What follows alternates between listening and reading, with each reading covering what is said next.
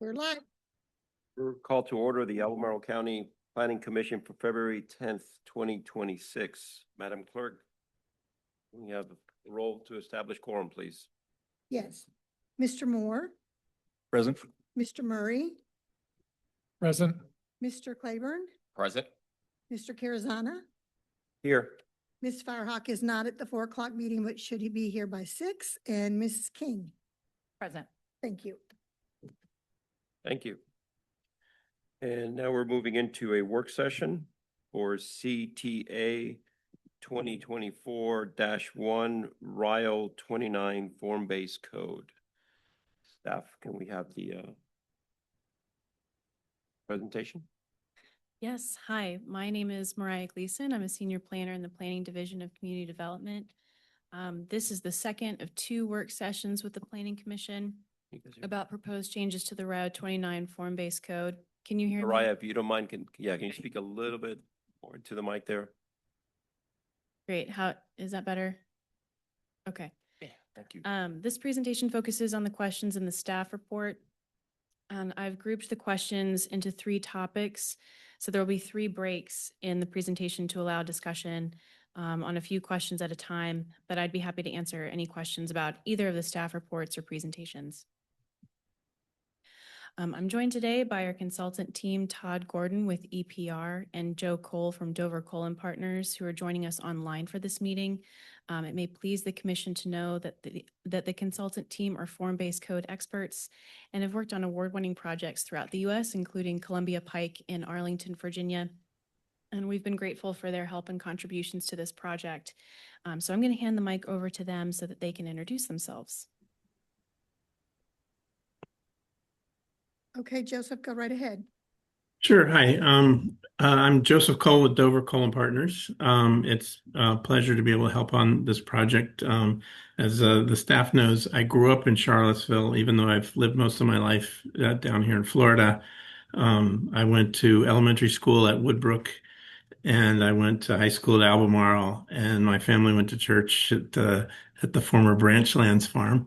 And it's been really interesting because my first memory of the RIO 29 intersection was I was probably like 6 years old, and the only thing that was there was the Sam Joseph's Gulf gas station and the little superette that sold candy. That's probably why I can remember it. Run by his wife next to it, and there was nothing else at that intersection. And Rio was 1 lane in each direction, and 29 was probably not too long, having been a divided highway. And I guess they hadn't done any regrading because the western side was higher than the eastern side of the highway. So I remember having to look whenever my parents were trying to turn left to go south on 29 to make sure there was no cars coming up the hill, because the visibility there was really bad.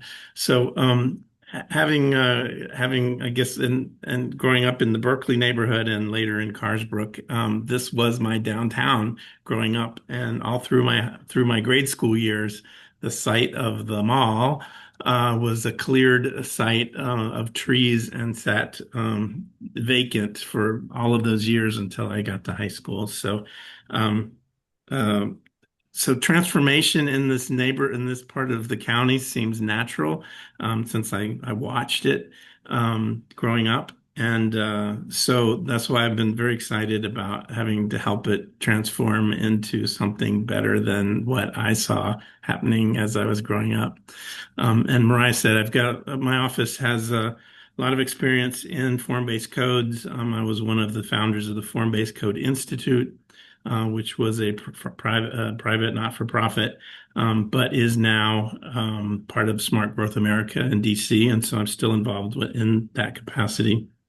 And so I've had the real pleasure of being able to travel all over the United States and work on form-based codes. And I have to say, your staff here has been awesome. I don't think I have worked with another municipal staff that has spent the time and effort scrutinizing every little rule and weighing things out and justifying everything. So kudos to them. It's very commendable. And I'm Todd Gordon. I'm principal planner at EPR with offices here in Charlottesville. We've had the opportunity to work with Albemarle County on a number of projects, including the comprehensive plan, as well as zoning, trail building, broadband strategy, and more. And so we have been happy to partner with Joe as well as with staff as a sort of local partner and a firm familiar with development and zoning in the Commonwealth. Also a resident of the county. I'm here at my home in Crozet. Thank you.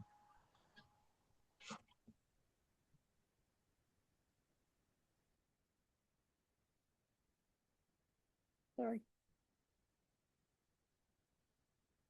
All right. We're also joined in the audience by Leah Brumfield with zoning and Jamie Powers, the Climate Action Plan Manager, and they're available to answer questions and help with the discussion. For today's session, I'll provide a brief overview and background of the project, and then followed by an overview of work session 1 and what we heard in that meeting, touching on the big topics. And then we'll get into the questions posed to the commission in the staff report, and we have 8 questions for you today. As a bit of background, what is the RIO 29 form-based code? So the county adopted its first form-based code, and being the RIO 29 form-based code, in September 2021 as an implementation tool of the RIO 29 small area plan. For context, as it may be helpful, the difference between a form-based code and more traditional zoning districts is that form-based codes focus on buildings, sidewalks, and streets, and how they all work together to create a place that encourages activity. Form-based codes focus on the outside of the building rather than the inside, as we would traditionally with land uses and residential densities. The form-based code allows dense urban development by right, but it's also an optional zoning district. In other words, landowners are able to choose between by right development under the form-based code or the underlying zoning district assigned to the property. Knowing the county is new to form-based codes, we anticipated that the first projects highlighted in teal on the map would reveal problems with the code, and that has proven to be the case. So in April 2024, the Board of Supervisors adopted a resolution to amend the RIO 29 form-based code.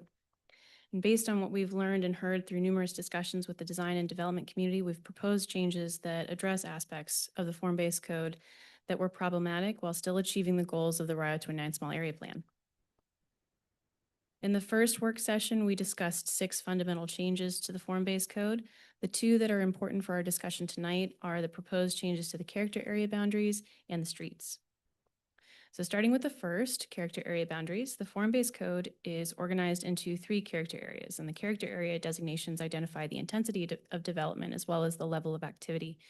The core areas shown in red have the densest development and highest levels of activity. They act as focal points. White areas are flex areas, which allow greater variation in building form while focusing on safe, comfortable bike and pedestrian connections to and within the overlay district. Edge areas, shown in blue, have a lower development intensity, providing an intentional transition between dense urban development existing single-family neighborhoods located along the boundaries of the district.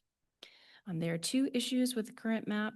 First, the core area is centered on the intersection of RIO Road and Route 29, 2 high-speed, high-volume roads.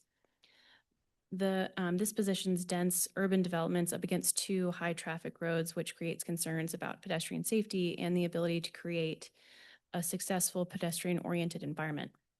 So there's a natural tension between the design intent of the core and the character of the adjacent arterial roadways.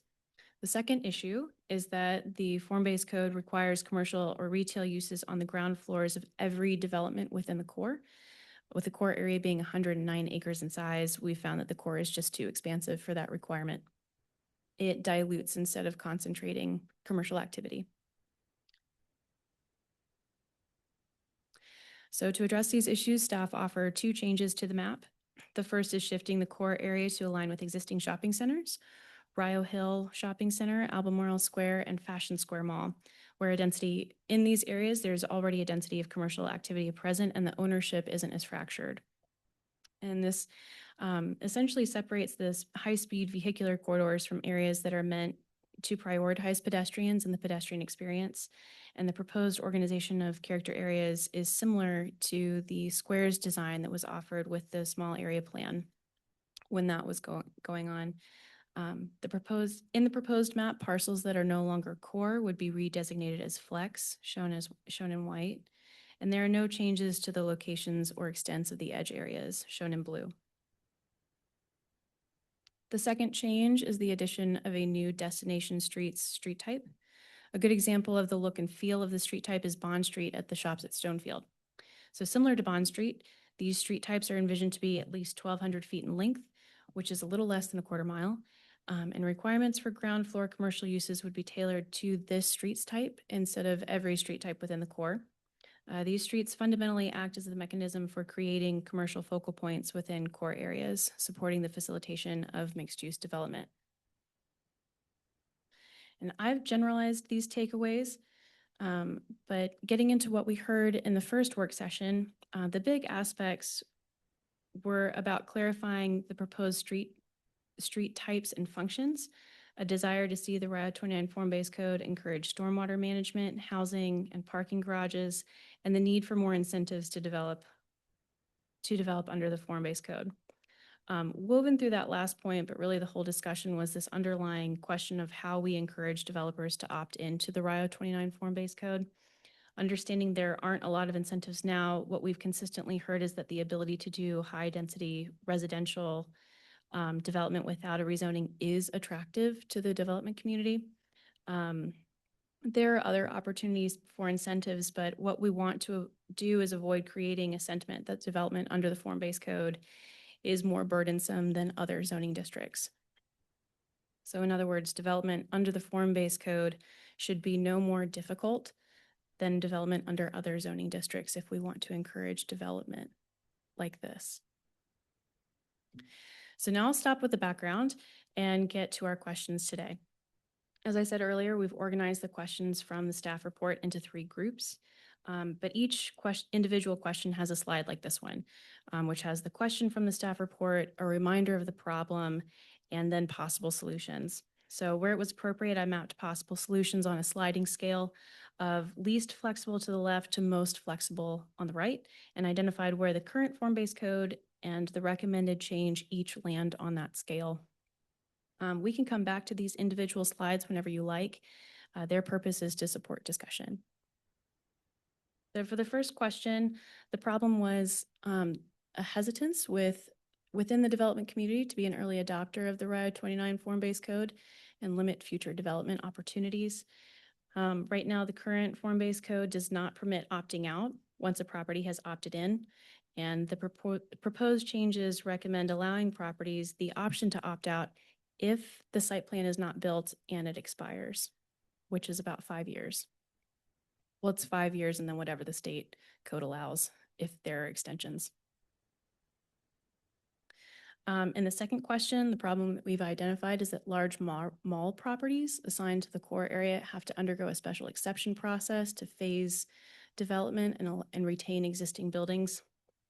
Right now, there's a board approved special exception available if the applicant desires to phase development and retain those buildings. And the proposed changes, the agent would be able to approve phase development if existing buildings on properties of 15 acres or more. So the third question, building form and architecture requirements in the form-based code make it difficult to incorporate existing buildings within new developments. So the current form-based code requires board approval to relieve existing buildings from both building form and architectural standards. And the proposed code recommends retaining board approval for architectural standards, but narrows the number of building form requirements to just focus on making sure that primary entrances are facing streets or civic spaces, and that future additions make the building or buildings more rather than less consistent with other code requirements. So getting to our first group of questions, what are your thoughts? Would you go back just to the slide for Sure. each question that has the?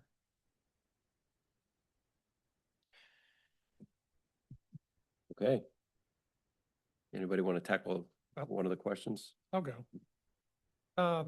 So, I mean, I think 5 years is too short, but I do think opting out is a reasonable thing. I wonder something more along 10 years. But, I mean, that's just my own thoughts.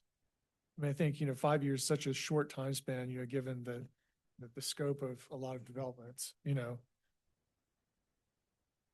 just seems it would be a little too easy.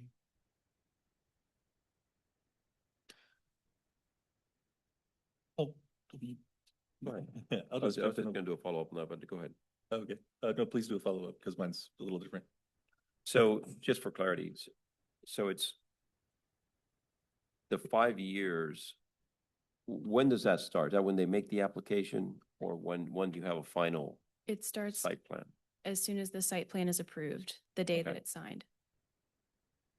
So it's after you have an approved site plan, then you get 5 years. Mhm. Okay. So, I mean, the process could take a lot longer than that, right? Since, Yeah. And that's existing rules too, right? Like that expires after 5 years. Yes, that's in our larger zoning ordinance Right. as the the expiration date of a final site plan. 5 years is true across all zoning districts. But to be clear here, the idea is, this is a pull-down district. Basically, you have to work with that district while your site plan is valid. Mhm. That's not the same in a different district where you could, you have your base zoning and you come back with another site plan. I'm sure the people would come back and put a revised site plan for form-based code, but, the idea is to try and create some sort of tenure. No, of Project. course, yeah. And this is just saying that if somebody is, has the site plan, hasn't done anything on it in 5 years, they can pull out if they want to. Yeah. Cheers. And I think I'll just jump on sort of overall, and I think it answers this question as well, that, we've had what, 5, 6 years of this form-based code or the Rio Small Area Plan and very few projects. And so I think, obviously I think more flexibility is going to be needed to be able to pull off anything near what the original intent was. And so I don't want to necessarily go that full flexibility, just, oh yeah, just pull out any time. I think this middle zone is a good recommendation. It makes a lot of sense and feels pretty reasonable that if somebody's got the site plan, hasn't even put a shovel in the dirt in 5 years, then they can reset.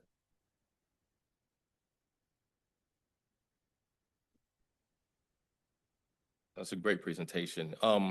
I think overall, I feel okay with what's highlighted here, but I was wondering if you could take a step back and provide some context around this notion of being able to opt in versus opt out, just conceptually.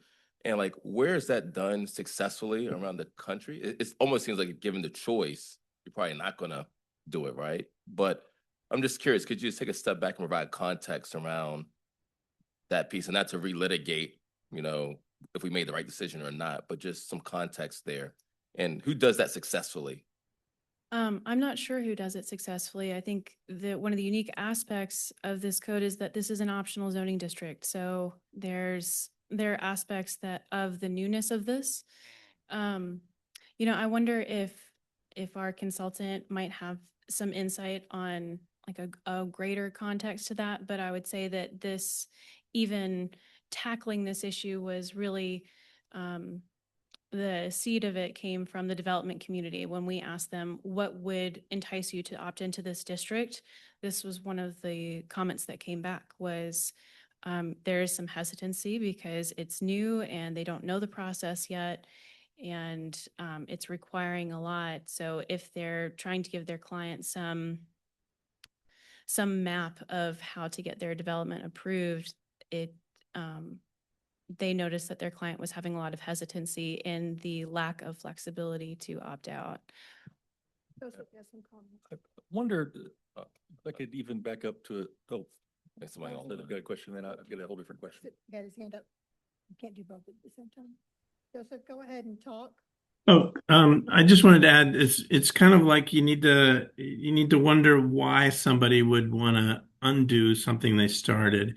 Usually it's because the property changes ownership. We've seen so many times where developers come in gung ho and they've got their plan, whether it's a good one or a bad one. And then for whatever reason, that the corporate structure or the company structure or the goals of that individual, if it's not a company, changes. And so that might be the reason why it would change.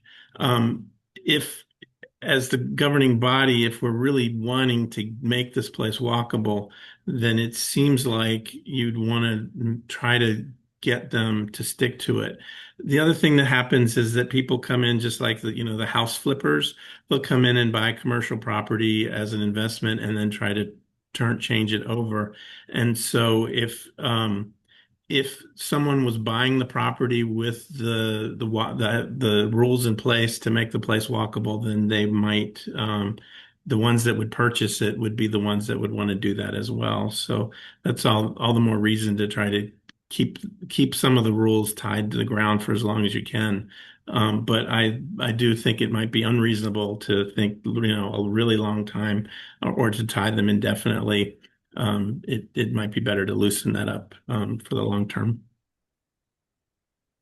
I wondered if I could ask a zoom out clarifying question, because this is all about kind of opt-in and it's like, oh, here's a carrot, here's a carrot, here's a carrot, and all we've got are these carrots, and we're trying to make the carrots look more attractive. And I'm curious, and I'll be frank, the development of the small area plan predates my time on this commission, so I wasn't involved in the inner discussions. But is there a reason why this has to be an opt-in zoning district versus just making it the zoning? I mean, is there why does it have to be opt-in in this way? Why can't we just make it the zoning? I think the decision was basically to establish as an opt-in as opposed to, and people had certain rights on some of the commercial properties existing this. So as opposed to having a comprehensive rezoning, if you will, for this area, Sure. this was the pathway that was selected. Just a softer version. Okay. That, I guess, is the sort of political question that got answered at the time. Those were the considerations. I mean, given that, I do still think that and that was a good explanation. Thank you for that about the property ownership being the most common. I don't know who to point to because it was by Zoom. Yeah, again, I think just the flexibility to, again, if we're going to make it opt-in, the flexibility to actually make some things happen would be more beneficial than putting barriers in play or leaving barriers in place that accidentally keep things from happening.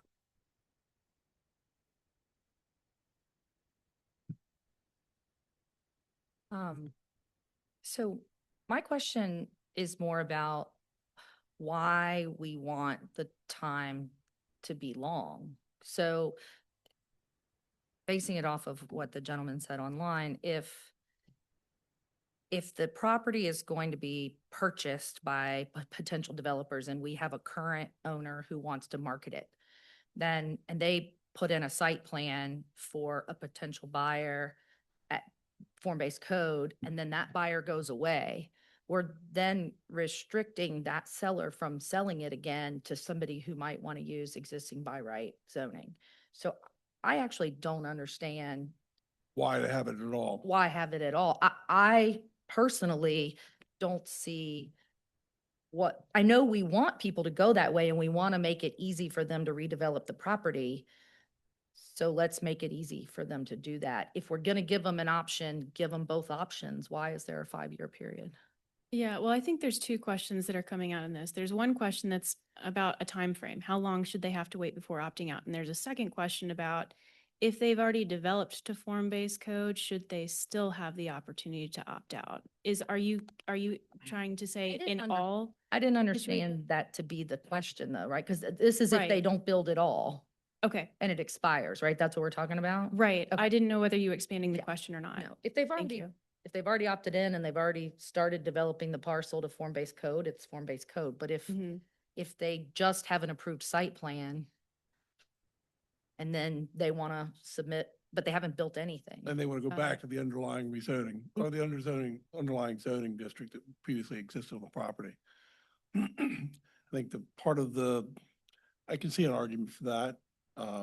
We could even reconsider that requirement based on the conversation if others feel that way. I think the point was to try and look, you've gone through this, we need you to, both you and the county are working on this project together and to try and to give it some time where it has to, they're in this district, we're working together on that. Even though I say that, that's not as strong of an argument maybe, but that was the intent. Yeah.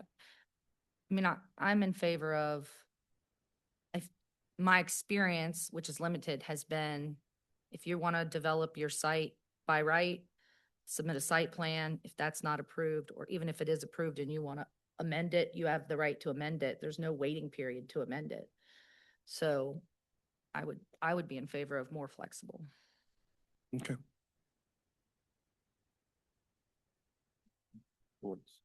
Did you have any?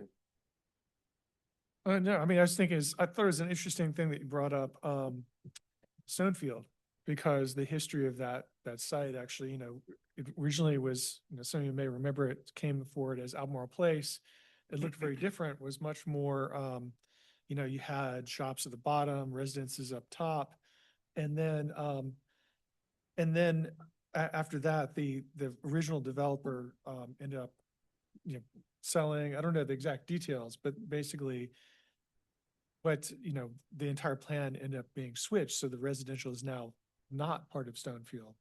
And I would say that the Stonefield we got is not as good as the plan that was originally proposed. Now, maybe that was just the economic reality and there's nothing that could have been done. But if there was something we could have done to persuade that original vision to being a little bit closer, it would have been great if that was there. But I don't, just for point of example.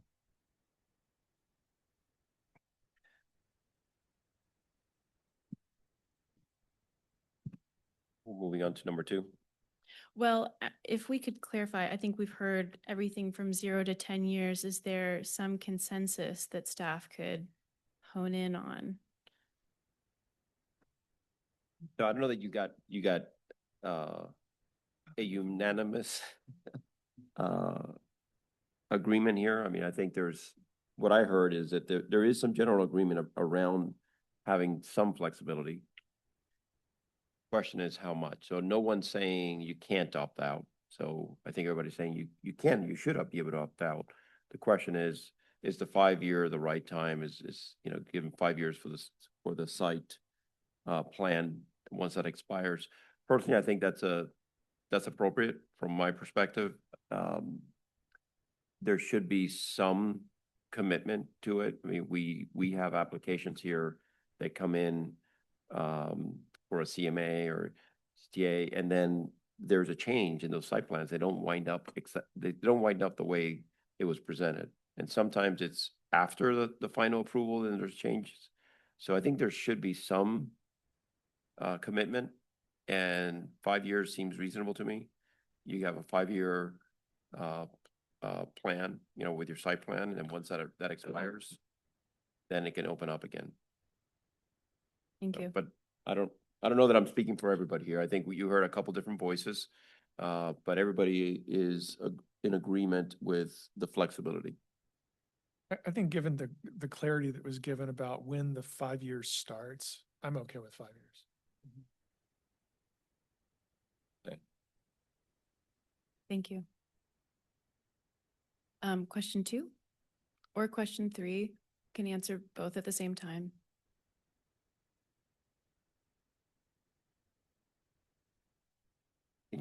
I couldn't like. Oh, I'm sorry. I was just saying we can move on to question 2 and 3 if we want to tackle them together or separately. I think our intent was we gave you 8 questions and we tried to group them into some categories. If we need to take them individually, we can. If we can discuss them jointly, it might save us some time. Yeah, I mean, I don't think we need to feel that if we have general agreement, we say agree with Q2, agree with Q3. If there's some conversation we want to have around any particular one, then we can certainly do that. Yeah, could you pull up question 2, the slide for that real quick?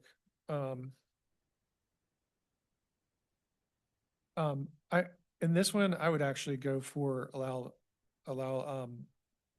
phase development to retain buildings by right. I think, if we're talking about sustainability and, we're talking about, I think it makes more sense to do whatever we can to encourage people to reuse existing structures. So offering them that flexibility, I don't see a good reason to not allow people to use buildings by right.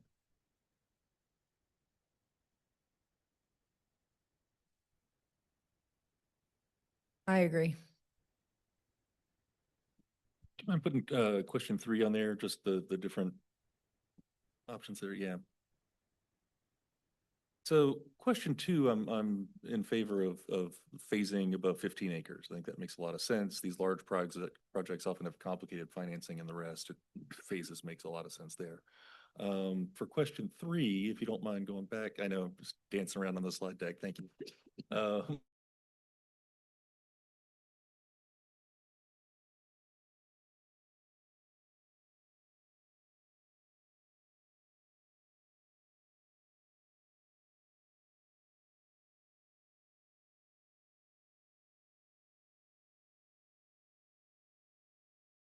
Apartment store in our new downtown at what used to be Fashion Square, you know what I mean? So I think in general,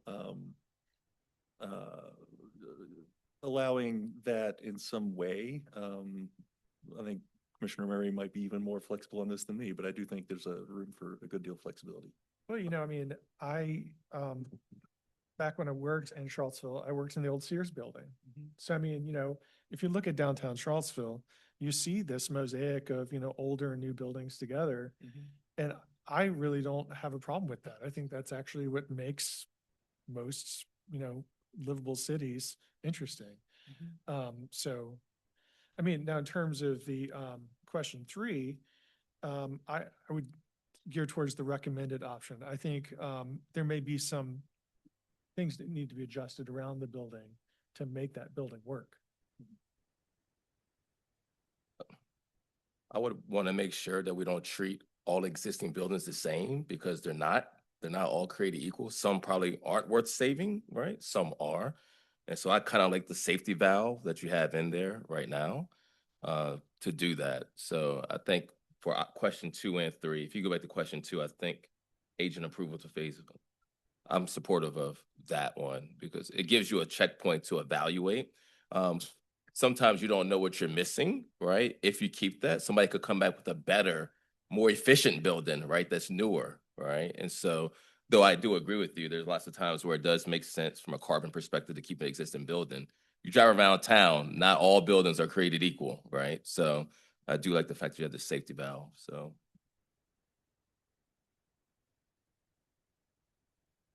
Commissioner King, anything further to add?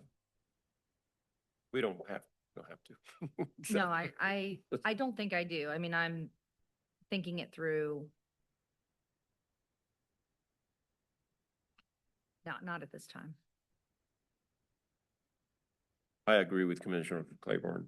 Yeah, I think having some flexibility is helpful here as well. And there are some buildings. We should encourage adaptive reuse of existing facilities, right? So if we can reuse something, but a lot of times the land is worth a lot more than the building that's sitting on it. And it's, they're gonna tear it down and build something bigger, so. So thank you all. I think that was good advice that you provided, or at least validation. Again, we spent a lot of time talking with the development community about the ordinance that was written, the ordinance that we thought we might be able to create. And so this flexibility, I just want to reiterate this, so the flexibility and sort of allowing us to sort of work with some of these properties, to be, and you may end up not getting the form that we're advertising, at least immediately. It may take time to work its way in. So thank you all. I think that was good validation. Appreciate it. Are we ready to move on to the next set? Okay, Yes. good. Just wanted to make sure. Okay, in our second set of questions, question 4 is about changes made to proposed street types and associated regulations. Working with the code, staff found that the current standards are inconsistent with the transportation planning recommendations and the changes to the core area. So we're recommending reducing the number of street types, combining streets that are similar in nature and introducing a special street type, destination streets. So the regulations have also been aligned with the transportation planning recommendations. And I have copies of each one of the street types available if you'd like them for reference. Just to explain these slides, each street type table includes an intent statement, illustrative cross-section, a list of required street features such as landscaping strips, sidewalks or shared use paths, etc., and other and their associated minimum design standards. So I'd be happy to explain the symbology in the cross sections if that's helpful. But for now, I will just move past these on our way to question 7, but they are here if we want to go back to them. Oh, I'm sorry, question 5, getting ahead of myself. Question 5 is related to the design of the destination street type specifically. So the problem that we were having was having a regulatory mechanism to facilitate the development of the commercial centers while also being flexible to the market. So in the solution area of the slide, I've provided the requirements associated with destination streets as well as, the special exceptions to those standards. So you're able to look at both at the same time. And then the problem in question 6 was that the current Route 29 form-based code is quiet on the maintenance responsibility of streetscape features. So in this table that was provided in the staff report, we're using that same table, and the recommendation is that VDOT maintains the roadway and street walk area when possible, but where VDOT is not able to provide maintenance of the sidewalk area, maintenance would be assumed by the applicant. And option D is where the applicant would assume maintenance of the road and the sidewalk area. So this is essentially a private street. And that option is available at the request of the developer, but it has some pros and cons to it. One of the pros is that they were able to locate utilities within the right of way, so they don't have to kind of jockey how that fits onto their site. So they're able to use more of the space and area. So I'll pause here on questions related to the streets. Happy to go back to any individual slides. And I apologize for some of the commissioners who weren't here at last meeting. We spent a lot of time talking about this whole issue of the destination streets. And so we need to go back and revisit that a little bit. We can. Hopefully you were able to either catch up by reading the previous report, or we can just go right into the discussion about their value. Yeah, I was just going to ask you this because we did spend a lot of time on 4 in particular. And so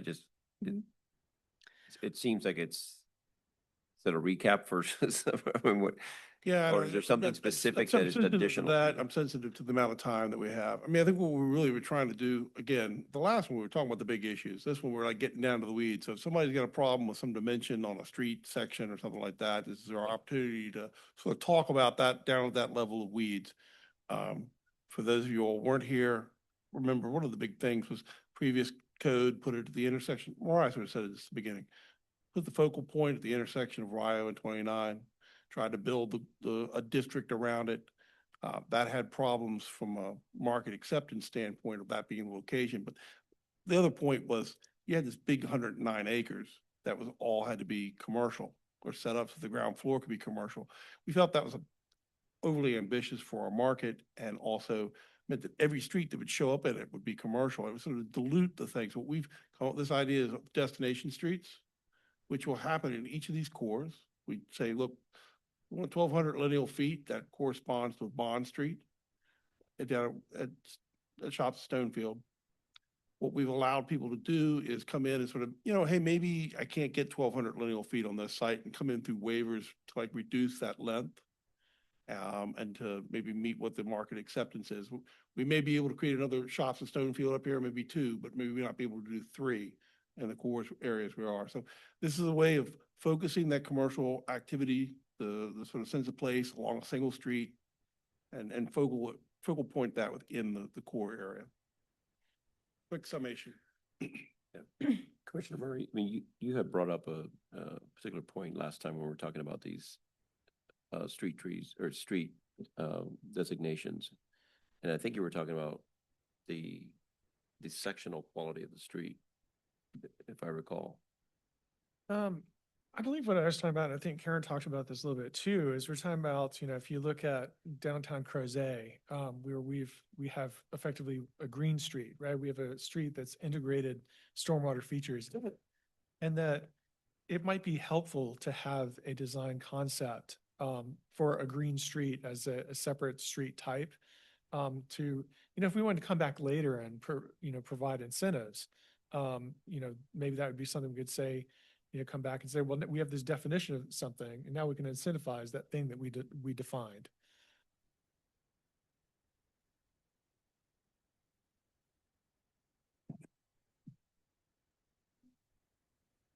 You go back to the questions, Maria. Yes.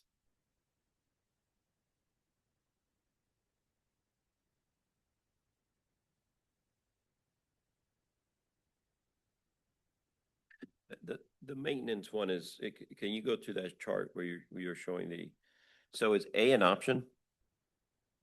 A is the baseline option written into the code. I mean, is VDOT going to take care of the? We've got a little bit of work to do to get VDOT to readily accept this. Because everybody would go for A. I mean, it's a question both on the roadway area design, quite frankly. We're working, VDOT does have access in the road design standards manual to a more urban district. If you go through a multimodal plan, it's one of the things we're trying to do with Tanya Schwarzenegger's group. The sidewalk area and the maintenance that's behind it, they will maintain parts of it. And so far it's been it's been an interesting dance with them on individual projects. Sometimes they'll take the sidewalk, sometimes they'll take sidewalk and a few things, but they won't take the street trees. So our hope is to kind of continue to work with VDOT to try and get them to take as much as they possibly can.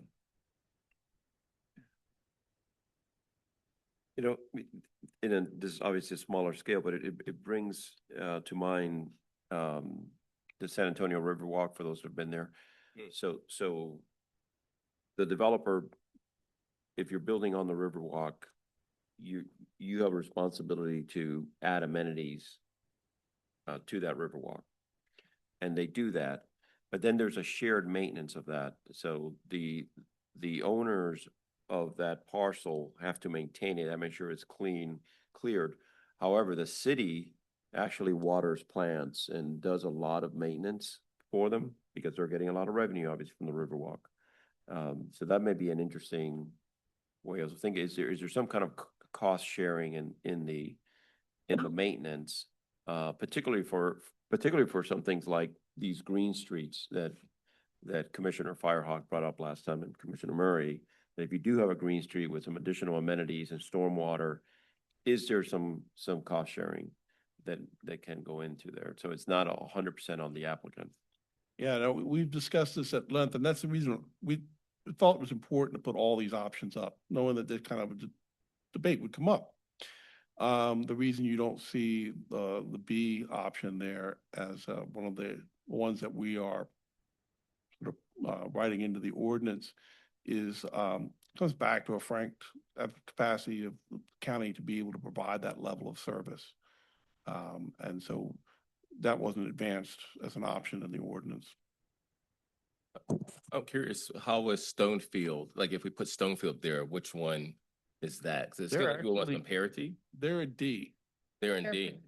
They're private streets. When we first went through the rezoning, there was the intent to make, I think, District Avenue at least a public street. But at the end of the day, after we went through the site plan process, they ended up all being privately maintained. Oh, wow. So Bond is a private street. I didn't realize Definitely. that. And that was one that VDOT would have had a hard time taking. I think they were closer to be able to take the District Avenue one, which kind of Okay. runs parallel 29 over to Costco. Yeah, yep. I was just looking for my own education because I know sometimes it's talked about how the urban area of Albemarle is a little bit unique in the fact that VDOT maintains it, whereas the city maintains the city. So like what other major big counties in Virginia does VDOT maintain urban areas like that, right? Because part of the concern becomes just like everyone's ability to keep up with it for different things. Certainly if it's the applicant and therefore the owner, there's going to be some type of private road maintenance agreement between all the parcels that front the street. And then they'll have to have some type of shared maintenance plan. So as a county, do we want who do we want to have the responsibility of that going forward? The private owner or us? And, so it's interesting because there are some big ones, Loudon, Chesterfield, Henrico. Those all certainly have some areas that are urban that are maintained by VDOT, not within a city or town limit. Helpful. When we were looking at different ways to address this issue, we contacted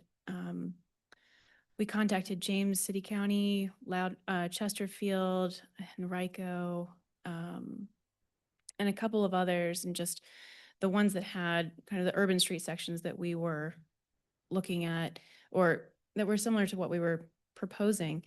And all of them struggled in the maintenance agreement. And what we found was that they worked with VDOT on what VDOT would accept, and otherwise they produced maintenance agreements with the owner and developer.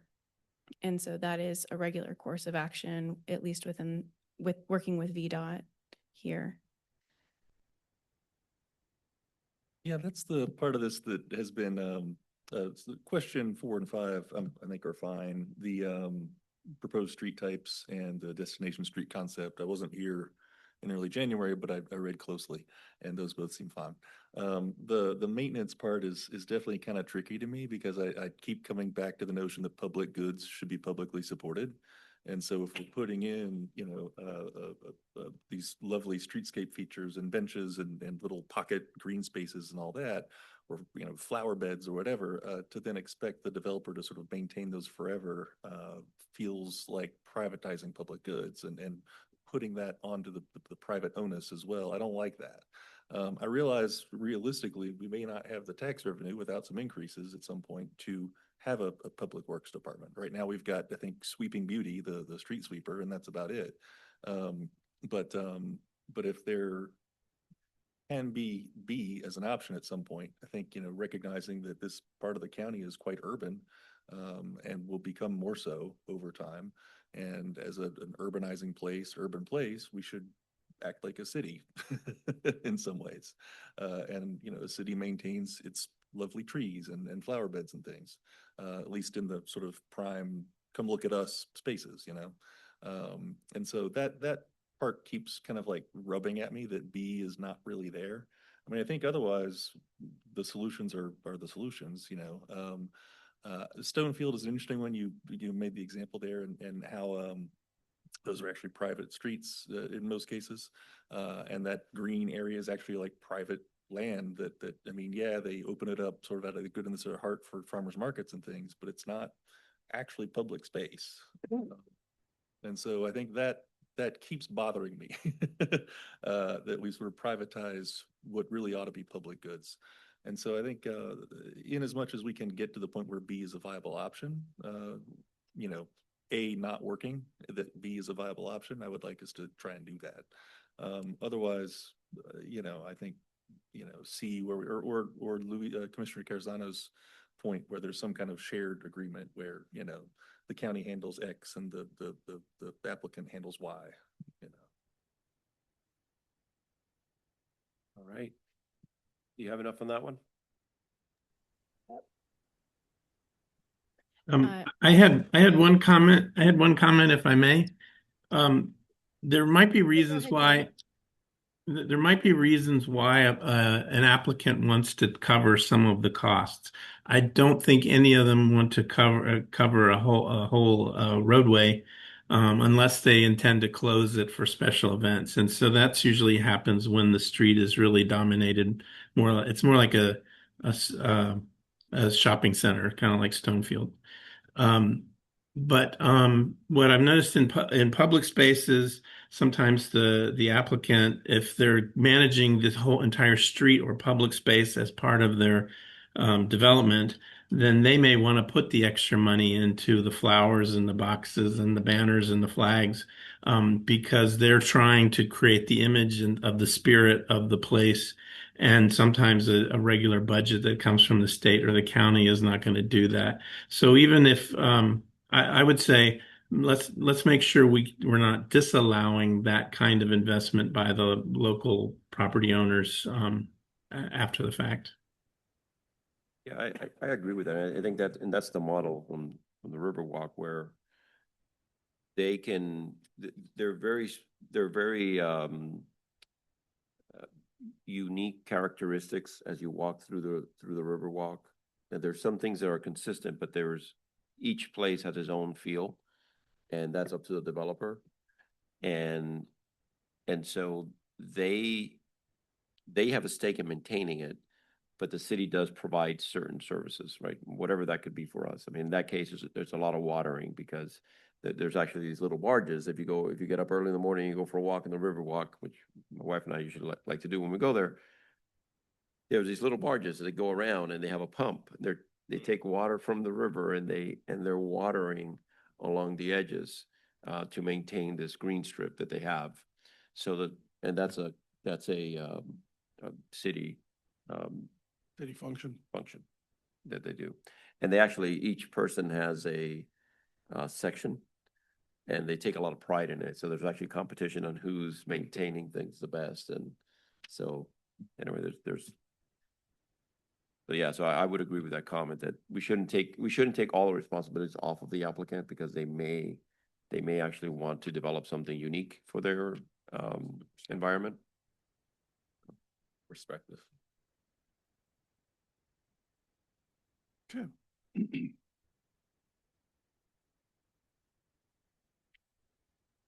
I would just say I appreciate the perspective of, the private owner may want to provide enhancements that the county can't fund or, may not be able to maintain. And I'm wondering what the options are to allow structure for each of these. So it's mentioned that the current section 20C requires that all streets be public. Hmm. And so are we thinking about allowing some of both, I guess is what I'm. Yes, there's a special well, I think it's a agent approved modification available if the applicant would rather just take it all in a private street. And there are a few qualifying criteria for that. So it can't be, well, I'll go to it, actually. Yeah, I think what she's looking for, the default is to try and make it publicly maintained, but to recognize that there may be certain circumstances, either because we're having a hard time getting VDOT taking the maintenance over, or because the situation you're, I think, referencing where somebody would want to do the maintenance on it and take it over. So in this table, it's item 2, line item 2. So the qualifying criteria would be that the roadway qualifies as, this is a VDOT designation, but it's basically, it's not a high trafficked road. Like they're not trying to take Riot Road. or like Preston Avenue and make it a private street. So it's just trying to protect the public street grid and connections to it, and acknowledging the function that it serves in carrying traffic throughout the county and regionally. So in this, a street that would qualify under this would be a local street that's not serving so much traffic and it's not imperative to connecting the grid. And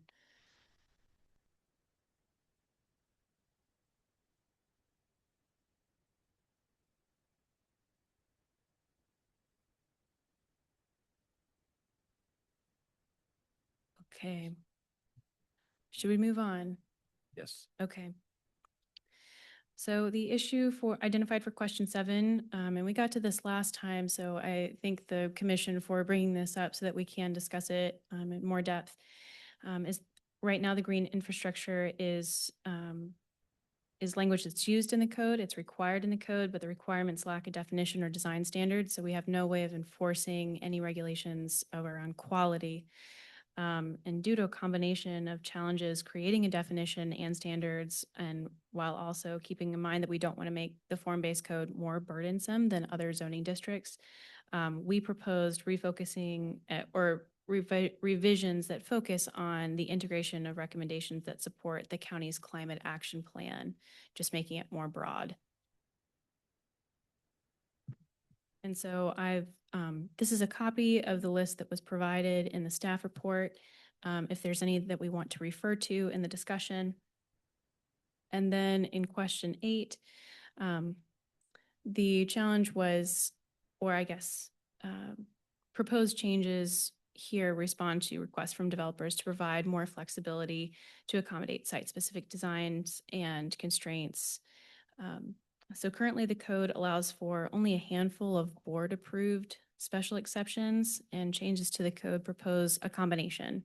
There would still be board-approved special exceptions for things that really require more direction from the board to establish clear approval criteria and direction. And then also in combination with it, agent-approved modifications, and those would be paired with the criteria that we saw before on the table. I have a clarifying question first, is that, so the current code has green infrastructure as a requirement. This list on page 10 of our packet, which is the same list as I think what you had on a few slides, would those then be targeted recommendations or requirements? No, so the list is kind of a summary, a generalized summary of how the proposed revisions encourage development or have regulations, and I would say, well, regulations can be in the positive and negative, right? They can be something that you must do this or you can't do this. Right. So one of the examples I think was about single-family detached development. This not being the appropriate place for it because we're just trying to be more dense. So it's kind of a combination, but I would view that list as a generalization and not necessarily specific regulations that you'll see reflected in the code. Okay.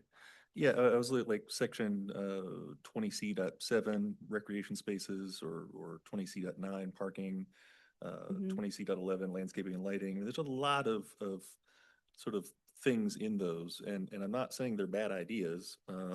Having more green space and good natural areas and all that would be lovely. I'm just wondering if the purpose of this whole revision is to add flexibility and get, property owners to opt into this. Are those then requirements, or are those things that we can kind of like, again, use some carrots to help them go for?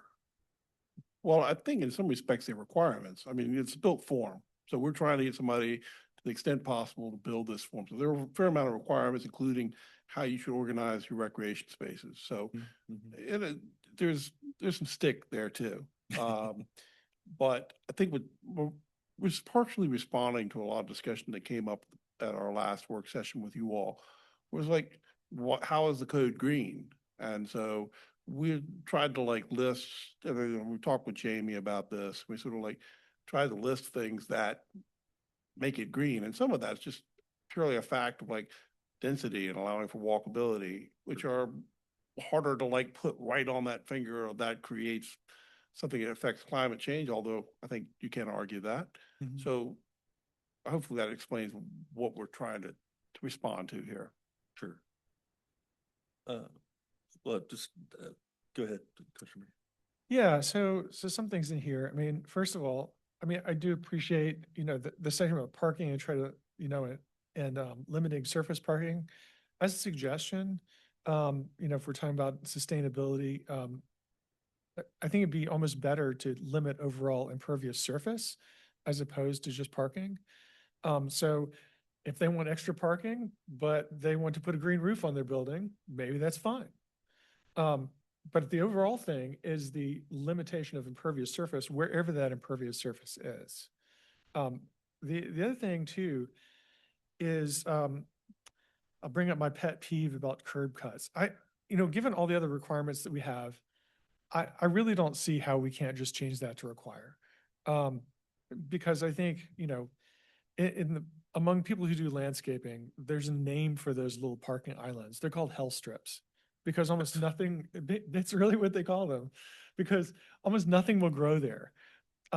So particularly, I mean, I could see exceptions for, I'm just gonna call them hell strips that are smaller, a certain size but I mean, if they're over a certain size, I don't see any reason why we shouldn't require them to allow water to flow into those places. It seems like a pretty sensible thing to do. They're probably one of the worst elements of urban design I've ever seen. They're almost designed, I mean, like you're keeping water out of a space that you're gonna have to come back and you want to plant things in and you're gonna come back and water later. It's crazy. But I mean, one suggestion though is that maybe, it would be nice to have, even if we can't do that, and no, we don't want to be very restrictive, have a menu of LID options.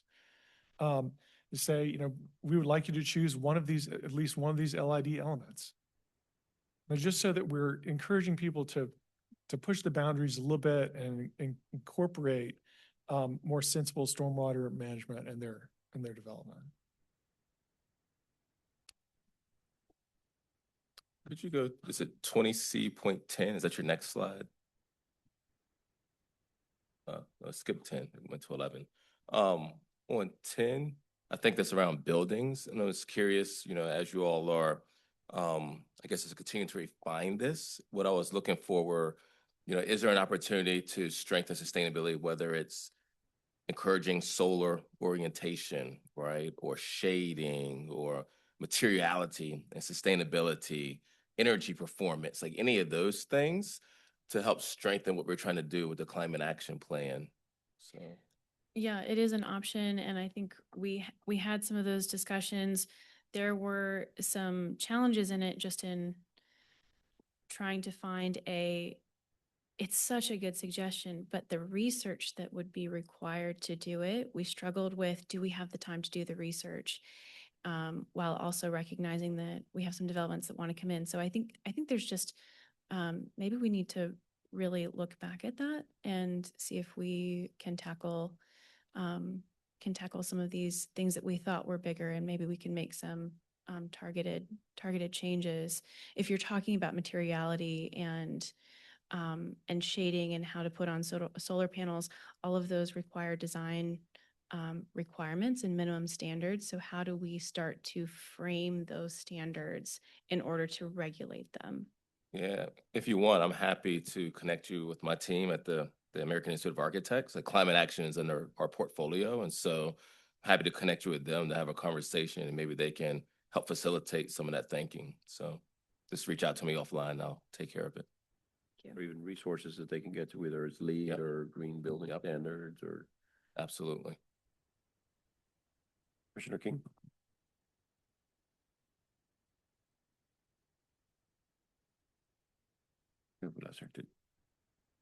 Sorry, Um, I'm just taking notes. Are you waiting on me? Nope. Okay. Nope.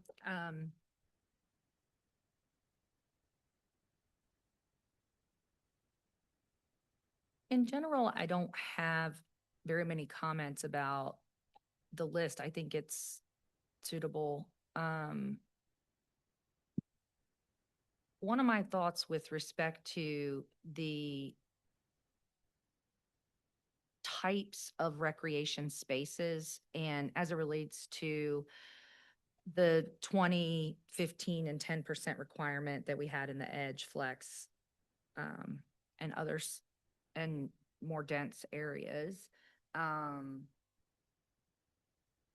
It mentions a chart, and maybe I was just about to find it, but where it consolidates the information related to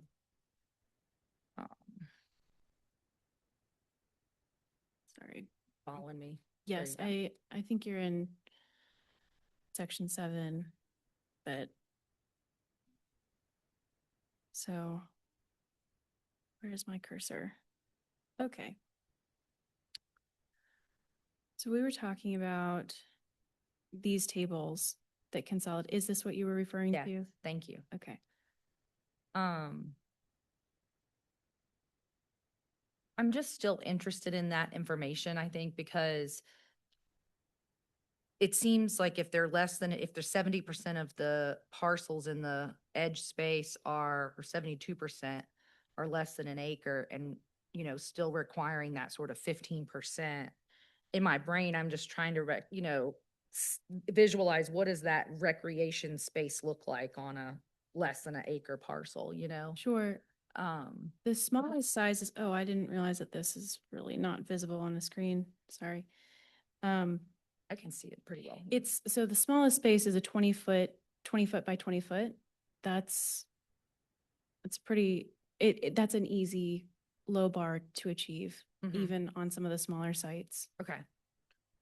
Does that answer the question you're asking directly, though? Yeah, but I mean, it's like a couple trees and a bench or I mean, what is it? You know, recreation space is a very Yeah, recreation broad space is term.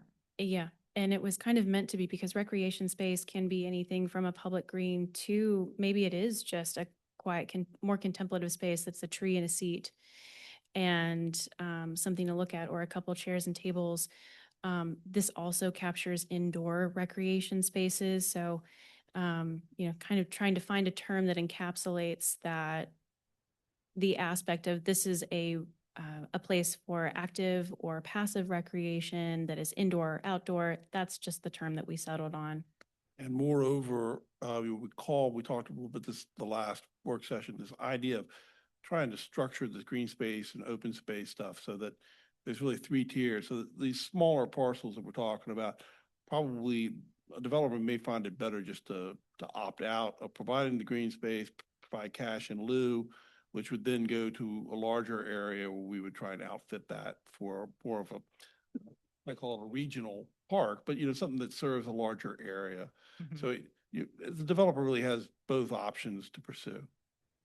And so if you're in one of these situations, you're like, this maybe doesn't make sense, then they have that opportunity to opt out. To opt out of that. That helps answer my question. Because what I'm looking at is, you know, the 0.7 where it talks about the recreation spaces and allowing on-site stormwater treatment systems in those spaces, you know, so Mhm. just trying to sort of visualize what a real world example of that looks like.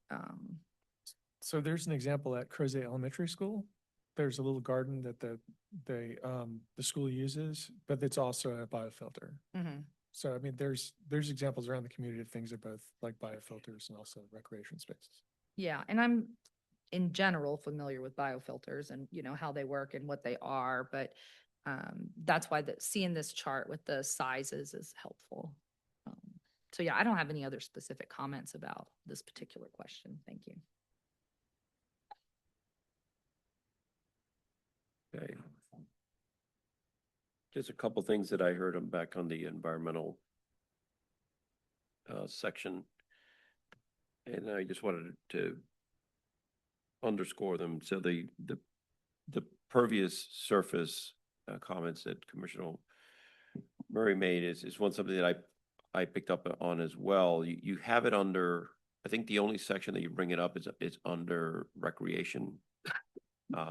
So you don't talk about building and building form or any other areas, and really it should be in a holistic approach. The goal is minimize impervious surfaces, right? I mean, that's what we're trying to do. How they do it, we should give them flexibility.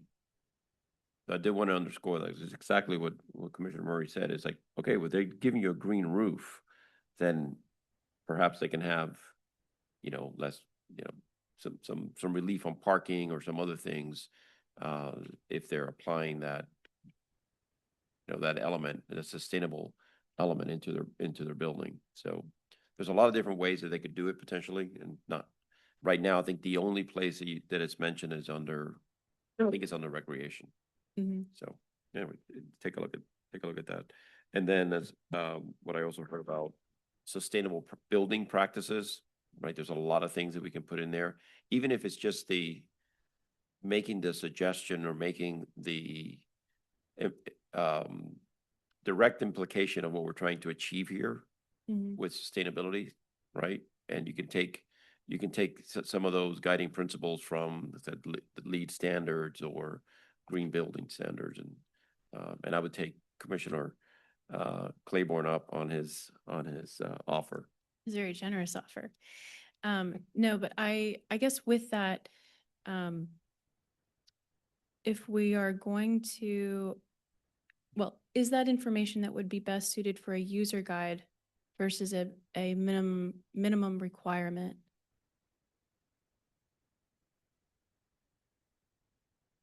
Yeah, so there are certainly some that we should be thinking about, if they should be minimum requirements, energy, for instance. Should we start requiring level of efficiencies in the buildings that we're building? And then the next question is that something that should be included in the zoning modernization and the rewrite that will apply to all buildings or to buildings in this district? Oh, Yeah, I'm right. wrestling with that part of this ordinance. It's like, we talked about some of the Green Street stuff last time, and I think I tried to articulate that I'm okay with that, but let's apply it to everybody, because I think otherwise we create a disincentive for a district. It's already very tough to pull off. So I bring that question back to you: is this the opportunity, or is it better with the zoning ordinance rewrite? I think we would all say it's better to treat it holistically. However, you can also say, well, this is a test case that we've been doing here, and so do we treat this a little bit differently if it is that test case? So I think we can make the argument both ways. Yes, I think we would all agree here. Sure, make it everybody, but perhaps you introduce it with a form-based code and see what the development community reaction is to that, and what actually is doable. I mean, we see it in our world. We certainly see how these requirements have continued to increase and increase and increase, whether it's at the university level but energy, sustainability, it's part of the ethos, it's part of how we build. And even though there are code requirements that also, I mean, they have to meet code, right? So they have to meet energy code in buildings. And we should be looking at that and saying, well, can you do 10% better than the energy code, right? And if you do, we'll give And if you you do, other correct. things to offset it. Let us think about that a little bit more. I mean, we can have the conversation here, and I'm happy to, but I'm Yeah, no, talking with Corey and Corey's folks. I'm curious, one, what our consultants have to say on this, since they're here, and then just around code. Just remember, like, that is literally the worst building you can build. If you build it to code, it's literally the worst, right? And so it's just a different mindset. Can't build less than that. Yeah, it's literally like That's the false. baseline. You just stepped over the rope, right? Just stepped over the line. So Yeah, so I guess the question, Joseph, is, are you seeing this in other municipalities where they're in terms of sustainability and certain approaches that they're including in their form-based code that might be separate from other requirements? Yes, I would say probably we see it more often as an incentive. And the development community sees it as a marketing opportunity for either the folks they're trying to attract as tenants or residents. So I think it's been kind of used as a win-win situation. I don't know how the development community in Charlottesville or Central Virginia reacts to that. Is that something that's attractive to them? But I'm with Michael, that I'm also nervous about adding too much. I mean, we're already asking a lot, from at least when you kind of look around 180 degrees at the intersection of Rio and 29. And so I would be worried about loading it up too much, but I'm certainly a proponent of making buildings more sustainable and LEED certified, and making the whole community, the whole neighborhood function in that way. So I think it's just a matter of For me, it would be like, okay, what is the community, what does the development community say about that?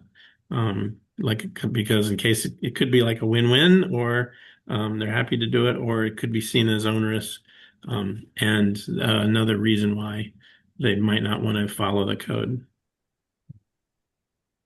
I'll add to that by only agreeing that, yeah, I think as we went through this, we had a lot of discussions about the balance here.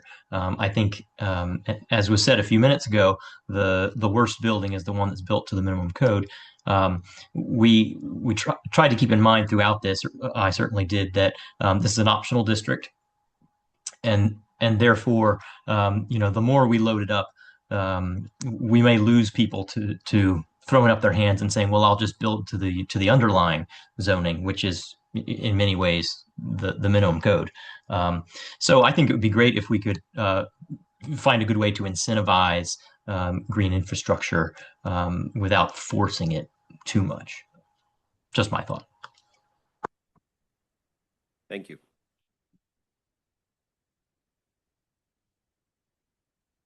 Okay. Okay.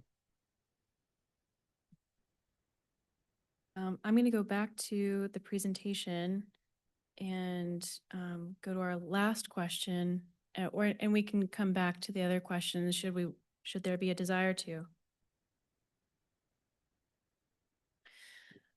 So question 8, this is our last question. Proposed changes respond to requests from developers have we done this? Maybe not. Okay, I'm sorry. I'm getting lost in every slide looks very similar, doesn't it? Developers requested more flexibility with the code, and I think we've all acknowledged, or at least in this meeting, there's been some acknowledgement that flexibility is a benefit and advantageous to incentivizing development underneath this code. So currently the code allows for a handful of board-approved special exceptions. There's about 6. We're proposing 10. And then with the agent-approved modifications, it's kind of lost in a lot of the very long code. I'll acknowledge that, but we are proposing 25, each with criteria. So I have copies of, or I copied all of the modifications and waivers as well as the board-approved special exceptions, if there's any ones that we want to discuss in particular. Mr. King, you want to start on your end this time? So the current, on your graph there, the current option is only with board approval. Correct. Okay.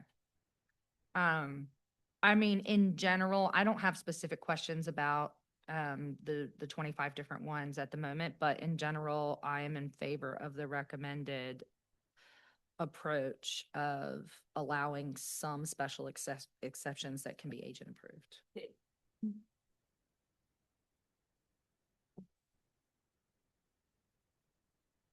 I support. Sorry, I support what you have. Yeah, none of these flagged as ones that definitely need to stay board approved only, or Yeah, I agree. Okay. I mean, Here, I think you have unanimity in that one. We tried to work hard, it's really hard to write regulations that sort of capture every situation. And especially in an optional district, especially in something where you're redeveloping into a much more expensive form of development. There's a lot of risk here for developers. So the intent here is to try and get the best thing. It's just a recurring theme. You're going to hear that from us. So we spent a lot of time on this ordinance, and I really want to thank Dover Cole and EPR. I think they've done a really good job supporting staff. I also really want to thank Mariah, who's really been at the heart of this effort, working with Leah and Margaret Malashevsky and Bill Fritz to really pull together, which I think is hopefully going to be a more pragmatic one that responds a lot more to the concerns we heard from our local developers and legal beagles that are in the community. So I think this is a good ordinance, and it sounds like I'm glad that we brought a lot of stuff to you all tonight. I didn't hear don't do this. I hear a lot of trying, can we push the envelope Mm-hmm. to get a little bit more of what we want? We'll go back and look at that, but I think the general sense I'm getting from the planning commission, these 2 work sessions, and we try to take our time to get into the depth of these things, is that if we're heading the right direction, great. So we'll polish the ordinance up a little bit more, and then I think we'll bring it back, not hearing a lot of changes. We'll bring it back as a public hearing item to you all. Yeah, and we do want to thank you. I mean, this is, Well I done. know it's been a long time in the making, some multiple years. I know Mariah, we've been on some Zoom calls together talking about this. And so there's been a lot of effort, and I do want to thank your staff, Michael, and consultants that have been involved. So appreciate everyone's work on this. And, you know, I think the theme of the night was flexibility, and I think you have added flexibility to this process, which is needed. And when you say, you know, that you've heard that there are some other things that maybe we want to get, and try to put it in there. But it's through incentives. I think and this is where the county needs to have a conversation, right, internally. It's like, if we really want these things, how do we begin to incentivize them so that we partner with the development community? And we don't use the stick, but we use the carrot, and as Commissioner Moore said earlier, so. Lots of carrots.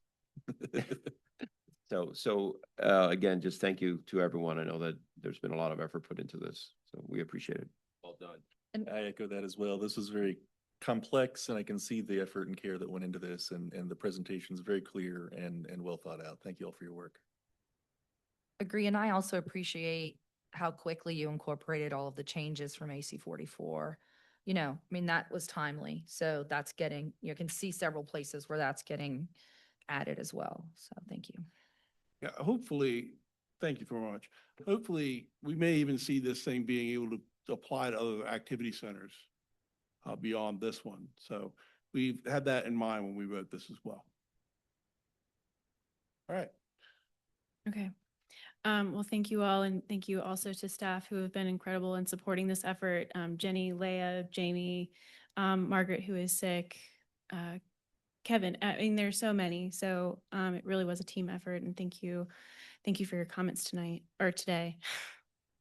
Thank you for them today. And are there any last questions? I know we have about 5 minutes to spare, but are there any last questions or discussion items? No? Okay, well, thank you so much. Thank you.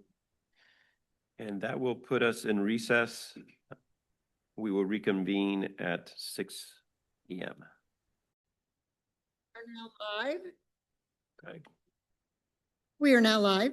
Okay, we're reconvening the February 10th Albemarle County Planning Commission.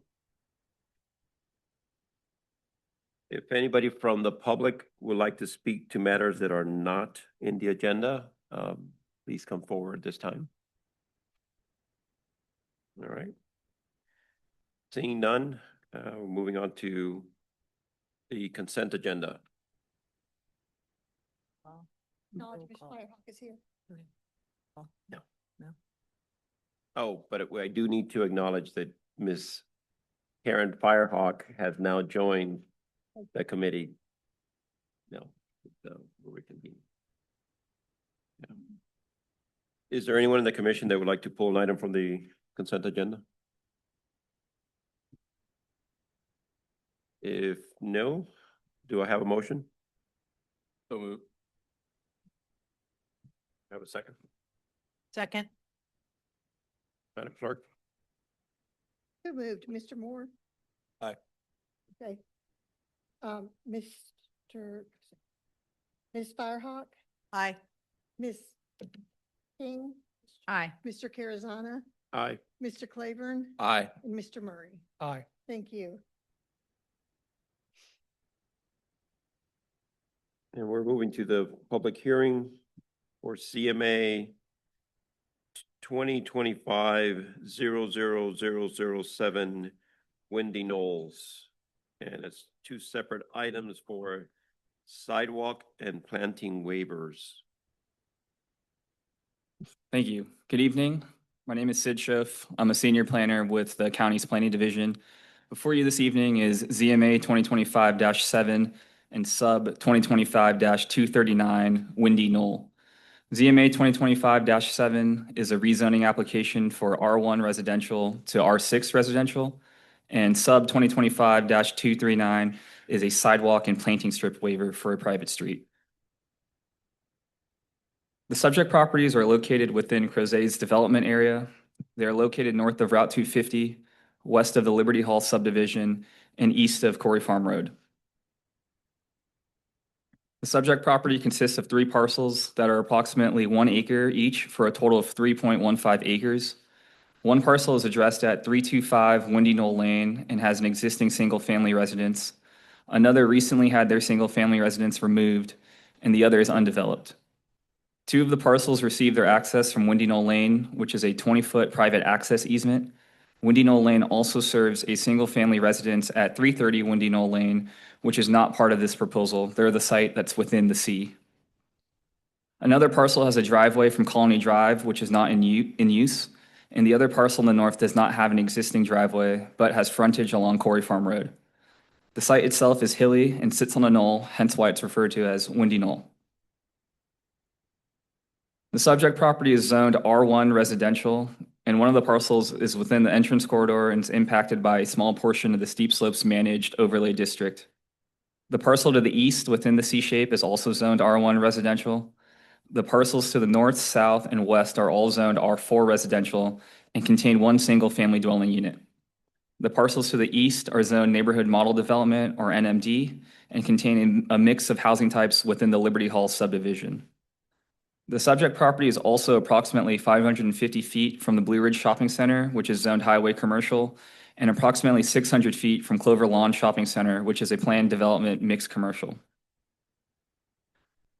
Although AC 44 was adopted and took effect on January 1st, this proposal was reviewed for consistency under the 2015 Comprehensive Plan and Master Plan in effect at the time this application was submitted. The primary designation is neighborhood density residential, which allows for a density between 3 to 6 dwelling units per acre, and the secondary designation is for green systems. The site is also within proximity of a village center marked as V in the image. This includes the Blue Ridge Shopping Center and Clover Lawn Shopping Center areas. For informational purposes only, AC 44 continues to recommend neighborhood density for this site. So there are 2 applications related to this development that the PC is required to take action on. The first one is the main rezoning to rezone 3 parcels from R1 residential to R6 residential to construct a maximum of 18 residential units for a gross residential density of 6 dwelling units per acre. The second application is a request to waive the sidewalk and planting strip requirements for a private street under section 14-422E. This application only requires PC action and will not be acted upon by the board should this application move forward. This is the main application for ZMA 2025-7, which is proposing to rezone the parcel from R1 to R6 to construct up to 18 dwelling units for 6 dwelling units per acre. The applicant will provide further details during their presentation, but at a high level, the application proposes 2 building envelopes. The first is the southern envelope, which would include 4 single-family residences, and the northern envelope would include 14 multifamily or townhouse units. There are 3 vehicular access points for the site. The first is utilizing the existing Windy Knoll Lane to continue serving 2 properties within the development and the single-family residence at 330 Windy Knoll Lane. The second is a new 10-foot private driveway from Colony Drive to serve 2 single-family dwelling units. And then third, a new 20-foot private street from Corey Farm Road to serve the northern building envelope. Please note that this private street does not require PC authorization since it is for attached units. Also, this is the private street associated with the sidewalk and planting strip waiver, which I'll go over during a later slide. Third, there's a reservation for a permanent slope and drainage easement along Corey Farm Road. This is area for a county project to make improvements to Corey Farm Road for Eastern Avenue. And then lastly, there's open space area shown as green and a stormwater management pond and access. Since the staff report was posted last week, the applicants provided 2 updates to the proposal. Both of those documents were emailed to you last night. The first update is that the applicant revised their proffer related to affordable housing, which is now consistent with the recommendations under Housing Albemarle.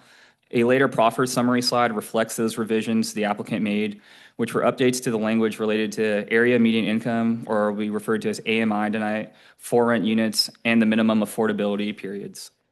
The second update is what's shown on the screen for their concept plan. The applicant is now proposing a mode/mulch path, and that's a very light green on the screen. And it's proposing to connect the northern building envelope and the southern envelope to the existing pedestrian facilities within Liberty Hall. This is a map that provides further context around the existing and future pedestrian network around the subject property. The site is within the development area and approximately 550 feet to both Clover Lawn and the Blue Ridge shopping centers. Currently, there are existing pedestrian facilities to the east in Liberty Hall and to the south along Route 250. There is an existing sidewalk on a small portion of Quarry Farm Road, which concludes at the intersection with Little Fox Lane. There is also a future project for a county project for Eastern Avenue, which will provide sidewalks on both sides of Quarry Farm Road. The county is actively working on this project, and there's not a timeline for construction. This is a conceptual plan for the type of connectivity the county desires to connect this development to existing neighborhoods such as Quarry Farm, Liberty Hall, and then the center, which includes Clover Lawn and the Blue Ridge Shopping Center, to provide a safe and accessible pedestrian network. The applicants also provided a draft proffer statement with 3 proffers. The details are in your packet, but this is them at a high level. The first is the concept plan to be developed in general accord with the concept plan they provided. They identified the major elements as the location of building envelopes, the internal roads, and the location of the reservation for a permanent slope and drainage easement for the construction of Eastern Avenue. The second proffer is the 4,570 square foot reservation for the slope and drainage easement I just mentioned. And then lastly, the third proffer is related to affordable housing. The applicant proffers 20% of the units within the site to be affordable. If the maximum 18 units are developed, then this would include 4 affordable units. And then, like I mentioned earlier, one of the revisions the applicant made that I sent last night, they updated their proffer to provide language that's consistent with housing Albemarle, and this includes language for rental and for sale AMI. So in sum, staff's positive aspects and concerns have changed since the staff report was first complete due to the revised materials provided by the applicant. Staff still believe that the request is consistent with the land use recommendations of the Crozet Master Plan, and staff also believe the proposed rezoning meets the strategies of the growth management policy to promote density and infill in the development area. Staff also find that the request is consistent with the recommendations of Housing Albemarle to provide 20% units as affordable, AMI for rent units, and minimum affordability periods. There are still 2 concerns, and the first one's related to existing overcapacity issues at Western Albemarle High School. And the other concern is that the applicant does not provide adequate interconnected streets or bicycle and pedestrian connections. The proposed mulch/mode path does not provide a connection to existing, does provide a connection to existing and proposed sidewalks. However, staff are concerned about the durability of the proposed path, and there's just not enough details at this time. With that being said, despite the 2 concerns, staff recommends approval of zoning map amendment request ZMA 2025-7 Windy Knoll, provided they continue to work with staff on revisions to provide necessary interconnections throughout the development prior to the board meeting.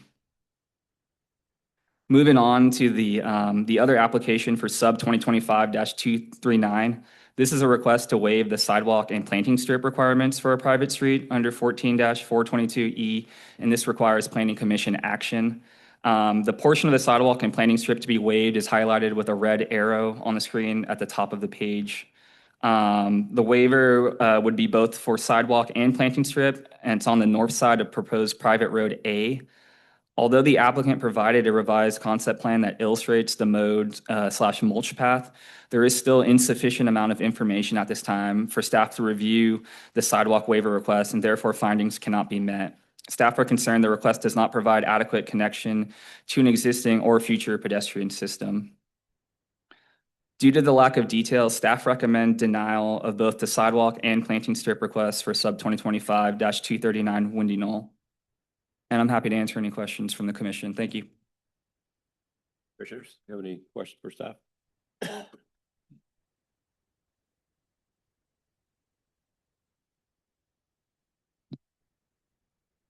Yeah, this is one that I brought up before at different hearings, but I just want to ask about how many students do you think, based on the calculations, would be enrolled at Western Albemarle High if this were to be built? How many additional students? I think I read 3, 2 to 3?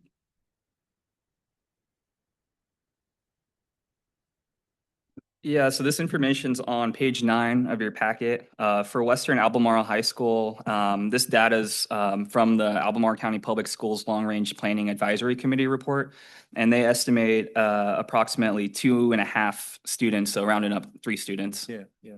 This is one of those bugaboos that I have with these presentations is that we add a few students to schools and that's listed as a concern that it's sort of on the let's not do it side. When I think we are a growing county and a growing community, and it means we're going to grow our number of students and we need to build our school infrastructure to match that. But I don't, especially with this one where it's literally 3 students or fewer, I feel like that's a non-factor that I don't even know that I would include.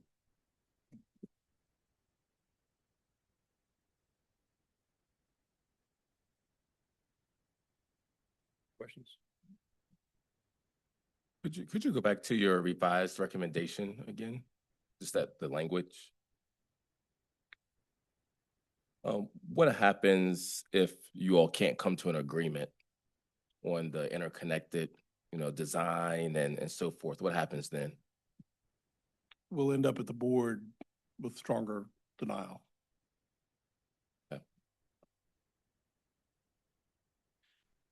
So, I mean, I guess I'll ask this to the applicant too, but what is the nature of the, what's the nature of the objections to providing interconnectivity?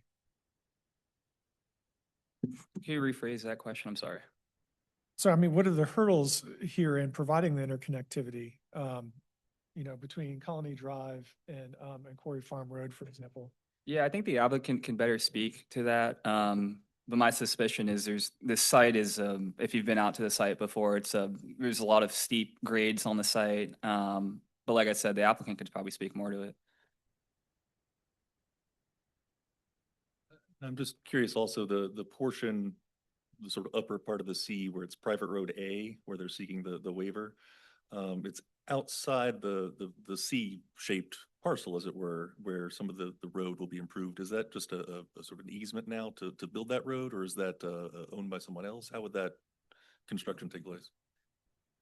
Yeah, so here's their proposal. You can see in that area, there's an existing access easement there. They would need to obtain approval from that easement holder in order to make whatever improvements there. But the rest of the private road connecting to, it's on public right of way now. That makes sense. Okay.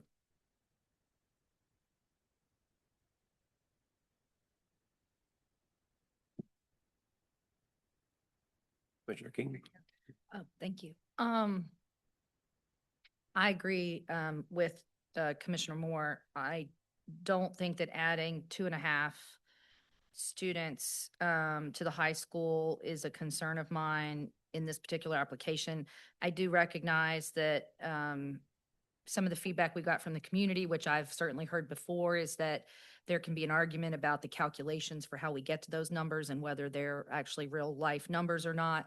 I agree with that sentiment. I don't think that our calculations are necessarily on point when it comes to student counts, but I also know that Crozet is in the Western Albemarle School District, and it's one of our development areas. So we need to continue to develop Crozet, period. There will be more students added to the high school, period.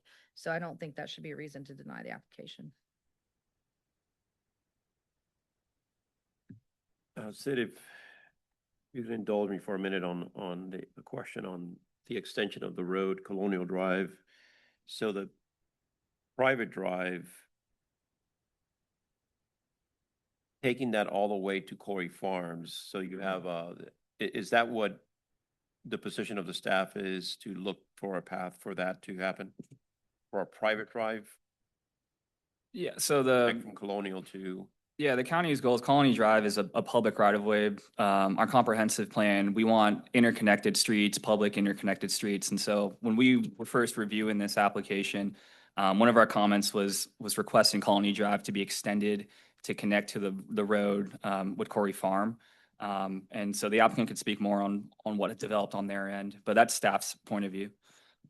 I think we acknowledged through the review, though, that I mean, it's a significant amount of drop in grade. So I think as we work through the review of the applicant, I think we came to agree that extending Colony Drive over there would be a bit of a challenge due to the topography. Yeah, depends on how you, That, and also, to be honest, there is the easement for what serves parcel 330 complicates it even further. Changing that elevation and doing some other stuff. Yeah, so there's the existing easement, which is the middle bottom of the screen. And so the easement holders would have to sign off on it. And then you can't, it's not identified on this screen, but there's a small triangle to the left where my cursor is. This is owned by the Corey Farm HOA as well. And so that's another property in between. thank you.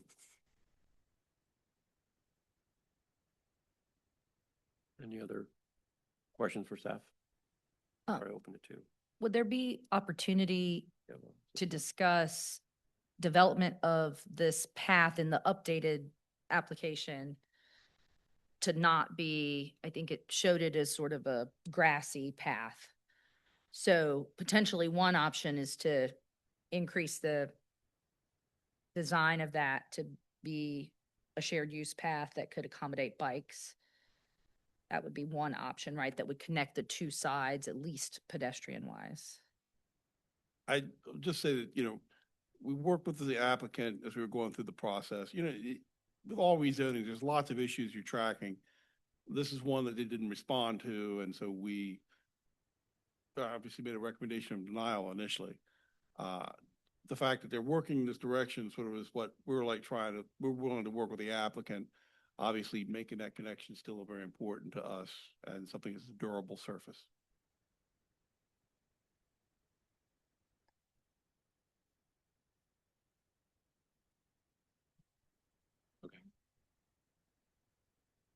Okay, we'll invite the applicant for a presentation, please.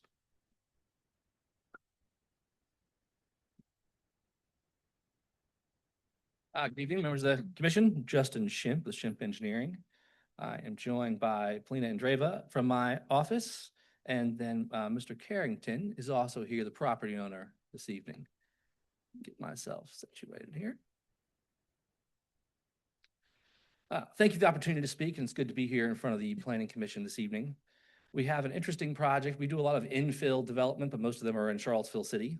And I think what we're going to find is we'll be back here more and more often with projects like this, because without expanding the development areas, the remaining land is going to be infill projects of this nature. This one is an especially ideal location because of its proximity to the existing center and accessibility by foot or bicycle to commercial uses there that are not always given in development areas, and certainly not in the rural areas.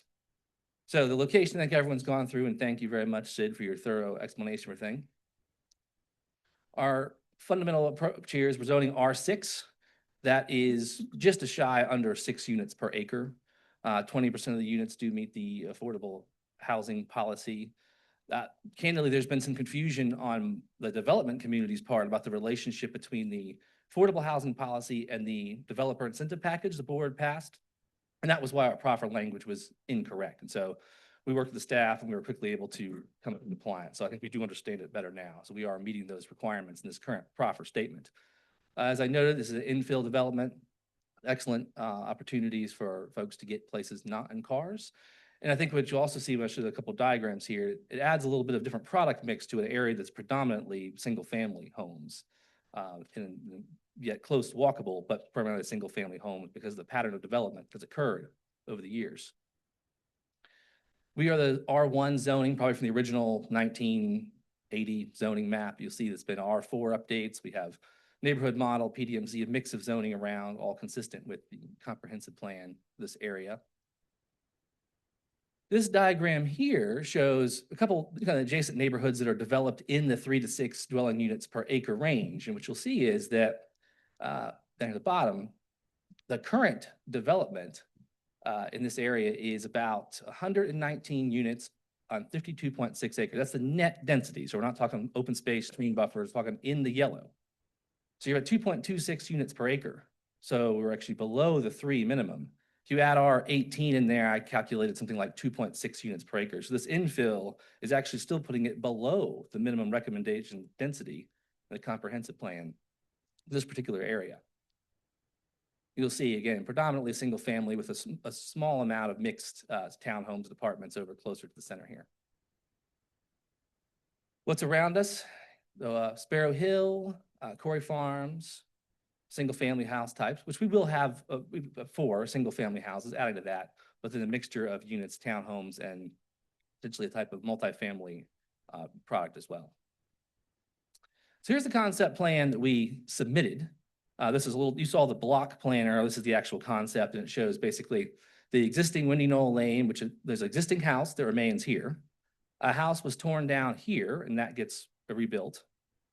There's an existing driveway that comes from this way, and that'll be repurposed to serve 2 new single families on this side.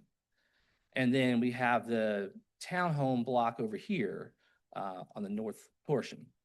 We initially had this as open space only here and did not really consider as much of an amenity space, and probably I should have thought more about that as we went through this.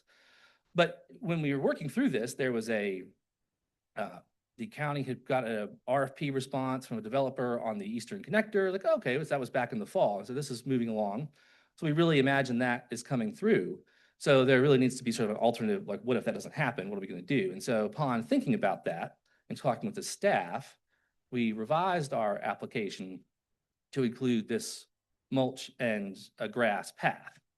And perhaps a slight difference of opinion we have with staff on this is the nature of what that material should be. I think that if the slopes are flat enough, I prefer grass and mulch through kind of a native meadow area than an asphalt path. But there is considerations of maintenance, usability and bad weather, things like that. So we understand their concerns. We're certainly committed to working with them and their engineers to figure out something that can be agreeable. But I think this solution makes a connection that gets folks from the townhome section and the existing single families over to the public road, Colony Drive, which does have sidewalks. And so you can kick out on both there and get on foot where you really want to go, which is over towards the Harris Teeter, Clover Lawn, pizza place, the restaurants there would be the attraction for folks to walk to. A couple little more things about the interconnectivity that we did not do with the road. One, carrying Colony Drive through would have required a significant amount of grading, grading at the whole area. And there's a little wedge here, as you can see, where we don't actually have enough property dedicate the right of way in that corner to go through in that spot. And we don't actually own the land here. So there's a few pieces that just added complexity that really, we felt like that did not merit, going through and doing all that work really wasn't possible without adjoining properties approval. And I feel like in collection where we ended now, if I have a nice mulch path to connect folks from one side or the other, I think that's a good solution for this scale of development. The other items in the staff report brought up as a negative were about the schools and affordable housing. I think you all have asked your questions about that. I won't make any further comments on those, but we do believe this solution, which you can see an illustration of here. There's a few places in Nelson I take my kids that have similar mowed paths in a meadow or hayfield area that are part of the Rockfish Trail system, that I think something like that would be a nice asset to this community as well. So that is really what we think is the right solution here. A few more bits of interest in this. We have our site location. You can see the 10-minute walking shed map. Everything over here is within that zone. So connecting to Colony Drive will facilitate that. And then I brought this map up just as a studying the Crozet trail system. There's actually already some grass trails and similar things in Crozet that are developed by HOAs through open space that are used. So the idea of a grass or mulch trail is not uncommon, in fact, in Crozet. It's been used pretty widely. So that's we felt like that made sense, this application. I don't have any other items to bring up than just repeating that this is a infill project where even with this, we are not getting to the 3 units an acre in that collective area. And we are integrating different housing types, different price points that are available there that cannot happen in sort of a by right development unless we need the zoning change to achieve those. So that's all I had to share. I'm happy to answer any questions. Commissioners, questions for the applicant? Did have one about the private road A there that would serve the townhouses. Mhm. Why is that being approached as a private road rather than turning it over to a VDOT road? For townhomes, it's pretty difficult to meet VDOT standards for these. That's why the county basically allows private roads for townhomes by right. Because you can't do a T, it has to have a 200-foot radius. They have grading considerations. Effectively, meeting their public road criteria is a hugely cost prohibitive for kind of dense development or a townhome type development. One of the reasons I bring it up is the recent news about the HOA where the bridge collapsed, and now the people that live there had no idea that now they're on the hook for a bridge. But I don't see a bridge crossing here. It's just sort of asphalt and substrate, right? It's a parking lot, basically. The folks drive in and park in. And that's we just completed a study for a developer of the day. There certainly are requirements now that didn't exist 30 years ago to do a reserve study. So folks are paying into that from the beginning. I don't know what the circumstance of the bridge, but yes, that would be a terrible circumstance to have to deal with. There are no bridges here, so.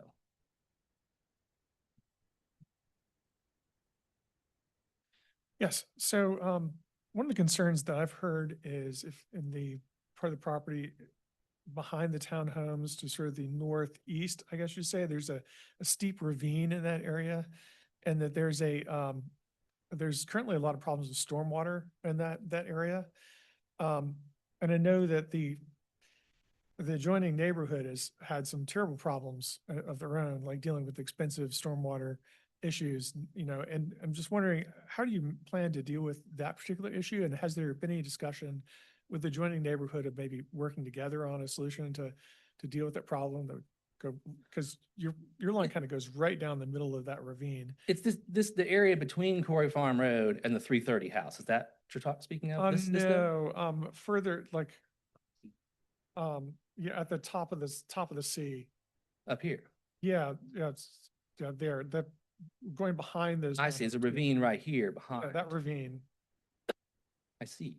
Well, I know that from a stormwater standpoint, we would have to significantly reduce any runoff that goes that direction.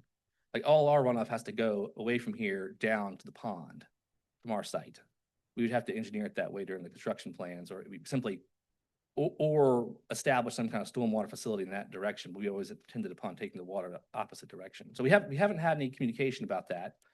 That's something that would come up probably when we submit a VSMP, a stormwater plan. If there's a known issue downstream, we have an outfall, we're discharging that way, the county will typically flag that to us and say, hey, you can't do this because of this condition.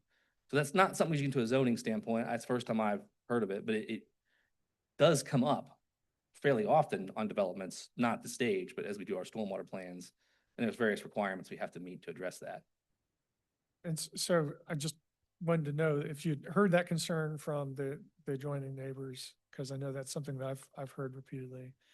The other thing, too, you talked about a mulch path. Have you considered just crushed cinder, crushed gravel? I mean, it seems to be more.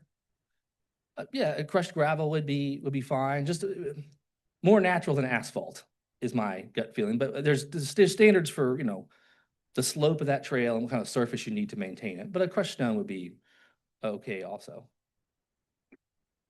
So the other thing you're talking about, the wildflower meadow there, some of the images you showed, we do actually have standards locally for wildflower meadows. Many of them been installed from the Soil and Water Conservation District. There's a lot of contractors that have worked specifically on those. I would hope that you would keep them mostly native plants. A lot of your images were not that, but anyway, just a suggestion on that. Sure. No, I think you would do all native. The other thing, in looking at the townhomes, did you consider there seems to be a lot of difference between the contrast between the townhomes and the houses, and right behind them. What are this question for staff? How would we characterize the units that are right behind those townhomes? How would we characterize the units behind the townhomes? They appear to be single-family detached units. Okay. Have you thought about something that's more in that form, that could also, serve the same purpose, like maybe some putting multiple units and something more of that kind of form? We always imagined this developing a mix of townhomes and single families, and due to some of the constraints, particularly with the access here, it made sense to include these here. I mean, I would say, you know, in this neighborhood here, you've got a townhome kind of across the street here, and a townhome behind, so it's a little closer to this form. But no, we didn't look at doing a different structure. That we thought about a townhome as a product, just to make a for sale different product type in that neighborhood, basically. Thanks. I just have a minor question. Could you go back to the slide where we had the meadow? Yeah, I guess it's just really more of a question of maintenance. You probably know that the natural land cover in the Piedmont is trees. And so to keep meadows as meadows, artificially have to take trees out periodically. You have to even burn the meadow at certain periods to get it to regenerate. So I guess I'm just curious, it's actually a lot of work to maintain a meadow. So for the HOA, for the homeowners association, would they be charged with making sure that it looks something like your picture? I think so. I think depending on how we, arrive at a final, plan with this, that there would be some sort of specification or more detail as to what that meadow looks like. I think most of the time we've dealt with this, it's, it has to be cut generally once or twice a year, certain seasons. Mowing grass is not, nothing either. So we've, if you had to mow that stormwater pond area, there's a cost there. So you're probably right. It's probably a little more cost. But I also, once we thought about the fact that people will be coming through there, I thought, well, we should make it a little more interesting for them. Sure. No, I'm not against a meadow. I just want to make sure that you had that in mind in terms of the amount of maintenance. Because as you know, when you leave a field untended in this area, it turns into the forest will come back eventually. Yep. Yes. Yep. Okay. And then you had select tree planting. So you're also planning to put some trees along that meadow so that there would be some shade on the path. Is that what you were talking about? I think so, yes. And particularly the area up, here, I feel like there's some existing trees there that we don't need to touch along the property line. But we could implement some more trees there to kind of separate. This area becomes a little more of its own open space. So it's not part of this yard, it's its own designated space. I think the trees both give a little shade and then help designate the zone of where your, open space path is as you come by the single family houses. Okay, and then one last question is up by the top where you have the townhomes and you have the parking lot and just the buffer between that your property and the unit 330. I understand you have residential against residential and you don't have to have as wide of a required buffer, say if you had commercial against residential or something. But I guess I just want to hear from you on your thoughts about, buffering against the property line. It's pretty tight in there and have you given any thought to plantings or anything to try to soften that? We're certainly not opposed to any kind of, added landscaping along that we can fit. It is pretty tight. That's a residential side lot setback, consistent with the same, setbacks you'd have in the neighborhoods over here. So it's a little unusual coming in next to an existing single family house. I mean, it's a little bit of a matter of perspective in that there's quite a large setback on this side. So it's a weighing out of residential. Do we screen, do we separate like a townhome from a single family house with more buffer or not?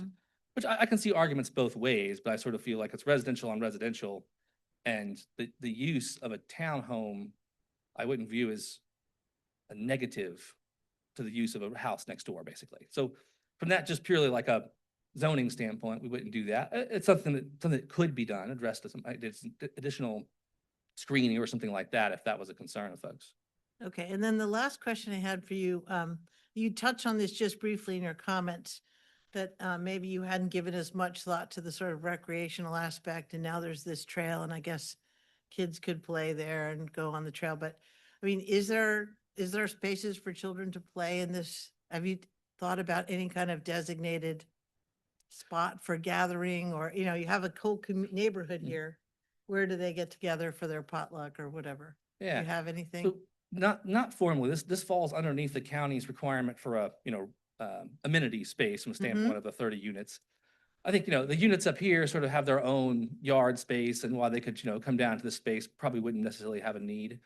I think this space could certainly be implemented into some gathering space. I think practically speaking, kids over here will run over into this space and play.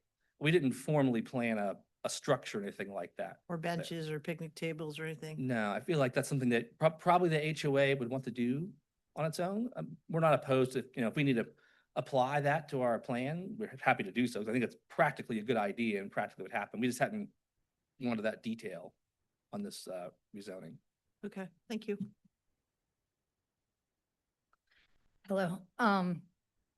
So one of my questions, I have a couple questions about the path. And I guess I'll start with material choice, because what I think would make some people happier is a way to get from the townhome community over to the commercial space with, maybe walking or biking, right? So if we can somehow have a path material that's green and sustainable, I'm thinking, not knowing the cost of it, that, some type of permeable paver would be cost prohibitive for that length of whatever, but it could look nice, be green, but also be something that people could potentially bike or take a stroller on, for example, versus a meadow. And I think that's something that I would like to see improved. I also think having you connect it from Colony Drive all the way to Private Road A, as you've done, but maybe even at the top there, instead of, I know this is picking it apart, but a more direct route, maybe even to the left side there of that first row of buildings. Because my guess is people from Corey Farm neighborhood on that side don't currently walk to the commercial space, right? Because there's no way for them to currently get there except to go out onto 250. So what you are in essence creating here is a wonderful shared use path that could get everyone from Corey Farm over to the commercial space. So let's do that. Like, let's make it something that people will actually use, because otherwise, even Eastern Avenue comes or doesn't come, we can get those people walking to dinner and not going out onto 250 just by a minor improvement to what you have drawn here. Yeah, I think the approach that the staff and I took this was that we've got this and we're going to hear the opinions you all have and probably hopefully move that forward to the board with the vote either way, and take into consideration those for any adjustments we'd make is our thought. Really short question. One more. I'm sorry, I didn't receive these new materials in time to review them. And there's no scale on the screen. Just tell me, how long is that path? Like from the development all the way out to Colony Drive? It's about 800 feet. 800 feet. Okay, thank you. Commissioner Claiborne, I think you had a follow-up question. Yeah. Just conceptually, do you have a feel for the general appetite of someone wanting to walk through a wildlife meadow? I see the pictures, I see a stormwater management pond. I envision snakes running around, or what's the appetite for someone really wanting to walk through something like that? I personally do it as often as I can, but you're right. I suppose it's probably an avenue there of some folks enjoy the nature and the birds and the risk of snakes. Some folks do not. So that's again sort of a subjective. I personally think a lot of people would find a meadow a little more attractive to go through than simply a grass mowed area, although it would serve either purpose in the sense that you're really trying to get over to the commercial, right, and do something over there. So it's a means to get somewhere you want to get to. And so there's probably a fair consideration of, well, you don't want to create a circumstance that alienates half your, people because of worrying about snakes, for example, or other things. So, it's a fair question. I think I may apply a little bit of my own personal perspective to that of how I would imagine it, but it's probably fair to think through that. And maybe it's detailed, maybe it needs to have longer, a mowed path, or, maybe it's 20 feet of mowing and you have a path in the center. So you have a little more cushion off the. Not intending to be silly or anything like that, but I think Commissioner Firehawk, I'm kind of leaning towards that side. Is there another way to re-envision that space to where it's more usable, green space, and it's something to think about there. So. Louise, can I just say that I'm thinking of it something like the Parkway path, right? From John Walker Parkway. Belvedere to downtown, right? Something like that, something that, you know, is in a nice area. But we can get people around, because I just think that would add to the whole community. And maybe it needs to be dedicated to public, you know, maybe it's a dedicated piece. I don't know if that's possible or not, but because it's going to interconnect all these communities. And eventually, if Eastern Avenue comes through, those people would be able to get on the sidewalk on Private Road A and then get onto the path and get over to Clover Lawn without having to go on to 250. Yeah, and that's a discussion we'd have to have at some point. You know, it's sort of envisioned as a private little trail network. There's just issues of liability and things like that that go with, you know, but doesn't mean that it couldn't be a publicly dedicated. We just have to work, And it work the could be details in right that. around the pond with. Yeah. trees. Justin, how are you? So I have a question, because I'm having a hard time wrapping my head around the density on that northern leg of the property. And I'm wondering, what were your limitations on putting that density on the southern section Over of the here. property? That's Yeah. it. Basically, there are two things. One is there's this existing private road with an easement on it that has historically served 3 homes. And so maintaining that is serving 3, works with that deeded language currently without having to get into an argument over it or anything else. Then here, because this is an existing public road stub out, we can connect a driveway to it. We would have to probably, you know, put some kind of extension or maybe a public turnaround or something to make townhomes off here. It's a little more complicated to extend this public road and to say, let's say if we wanted to put 4 townhomes here or something like that. It's a much more complicated issue from a zoning standpoint than simply a shared drive, which sort of was already there, basically. So though the shared driveway can only serve 2 single-family homes, and then the Windy Knoll Lane can serve 2 single-family homes. So that led us to the 4, basically, and the density on that side. But creating a private road like you're doing up in the north, where you extend Colonial Drive, I guess that's the piece. If you create a private road that feeds townhomes on that lower section, what are the limiting factors of doing that? So, so why it's easier over the north versus the south side, basically? Because over here, we're putting a normal VDOT commercial entrance onto an existing road. Over here, the discussions with the staff where this public road would be extended all the way through, or to some point with a cul-de-sac, for example, which eats up a lot of land and is just it's much more complicated than a private road. So I think because the way this road terminates, it is a much cleaner process to access like a townhome section here than to extend this in some fashion with a cul-de-sac and then some kind of private road off it. But that's essentially why. Because you don't have room, right? Yeah, you don't have room in that corner with the. We cannot extend the right of way for a public road, cannot extend without acquiring a corner from the neighbor at 330. When the road was built, there's about a 10 or 12-foot gap here to have a full 50-foot right of way, or whatever, maybe it's 56, whatever the Colony Drive right of way is to continue, cannot continue straight through without going over the neighbor's property. I'm sorry, I'm still trying to track what you said. Colony Drive could not turn into a private drive, a private road. Why not? Well, I think it could, but normally speaking, VDOT doesn't allow us to basically stop a public road and make it private. So there's a few circumstances we've seen something like that, but typically speaking, you would have to continue this road in some distance and terminate it with a VDOT approved ending, and then bring a private street off that. Okay. So that added complexity.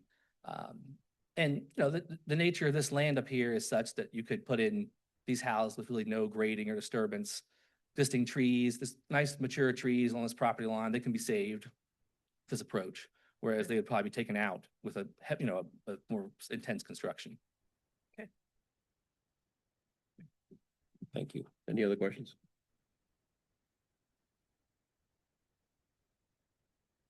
Okay. Thank you. List. Anything else? We're opening up for public comments. And what we'll do is I'll give two names. If so, the second name is the one that's on deck. You'll have 3 minutes, and then when the yellow light comes on, means you have one minute left. I have a list, and we'll go through it. So Leonard Ozar is the first one I have on the list, and Julian Price will be on deck. Please state your name and location of residence. Please pull the microphone, sir. Can you, yeah. There you go. Okay. We all been here before. You all know I've been out here. I live at 5302 Little Fox Lake. You guys did a good job. Can you, Thank can you you. speak into the microphone? Because I said these folks did a great job presenting Mr. Carrington's case. I get 3 minutes to tell my story. I'm a developer too. I've been on both sides of these chairs as well. I've developed well north of 100 million square feet all over the country. I live in a Little Fox Lane where I bought my house with my family and like it here. I really do. Spent a lot of money making it right. I've made a lot of comments to Sid, which I'm quite frankly a little surprised that you've recommended this, but I made a few quick points here. And I mean, I don't even know where to start, honestly, guys. This isn't a place for a development like this next to our single family homes. It's just not the right place for it. There's issues with storm drainage, so many issues with infrastructure. I don't know if you've driven around between 3 and 5. You can't get anywhere. The city hasn't decided, or the county hasn't decided to improve the infrastructure as it sits now. It's just not made for the area. It's just a bad decision all the way around. I know 3 people on my block alone that have already moved. They've moved out and said, we're not going to deal with this. I'll be number 4. If you decide to go this way, I'll go find another place, buy a few acres down. I'll be in the Miller School Road and beautiful. I mean, I wanted to be around families because I have a 6-year-old. And I really like the area. Again, like I said, sending her over to Brownsville, great area. But this is wrong on so many levels. There's so many problems that I see here. I'm sure a lot of other people will speak up. The developer made promises to one of the folks that, that had concerns before she bought her property. And he was giving her complete, don't worry, this will never happen. We're going to do single family homes. That's what it is made for here. That's what we're going to continue with. And then all of a sudden we find ourselves back in this situation where I'm sitting here trying to make my point. I have 3 minutes to tell you I'm not happy, but honestly, you're going to get a lot of folks out here. They're going to say the same thing, and it's gonna make a big difference in the community. Unfortunately, you're going to lose property value, absolutely, without a doubt. Property values will be affected. And a lot of people here, that's their home. That's everything they put into this property. That's what they have, and they're going to lose value. And not only that, it's not about the value for me. It's where I really like to be. I built this. I fixed it up the way I wanted it. I'm in a great area where the schools are wonderful, but I don't know. Y'all made your decision basically. So here's my choices: spend a couple $100,000 fighting it, which is no big deal. Get a few attorneys and fight, or move out and find another place to live. That's where I'm at. These folks can't do that. Thank you. Julian Price, and then we have Michael Crenshaw. Good evening. Thank you for the opportunity to comment. My name is Julianne Price. I live with my family at 330 Windy Knoll Lane, which is the cutout of the letter C on this proposal. I do want to acknowledge all the time the county staff has put into reviewing this. I'm really grateful for that and for all the neighbors who have come out to speak with us and be here today. We have submitted lengthy comments. I don't know if you have seen them. I realize that the commission has several different interests to consider here, but I wanted to highlight take a moment to highlight one frequently cited justification for this application that I saw in the documents, which is that it is consistent with the master plan. We do not believe that that is the case. It's very easy to look at it on a 2-dimensional map when you look at this very broad area and come to that conclusion. I think is different when you stand on the property itself. The 2021 Crozet Master Plan land use guiding principles include goal number 2, support existing neighborhoods in the historic context of Crozet through ensuring that new and infill development is compatible in design and scale with existing neighborhood fabric, and to allow appropriate infill and redevelopment with downtown neighborhoods while supporting residents' desires for neighborhood preservation. When you actually stand on the northern part of this property, I don't understand how it's possible to say that 12 to 14 townhomes on less than an acre of buildable land is consistent with the surrounding neighborhood. Liberty Hall, those homes abutting the property are single-family homes. 16 of the 18 proposed units in this development would be accessed through the surrounding Corey Farm neighborhood, which despite the designation on the map is actually built to a density of R1. Not only is R6, in our opinion, not compatible in design or scale with the existing neighborhood fabric, but the actual density of that northern section is significantly higher.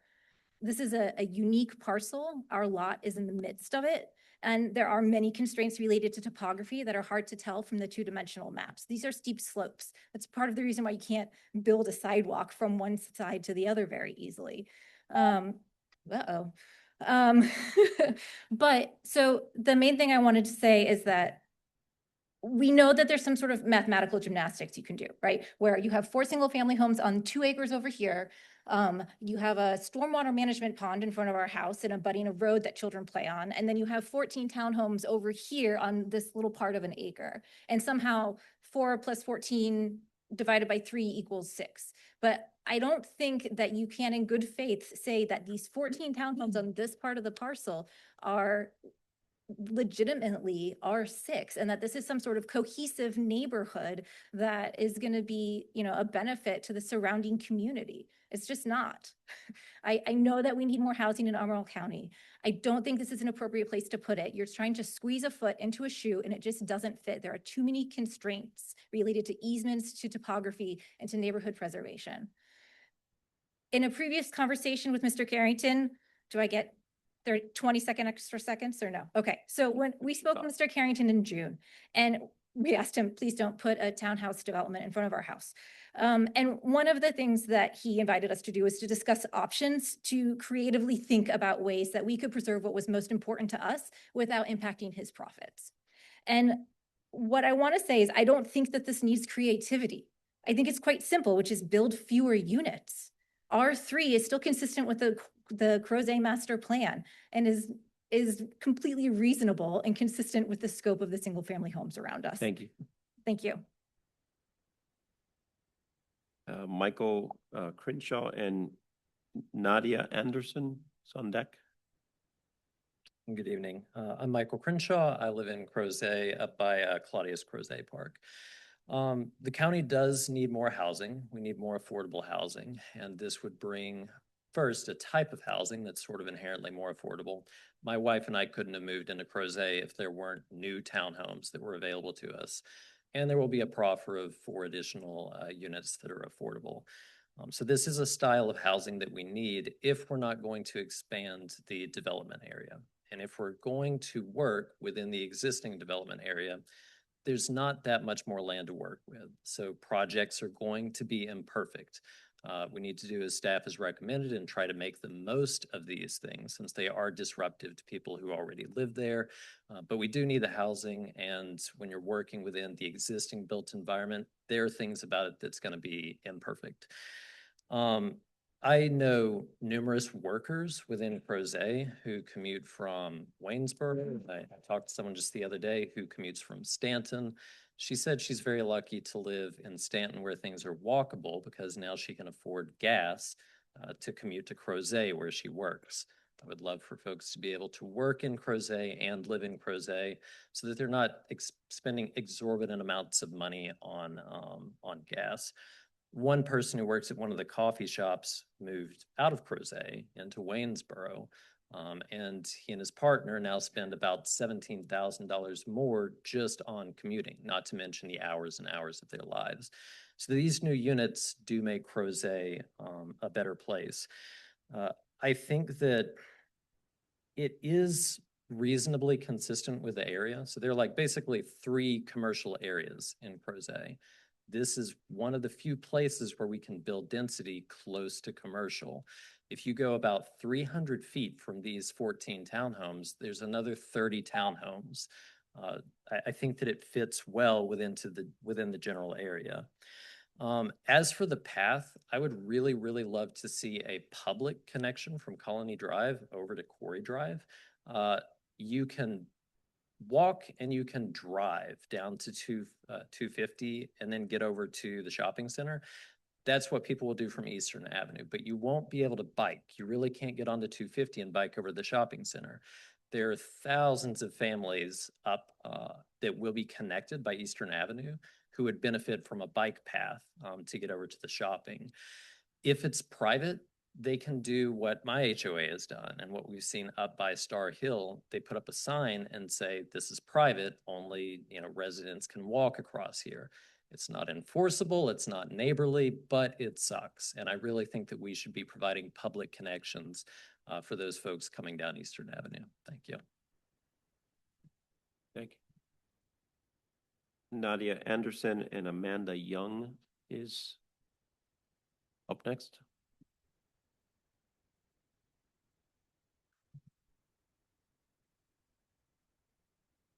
Good evening, Commissioners. My name is Nadia Anderson, and I'm a resident and also the board president of the Liberty Hall HOA.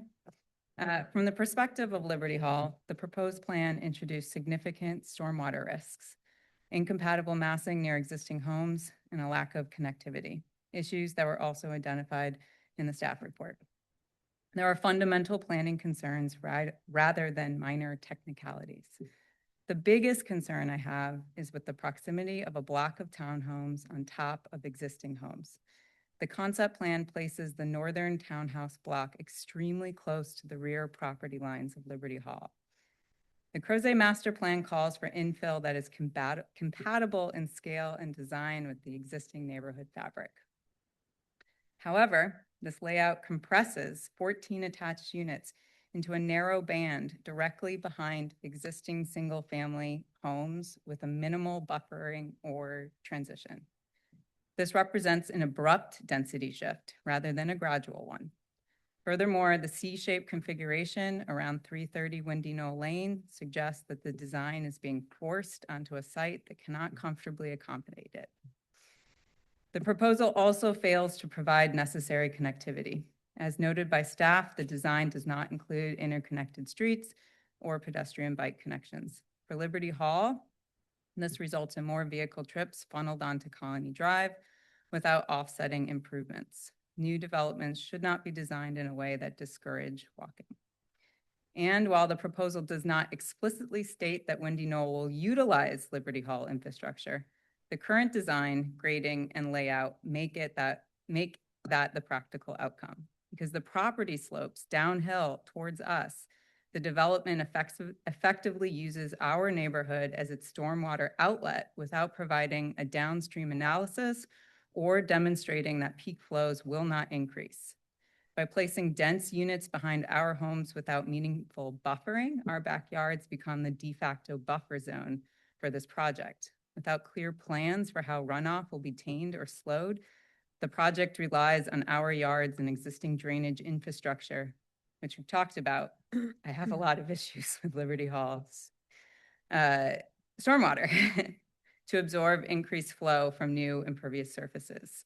I urge the commission to deny the rezoning as proposed and ask the applicant to return with a plan that truly serves our community. Thank you. Thank you. Amanda Young and Steve Woolsworth.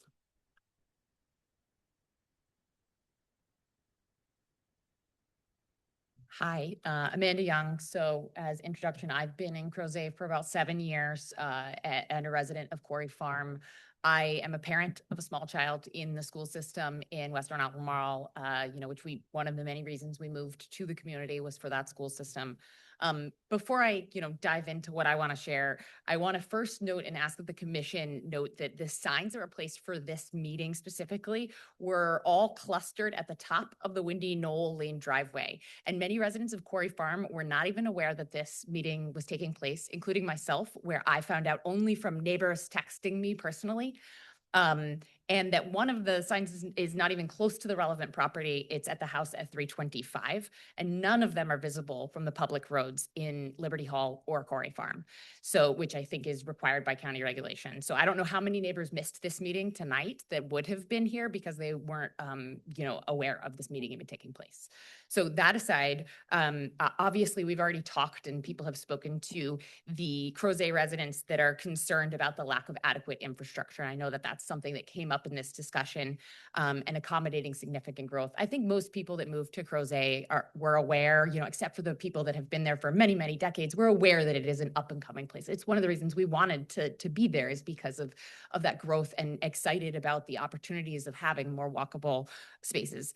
However, the master plan's goal 3, section B, regarding infill developments that are higher than recommended density provides that they should be walkable to schools and appropriately scaled to the surrounding neighborhood. And this proposal is neither of those things. So I know that that point, and it seemed very valid, that, adding 3 people to Western Albemarle isn't really a concern. Like that shouldn't really be what tips the scales here. But it's about so much more than just 3 students at Western Albemarle. It's about all of the other infrastructure that is not in place to adequately support this level of development. And so while we want to talk about these walkable things, we don't have those sidewalks in place to support all of the additional families and individuals that want to be walking. We don't have the additional traffic lights and, expected roads in place to be able to support that. And lastly, the one thing that I think I have time is around the mode path. And the one thing that I think is just, you can't really appreciate from the map, and that, my neighbors that we were sitting next to each other going, ooh, I can't see how that would work, is that the grade of that slope, you really have to see. It is, I can't see how anyone would appreciate walking something of that steep of a grade for an enjoyable, leisurely stroll without it being, a more significant path. Certainly not as a mode path, which, as the noted about the stormwater drain off, et cetera, I can already see the mushy, sloshy mess that would become. So thank you for your consideration. Thank you. Steve Wilsworth, and then Bill O'Malley. Good evening, Commissioners. I'm Steve Walsworth. I'm a Crozet and a Quarry Farm resident, been for over 23 years. I've seen a lot of changes happening in the Crozet area, I'm sure as many of you have. But I'm originally from Southern California, where I was born and raised, and I saw a lot of changes there.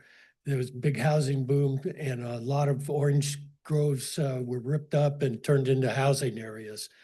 To include shopping centers, streets. So, but the best example I can give is a town called Irvine. Originally, it was Irvine Cattle Ranch. It had 100,000 acres of just cattle and grasslands, and they converted that within 2 decades into an award-winning town. They won kudos and awards for best transportation systems, best emergency vehicle response systems, and they had compatible between residents and natural settings. They did a lot to do it, but they started with a plan and they kept to that plan. They had standards. They didn't mishmash the whole thing together. They went and they had a plan, like I said, and they kept it. My background and my family background is my grandfather was after World War II, he came to Southern California, and he was jumped into real estate, and also was a land developer also. My father spent 40 years doing the same thing in the same area. So I have an understanding of how things work in that kind of business. And I saw that a lot of towns that didn't keep a standard and didn't keep to the plan, if they had a plan and didn't keep to it, that's where they failed, and there's a lot of troubles with it. I think the plan that we have is good. I see right now that we have Liberty Hall, which has a I call it a village because it has a nice setting in it if you walk the streets there, and it melds right in very nice with the Quarry Farm. And now they want to stick in a mismatched development in between there that just doesn't meld up very well with either development. I see 12, now it's, I guess, been modified to 12 units in that 1 acre in the northern part there. And they're basically coming out of a driveway. That 20-foot private road is a driveway. It's not really a road for 12 families to use as a road. Where's the play area for the kids also in that development? Where's the parking on the side of the road in that area? There isn't any. Whereas if somebody has a birthday party, where are the extra cars going to park? When Eastern Avenue is developed, they're not going to be able to park there. So all those are just, it's just inappropriate that right now. Thank you. Thank you. Bill O'Malley and Michael Monaco, maybe? Sorry if I get that. Good evening. I'm Bill O'Malley, and I'm from Crozet, and I'm also the board president for the Westlake Hills development. I want to highlight several planning concerns identified by the county staff report that raise questions about whether this proposal works as responsible infill development. It appears to me that the developer just did the bare minimum to slap together this development. I'm kind of appalled. And first, I want to talk about connectivity. One of the county's core planning goals is, and it's been mentioned tonight, interconnected streets and safe pedestrian and bike access. Staff is clear that the proposal does not provide those connections. Instead, it relies on separate private access points, and they really don't integrate well with this surrounding neighborhood. True infill development should be held to a higher standard. You've got a round hole and you have a square peg, a round hole and a square peg you're trying to put together with this project. And it's disconnected at best. Even if street connections aren't possible, the opportunity for better walkability exists in this site to the nearby centers, but it's not being realized in this plan. It's so clear. The developer added a mode path, the bare minimum that they could do at the last minute. You should see through that. And that's not a solution, that's grossly inadequate. Another concern, and I know it was dismissed, is school capacity. We've got kids in Crozet now, 3 seats on the bus, 3 kids in a single seat. And it's clear, and Henley Middle School, in addition to Albemarle County, Albemarle High School, they're both, Albemarle High School has exceeded capacity and Henley is nearing capacity. While this project doesn't create the problem, it's really straining and it's contributing to an already strained situation. And that should matter when evaluating growth decisions. Not to mention, finally, the infrastructure certainty, the proper references of future roadway improvement, the Eastern Avenue connector. But their commitment expires in 10 years. That creates uncertainty around when or if meaningful connectivity will ever happen. And staff did note there's no timeline. There's no construction. Kevin McDermott was out at the CCAC. There's nothing determined. So Windy Knoll does not align with the county's planning priorities for connectivity, walkability, and public facility impacts. Thank you for your time and consideration. Thank you. Michael Monaco and then Paul Shireen.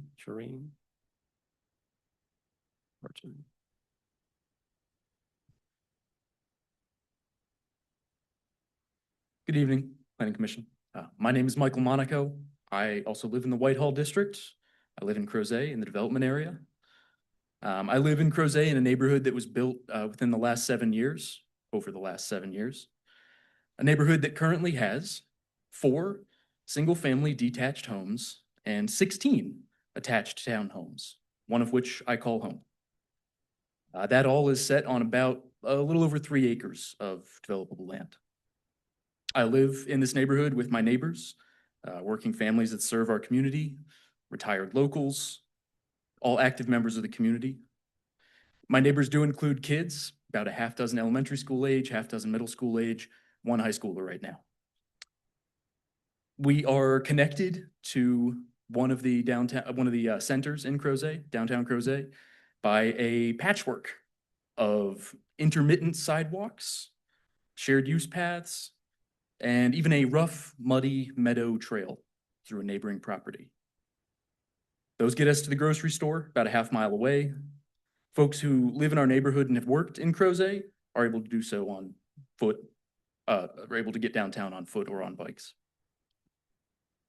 Could our infrastructure be better? 100%. And do we also consider ourselves very lucky to live in Crozet? Absolutely. Turn the Crozet Master Plan for a second. And I will note, I do currently chair the Crozet Community Advisory Committee, but I don't speak for that body here tonight, just for myself. Goal 3B talks about infill development. We've heard about that some tonight. To allow infill development within the downtown neighborhoods and other areas that are walkable to centers or schools through the legislative review process. Allow these through the legislative review process. Is this infill development that's walkable to a center? I think it could be better. I think the applicant should continue to improve the site plan to create more definite non-car infrastructure to get people around. I recognize the challenges brought on by slopes and other natural features, but I think formally and intentionally tying a bike ped network, at least over to Colony Drive, say from the northern townhomes, would go a long way to connecting people to the village center that we're talking about here tonight. I'll just finish by saying, we are currently experiencing a crisis of housing affordability in Albemarle County. More than half of households who rent in the county are currently cost burdened. There's a lot of factors that drive prices in the housing market, right? A lot of gears that turn the great wheels of supply and demand. But right now, tonight at this meeting, your hands are on the levers of supply, and you can have an effect. It takes a combination of inelastic supply and high demand to drive prices and assessments up.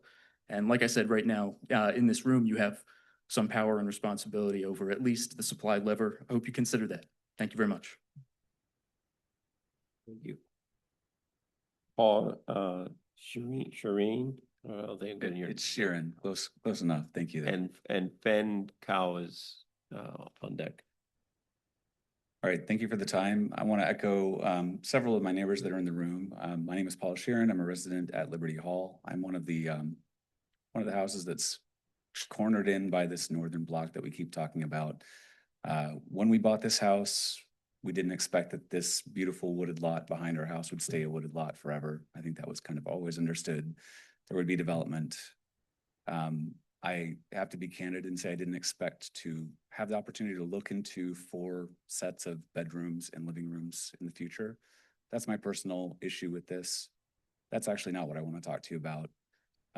I think echoing what some of our neighbors have said tonight, there are concerns about just how this is kind of put together. I'm an engineer. I spend a lot of my day thinking about requirements and how you can fill those and still fail. That's what I see in this plan. I think you can look at Liberty Hall and say, hey, there are townhomes there, so why don't we put townhomes here? But functionally, the townhomes in this one aren't connected to where the people are trying to travel. If we're going to put high density somewhere, it should be connected close to where they're trying to get. This is how Liberty Hall functions. The townhomes exit to the shops and the street in Harris Teeter. We have a path now that connects, and I think anybody that has an idea what a path could be would look at that and say, yes, but people don't walk along the path if they have a shorter path. So what I see in that as an engineer is my neighbors at 330 will have a nice natural path developing over time as the kids from these townhomes just walk across their property to get where they want to go. This is not really thought out. I think what we should be doing with this is moving the high density towards where the other high density is and tying this together and making it functional and making this neighborhood look like the rest of the neighborhood around it. So I would propose that that is a better alternative to think about how to connect these to tie the path together in a meaningful way that doesn't just weave around and require a wall to stop people from walking onto the neighborhood that is not part of theirs. And I think that's the main point to bring up tonight. I encourage you to think about it. Thank you. Thank you. Ben Cow? Maybe? You need, Ma'am, you have to I'm come sorry, to- you need to come to speak at the microphone.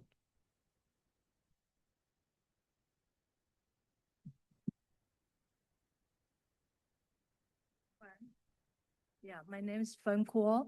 I just want to say the question I have, I want to address regarding to this new proposed, going to be either build or not, going to be denied build, the new subdivision have been asked for, many people attending to this meeting and have been asked for many of the planning commissioner. So I have no questions now. Thank you. Thank you. Those were all the names I had on the list. If there's anyone else in the audience that would like to speak tonight, please come forward.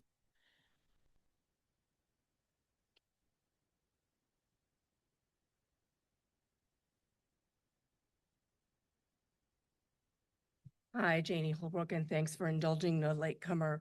I just have one question, and that is, where are people going to park when they're invited to a Super Bowl party, to the 4th of July, to Mother's Day, to Thanksgiving?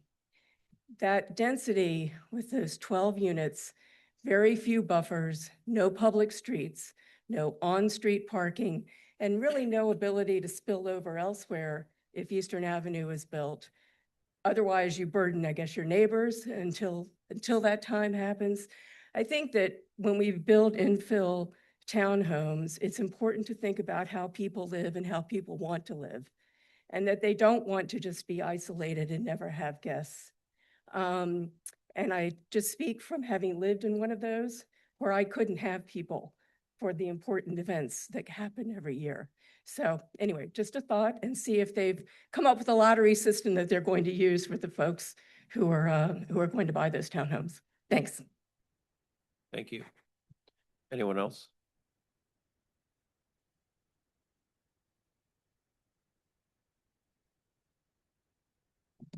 Mark Esplin, I live in Little Fox Lane. So given the topography of the area, like if there are children or others that live in that area, or if you have elderly folks, like we have, my in-laws live with me, and so we have like a nice plain topography. But given the ice storm that we just had here, I would say that the folks that would live in that area would be stuck there for weeks or longer. The ice and the inability to remove it would be kind of just trap them there. And the other fact that it's a private road, it's not connected to VDOT, who's going to serve it? The fact that we had VDOT that came and actually served our roads in Corey Farm a couple days after the event meant that we could get out of there and actually continue with our lives. Or if you have these private roads, like how are the folks in those townhomes actually going to be able to get support they need if there's an emergency that arises? In terms of the children, so that steep grading that would be needed for the driveway that comes from those homes, there has to be consideration that if folks, I assume they would go and look at it and say, well, I can't live here with such a steep slope. And then in general, like if there's concerns with such runoff and the infrastructure that's needed to make sure that there isn't there, like if there is flooding that occurs, I remember at one point many years ago having to use a kayak when I was in Houston to try to get around places because of the flooding that happened there. So like if there is flooding that occurs in that area, what does that mean for the folks that are there that all of a sudden have this, again, topography that is against like the general area and the slope there? So there's some safety concerns that I would want to make sure that they are addressed. And then the connectivity, like kids in Corey Farm go everywhere. And there's a lot more kids than just 3 per those 18 houses. In Corey Farms, you can check the buses for that. And so I'm sure the Corey Farm kids will also want to play there. But then how do they do that and actually interconnect the communities if there isn't adequate space to do so, or there isn't grading to actually have that interconnectivity amongst the communities? Thank you. Thank you.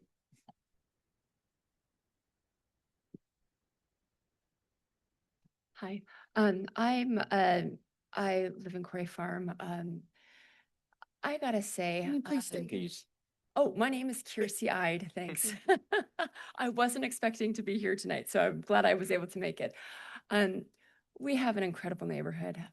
Our neighborhood is full of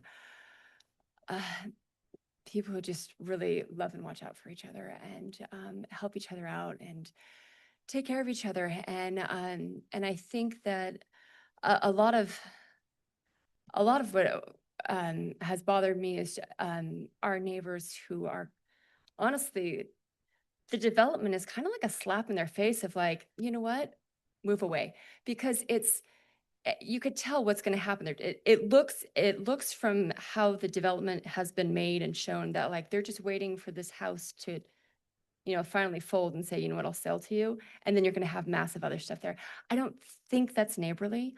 I think that we need to be respectful of people and their property, and they have put so much time and energy into their beautiful home and their property. And I honestly just think that we need to respect that and not make their property something that's going to be trashed. Not that people would intentionally, but when there's inappropriate building around it, they're going to be the ones who suffer. And I know they're just one house. But that's a house and that's a family that mean a lot to me. I think that we need to care for our neighbors. Just like we need to care to give our neighbors a place to live, we need to care for the ones who are already there. And that one house and that one family counts, and they matter so much. The other thing is that with the walking, it has been wonderful. We have a sidewalk now that walks us to Harris Teeter, and everybody goes walking their dogs. Liberty Hall and Quarry Farm, we all know each other really well because we all walk our dogs, and sometimes we don't know each other's names, but we know each other's dogs. And it's wonderful. We have a great walking community in that respect, so we don't need the development to build. I'm not quite sure where that was.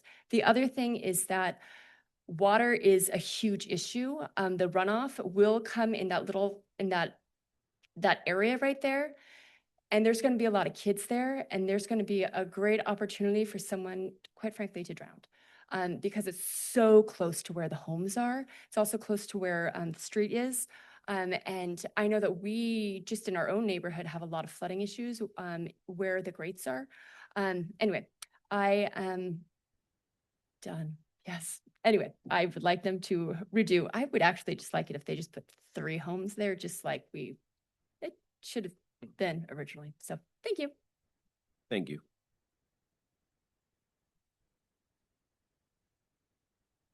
Good evening, Mr. Chairman, members of the commission. I'm Lori Schweller. I live at 5303 Little Fox Lane, immediately south of the development. I hadn't planned to speak, but I wanted to raise a planning issue because this is the Planning Commission, and I've always wanted to raise this issue, and this is the perfect opportunity to do it. When we talk about, a lot of people have talked about the buffers or lack thereof between townhomes and single-family homes. And I just want to emphasize, it's not the contiguity of townhomes and single-family homes, it's the parking lot. So some of us here have lived on this street for 22, 23 years. So we saw the development of Liberty Hall, all the phases of Liberty Hall. And suddenly I had a parking lot in my backyard. A parking lot has a lot of impact. It has a lot of noise. I know the tape deck of every homeowner in the townhomes. It has a lot of light. Those lights are shining directly into your home, and there's not buffering. And I just want to raise that issue. I think it's important that we have buffering between townhomes and single-family homes on the townhome lots, significant buffering. There were a few, bushes that were built along the Liberty Hall parking lot, but those immediately died after pickup trucks backed into them. So then there was nothing. And so you have single family home yards and parking lot. And that's what we were left with. And I think it's an important planning issue. And I can see that happening here. I mean, these townhomes are wedged into that 1 acre lot with very little setback. And I don't even know if there is room for buffering, but it's a serious issue. I understand the zoning ordinance is what it is, but you're the Planning Commission, so I just wanted to raise that issue. Thank you. Thank you. Anyone else? I don't think I need 3 minutes. I'm Taryn Price. I live at 330 Windy Knoll as the other adult, in the middle of the C shape. Maybe I'll be last. So I just wanted to maybe hammer home a couple points. So Lori just talked about the buffering. I hope we don't actually, I support the buffering obviously, but I hope we don't need to buffer from 14 units. That keeps coming up. That's the main issue. Nobody's really arguing about the 4 units on the southern half. It's the northern part that's inconsistent with everything around it and right next to my house. And yes, it does look like my yard is the playground for this new community because it's right in the middle of the whole thing. But I think you can still meet the master plan's goals by reducing that. And that's the main issue. Like, I'm totally sympathetic to the need for more housing. I understand we need to upzone these areas, but like R6 really with 14 units on less than an acre is just insane. I think that's insane. It sounded like the answer to, could you provide more buffering is, well, they have a lot of space on their land to provide their own buffering, which we would do, but that seems like an unnecessary burden. So anyway, that's my rant about that. I don't think I need any more time, but reduce that. That's the main thing for me is 14 units, less than an acre doesn't seem reasonable at all to me personally. So. Thank you.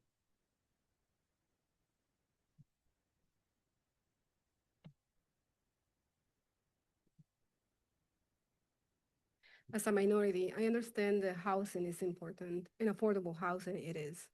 At the same time, I feel that this project doesn't provide that in a sense that is clumping a bunch of houses in 1 acre without providing the kids that may live there enough space to run around and providing the neighbor's house the playground for those kids. At the same time, we have a lot of animals around the area. We have bears that come every year. We have fox, and this is why our street is called Little Fox. We have owls. My cat enjoys snakes, by the way. And yes, it can be a safety issue if there is not an area that is clean at all times. I enjoy that my cat enjoys the snakes, but I would not enjoy the snakes myself or my kids around. I know that this is a private property, but kids are kids, and I know my kids will go around that area, and I know they will play with the kids in that area. And there is nothing that I can do because we are now that those houses will become part of our community. I want my neighbors' kids to be able to have a green area in a backyard that they can play with or they can play in. But those townhouses do not provide that. The pond, I see that as a danger because every time that it rains, if it's not well taken care of, it's just full of water and danger for the kids. And as our neighbors point out, kids go around the neighborhood without feeling in danger. And kids being kids, I'm afraid that they're gonna be, getting into the pond or because they're exploring, having some snakes around themselves. Thank you. Anyone else?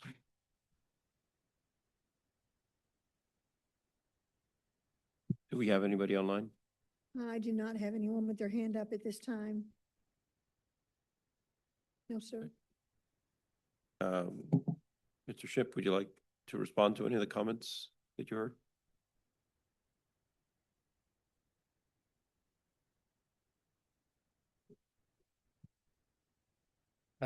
Yes, Justin Shim. Thanks for the opportunity to follow up this. I just want to get a couple points that were brought up. When there was a comment about the density higher in the comprehensive plan, it's not. There is discussion in the comprehensive plan about going above, let's say, a 6 and what might entail that, but we are not. And just to bring it back to where we started from, integrating this into the neighborhood, you're at 2.6 dwelling units per acre. So this is not changing the overall neighborhood significantly in its density. It is providing housing opportunities for those folks who want to live in Crozet. And I appreciate a few folks coming out and talking about that, how the townhome is their entry point into these neighborhoods where kids run around and play, the neighbors take care of each other, they walk their dogs. Like, that's great. And we're trying to integrate housing types that allow people of different income scales to enter those neighborhoods and enjoy it. And that's really the basis of these infill projects trying to target these higher densities. Albemarle has a comprehensive plan that's been followed pretty well. There was a comment that, if you have a plan, you follow it. You have followed it. But that has created excellent neighborhoods in Crozet that people want to live in. If we do not establish opportunity for a variety of housing points, you will narrow down the folks that can afford to live in that community. And that is really something that I think the county has done a good job of trying to avoid. And a project like this does a good job of allowing those folks you heard from who might be commuting from Stanton or wherever it may be to come work in Crozet to live in the community they work, because otherwise they're priced out. So that's really the bottom line of this whole endeavor. And I do realize that these infill sites are going to be imperfect. We're not starting from scratch on 100,000 acres in California. We are starting on 3 acres in a nice little community where we want to get some folks who can live there, raise their kids, walk the dogs, and enjoy what Albemarle County has to offer. And that is going to create some conflicts. We're happy to explore what we can do on, screening parking lots. The county does have an ordinance for that we have to follow. Maybe it's not extensive enough. I don't know that, but I can see that being a concern. Other things that were brought up about runoff and private road maintenance, those are really kind of site plan technical details. The county has a variety of ordinances that address those. This really is about how are we going to tackle this, infill development. You're going to have conflicts of neighbors that have been there, a 1 acre lot has been there probably for 30 or 40 years. And now it's a change. And I can appreciate the folks who live there would not appreciate that. I understand it. But at the same time, if we sort of said, well, all our planning has to evolve around these things, then you would never be to get these infill projects approved, basically. And that's the conflict we have to all navigate, and we need to do our best to include provisions, trails that are meaningful for kids to run back and forth on, and screening and things where we can. But at the end of the day, to be successful, these projects have to have enough density to get built, because there's always an avenue going back and saying, oh, you put one house there, and that really doesn't advance the cause of the comprehensive plan and trying to enhance the housing opportunities in the county. So that's the last items I wanted to add. I appreciate you all's time tonight and happy to answer any further questions. I think our hope is that what we've presented is reasonable and can move forward with some pointed, maybe advice on how to handle the trail system and connectivity. There was some good comments made about the public connections, and I can imagine, that children are going to run from one place to the other. That's great. And so we should be able to handle that in some way that's appropriate. But we hope you can do that, and we appreciate your time tonight, and I look forward to your deliberations. Any other questions for the applicant? Yes, I did have a question. One of the things that was brought up by several people is, is where where will families park when there's a birthday party or there's a need for events or that sort of thing? I experienced this just myself, my own daughter, driving to a neighborhood in Charlottesville, all of us trying to drop off kids and not even staying, just trying to drop the kids off at one house. So how do you envision that happening and here and having room for those kinds of activities? So we do provide, guest parking. It's a ratio, I think, of 1 per 4 units that the county has required, right? And every unit has to have 2 parking spaces. For the interim, I imagine folks will kind of park along that. Corey Farm is a very, it's a public road, which I imagine people do pull off the side of and park there, and that may happen some. If Eastern Avenue gets built, or when it gets built, that may compromise that. I think a connection, if we have up to the public street network up at Colony Drive, would give folks opportunity to park there. I think there's also probably a reality of that when you choose to, if you're trying to get in this neighborhood and you want to live in this neighborhood, you may have to sacrifice a little bit in that respect. And I think that's probably what you heard from some folks is that, yeah, we'd love to have a townhome and 4 parking spaces. But if we have to choose between, the townhome in Crozet or none, those things probably have to get sacrificed a little bit. And we don't want to create, more impervious area just to have excess parking. So the balance there too, right? As I think the county tries to get this with 2 parking spaces per unit and 1 per 4 for guests. That's been the standard for a long time. Is that enough for every circumstance? Probably not. There'll be times when it's an inconvenience. But then, at the counter of that would be, do we want to create a lot of extra parking that would be unused most of the time? It would be maybe adversely environmentally impactful. So I think the answer is probably, again, it's not quite perfect, but we've been working with these neighborhoods a long time, and the folks who go into them, I think, have an expectation of how that they have to deal with. Thanks. Thank you. Okay, we'll bring it back to the commission, close the public hearing.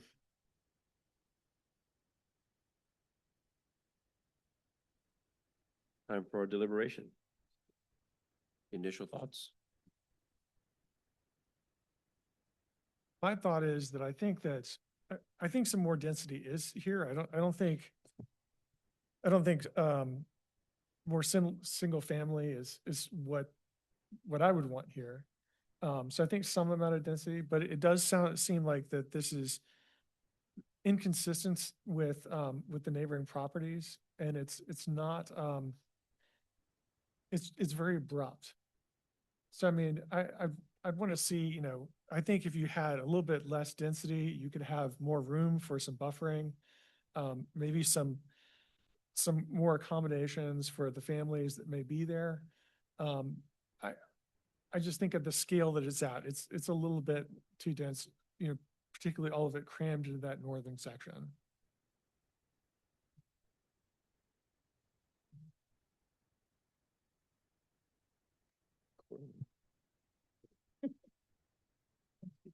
Sure.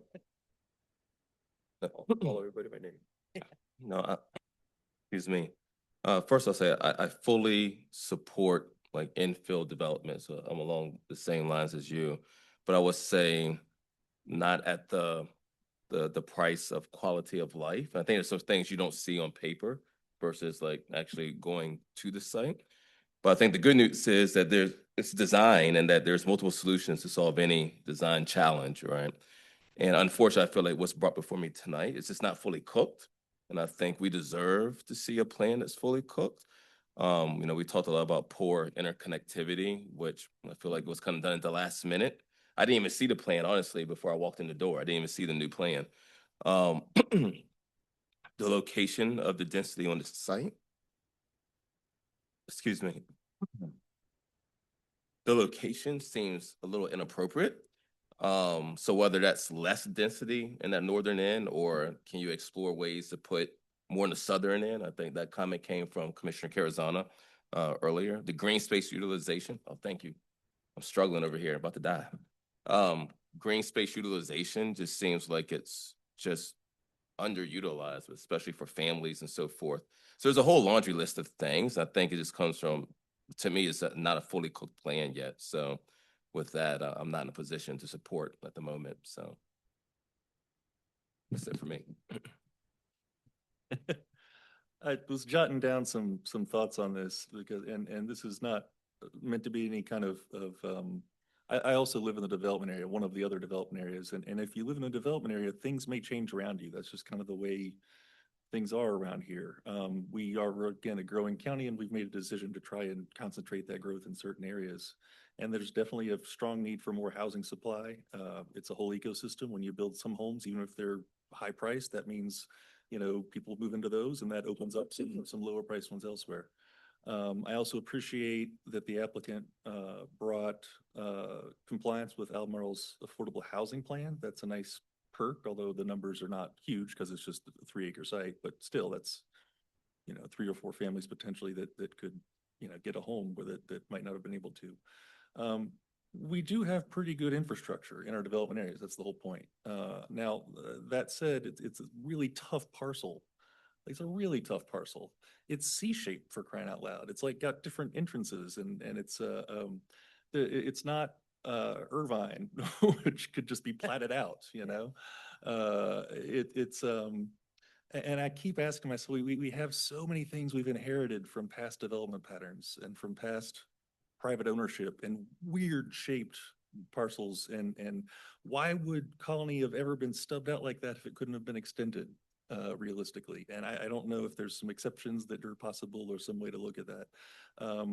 You know, why have parcels that are these shapes? And I do think that like, if you tally up the units per acre, it is an appropriate number of units per acre, but the way it's shaped and the way that people would kind of have to live, especially in that northern part, I'm having a hard time grokking it. You know, and that's unusual coming from me because I usually support a lot of really, you know, densely packed things. The the trail interconnection, it is half baked. It was kind of rushed, you can tell, but that doesn't bother me an incredible amount. I mean, most people are going to use their cars to go grocery shopping here regardless. That said, I like in my mind, if there was some way to have 6 or 7 townhomes in the southern part of the sea and 6 or 7 in the northern part of the sea, that feels better. Yeah. I just have a really hard time figuring out how people would like how to live there in a way that feels thriving and comfortable. And it's not about it being super inconsistent. There's other 6, 7, 8 unit townhomes literally a couple hundred feet away. That doesn't bother me so much as the fact that like everything's packed in this one zone in a way that I'm having a hard time with.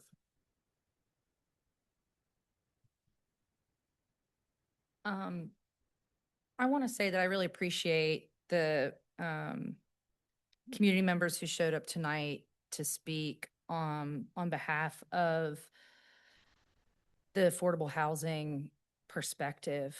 I think there's one comment early on from someone that was concerned about their property value.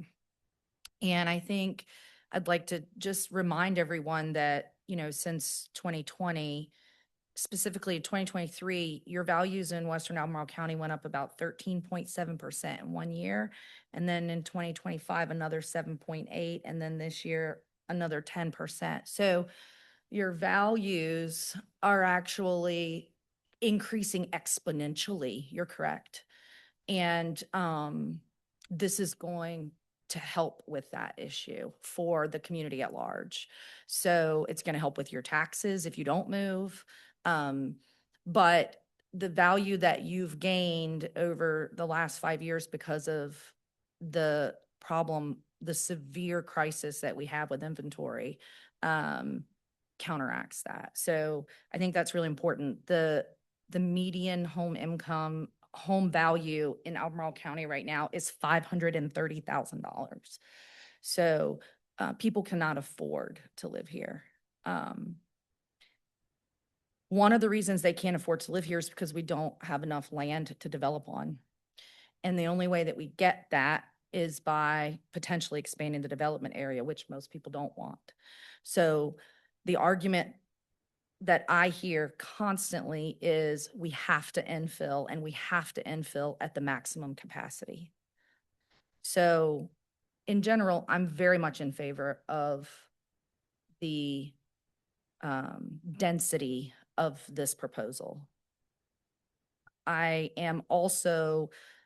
do not think it's inconsistent with the types of housing or surrounding it. As was just pointed out by Mr. Moore, there are literally 4 blocks of townhouses less than 500 feet away. So, you know, and I think that from my perspective, this may not be exactly why the developer did it or the engineer proposed this, but they've made the single family homes, just the 4 units, to be right behind the houses that are the larger single family lots in Quarry Farm. So they're not putting a row of townhouses right behind the Quarry Farm people on Little Fox Lane. I think maybe that was even somewhat intentional. I know it probably had more to do with road structure, but it's not fair to 3330. I think it would be difficult to come up with something that makes it feel fair to that person, no matter what you do. So I'm in favor of it. I would like to see the path connect the communities. I think that the sidewalk and the planting strip on one side of the street is fine in that location for the size of development. I'm not worried about the schools at all, considering what's happening in the greater Crozet development area, this is a very, very, very minor consideration in that regard. So, yeah, that's probably what I. If I could echo that part too, I actually didn't have a big problem with the side, the waiver for the planting and sidewalk, because it's relatively small, but that's, I feel like almost gonna be secondary if we've got like so much crammed into a small space up there. Personally, but. And I would welcome a different kind of proposal, like I'll welcome the density. This is really hard, this particular iteration. Well, I don't want to repeat everything that my colleagues have already said. As I agree with some things you said about, many things you said about infill. We need to do infill so that we don't expand the growth area. But I also feel that it's our job as planning commissioners to help ensure that, as we've said, we only have a lot of weird lots left. The good stuff's gone already. Everyone already built that, the easy stuff. But that said, I think that it's our job as a commission to take extra care then to make sure that as we infill, we do so thoughtfully. And I feel that I'm not opposed to some townhomes, or maybe it's, 2 sets of duplexes or whatever it is, but the level of density that's crammed into this one spot, while it maths out, if you look at all 3 acres, it's so jammed up in there in that back corner. And I do think about the birthday party and where a kid's going to play. And I know it's fine to say, well, just run amok in the field over there. I'm not scared of snakes, but I've run around in the fields and I never got a snake bite my whole life. But nevertheless, I think that it's not ripe for approval this evening in my mind because of the layout of that northern lot. And I'm still not completely convinced, notwithstanding that the current road easements allow the developer to fit the 3 houses easily down on the south. I still think we could find a way to get more in there and balance out this development more. And I didn't hear from the neighbors that it wasn't a presentation of, we don't want anything to happen here. I think they accept that they're going to have some development, but I just don't think that the layout is well done for the northern part. It puts too much burden on that. And I do think we need, if you go forward to the board, that, we need some more thoughtful intention around community gathering space. Not everyone can just go off to the field. Someplace you could have a picnic or something, a gazebo, something that you give them closer to where people live, especially people with small children. So with that, I'm not in favor of this development as is currently laid out. I am in favor of more density there. Can I say one thing? Okay. With respect to where the density of the neighborhood is on the property, I think it's just important to point out that townhouses are dense. So, I'm thinking about my friends and family that live in the Avinity neighborhood, which I frequently go to. There's not a lot of parking in the Avinity neighborhood. People love living there. And those townhouses are currently selling for $530,000. So, and they are not sitting. So we aren't, for every unit you take away from this development, you're taking not just an affordable unit away, but you're taking away the developer, it's a townhouse community. They're going to be adjacent to each other. Spreading them out is not solving the problem. And I think they have a constraint with respect to stormwater, and I'd rather see them keep the houses dense and really focus on the stormwater management, which I think they have an opportunity to do. It sounds like they might even have an opportunity to fix some stormwater problems across this parcel while they're developing it. They haven't done the engineering yet. No, and they don't have to until they do the site plan. But we so- have to make some judgment calls at our level. So. Any other? If not, I'm gonna try to summarize and then Yeah, that's we're fine. gonna take it to the vote. I think I mean, I'll just mention too, that one of the big concerns I have too about is the connectivity. And I think that there's a big difference between if this was a dense property with lots of townhomes and a clear walkable route to get somewhere, or easy access to mass transit or something else, then I would feel differently about it. But the way that it's contained in that block there makes it different for me. You know, there's a big difference between like, you know, the townhomes in Old Trail or, you know, or there's a difference in how, you know, something that's accessible where you can walk to someplace versus something that's sort of isolated and, you know. All right. So I'm going to try to summarize what I've heard and feed into some of my own thoughts on this proposal. This body here has been pretty consistent on more density. I think we've actually asked on several proposals, can you add a floor? Can you think about more townhouses? And yes, townhouses are dense. There's things that are even more dense in townhouses than we've asked for.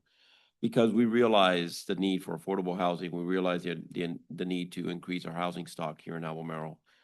So all those comments that were made by the public, we agree with.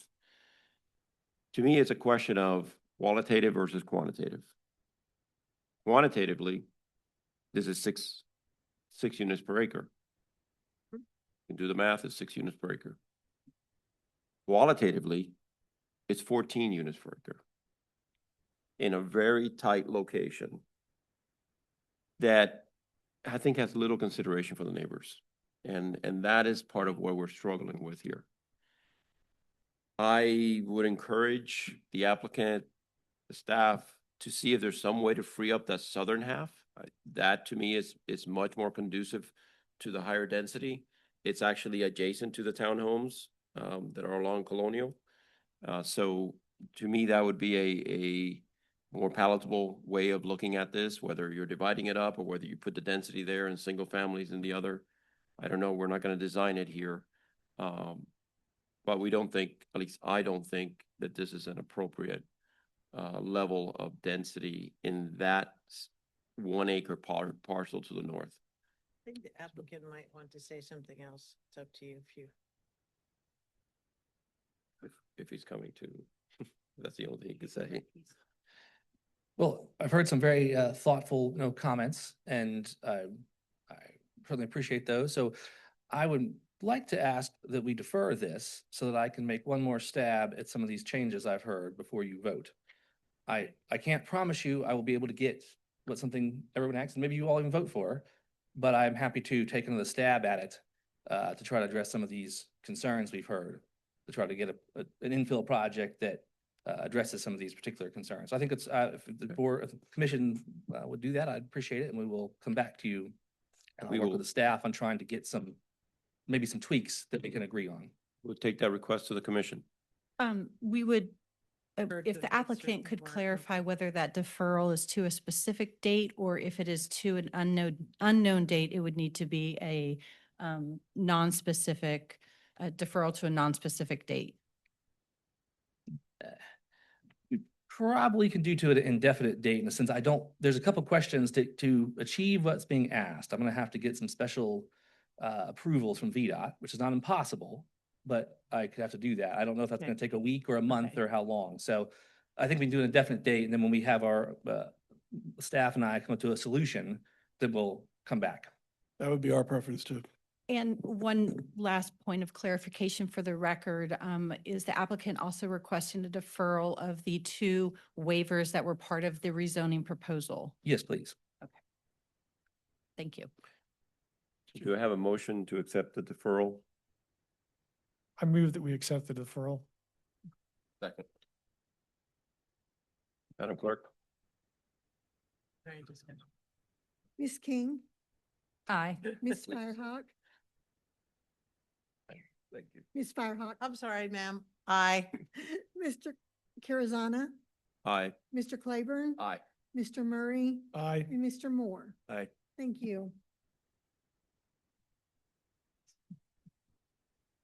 Okay, thank you. We are moving on. We are moving on to a 5-minute break. All right, you are live. All right. We're back in order then. At least we're back. Yes.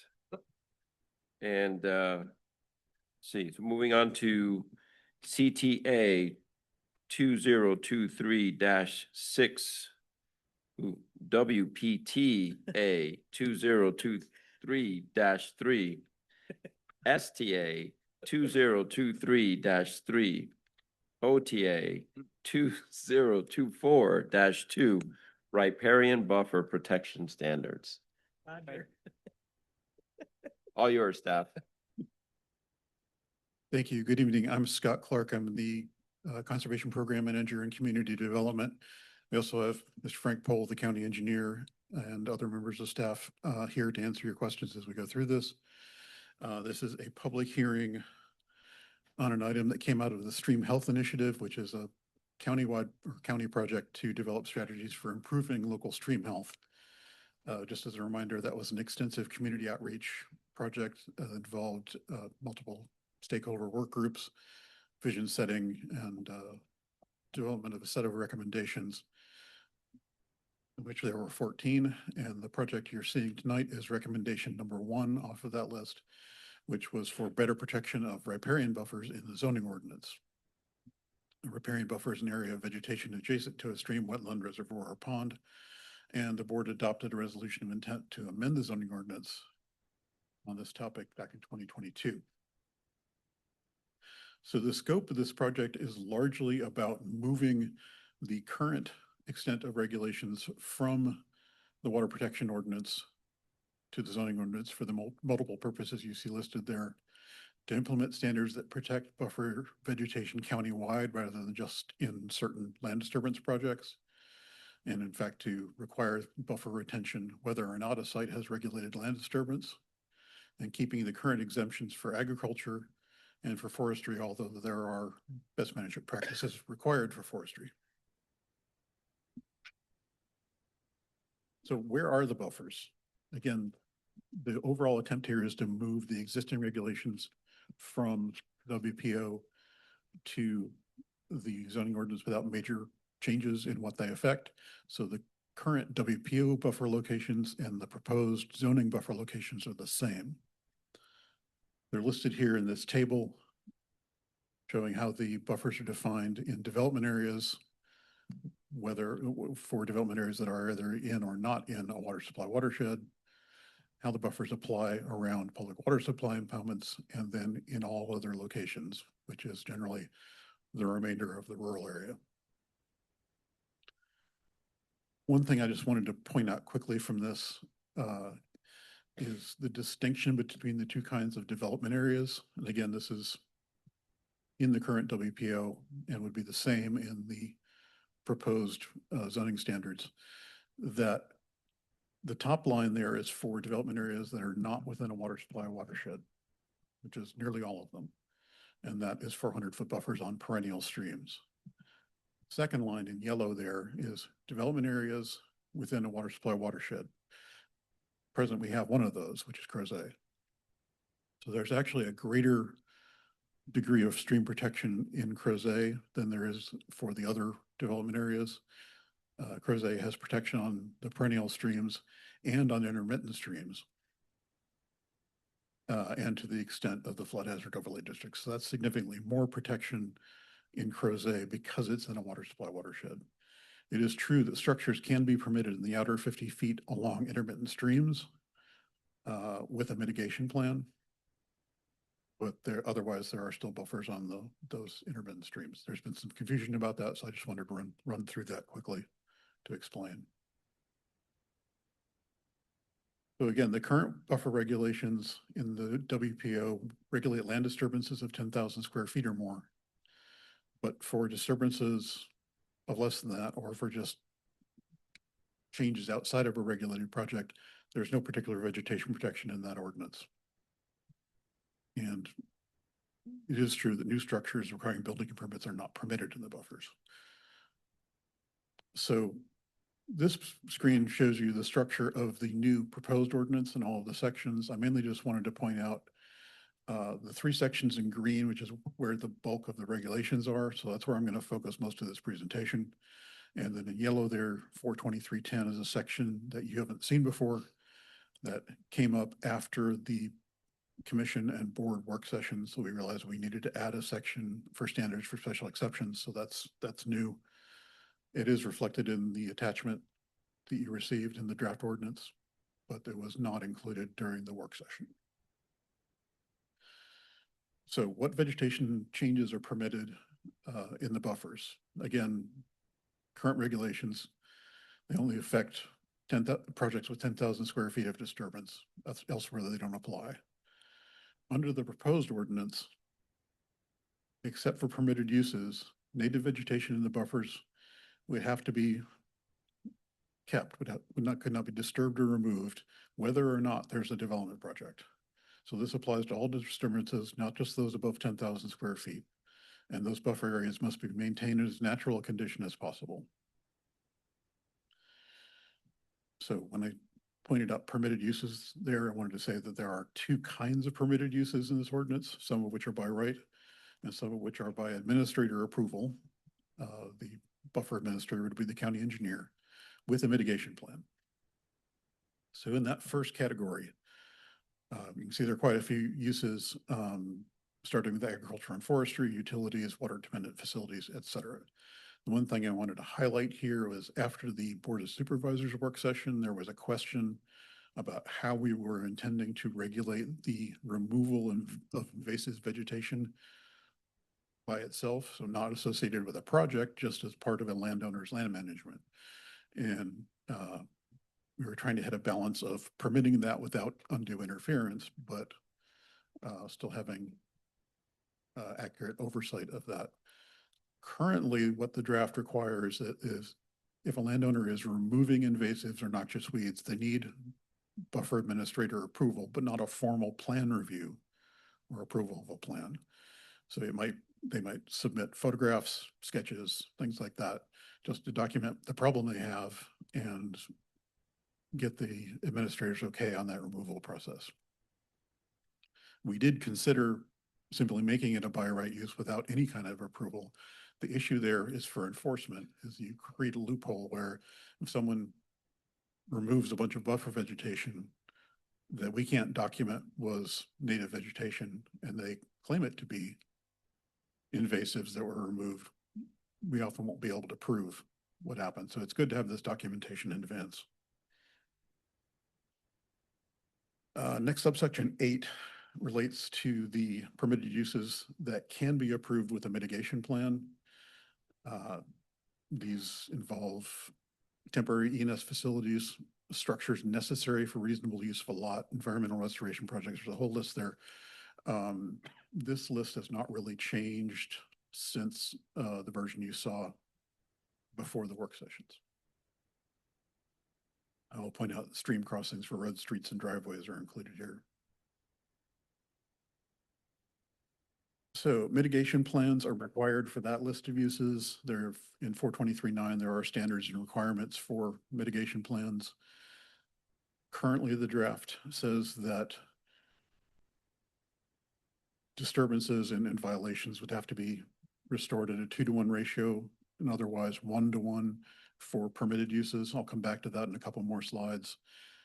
Plantings are required to be native species. There's buffer vegetation has to be installed in line with the guidance that will be included in the design standards manual, which also makes reference to the statewide Virginia buffer restoration manual.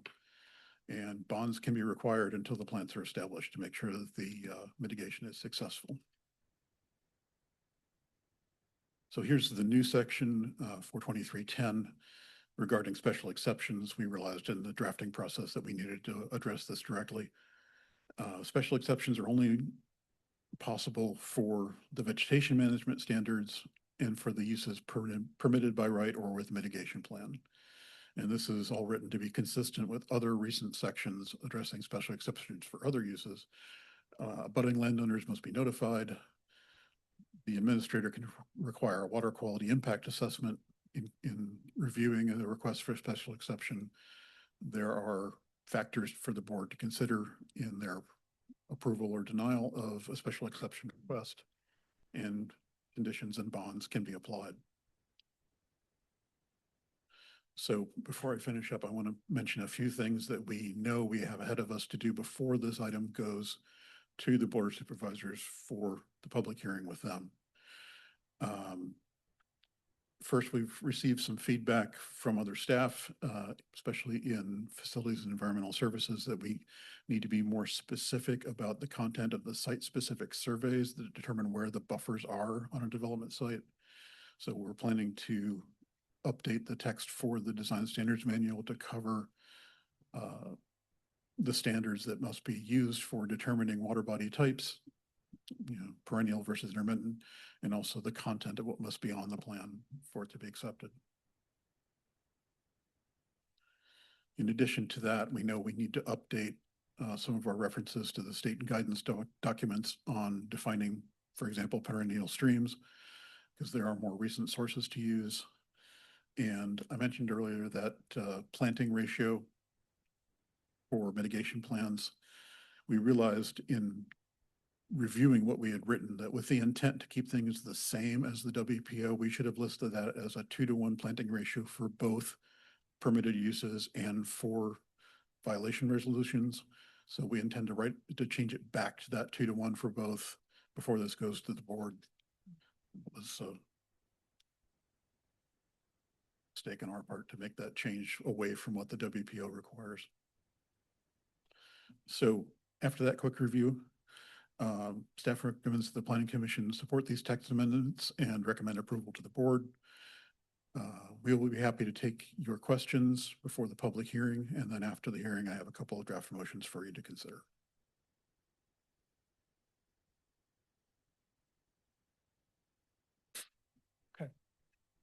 Okay.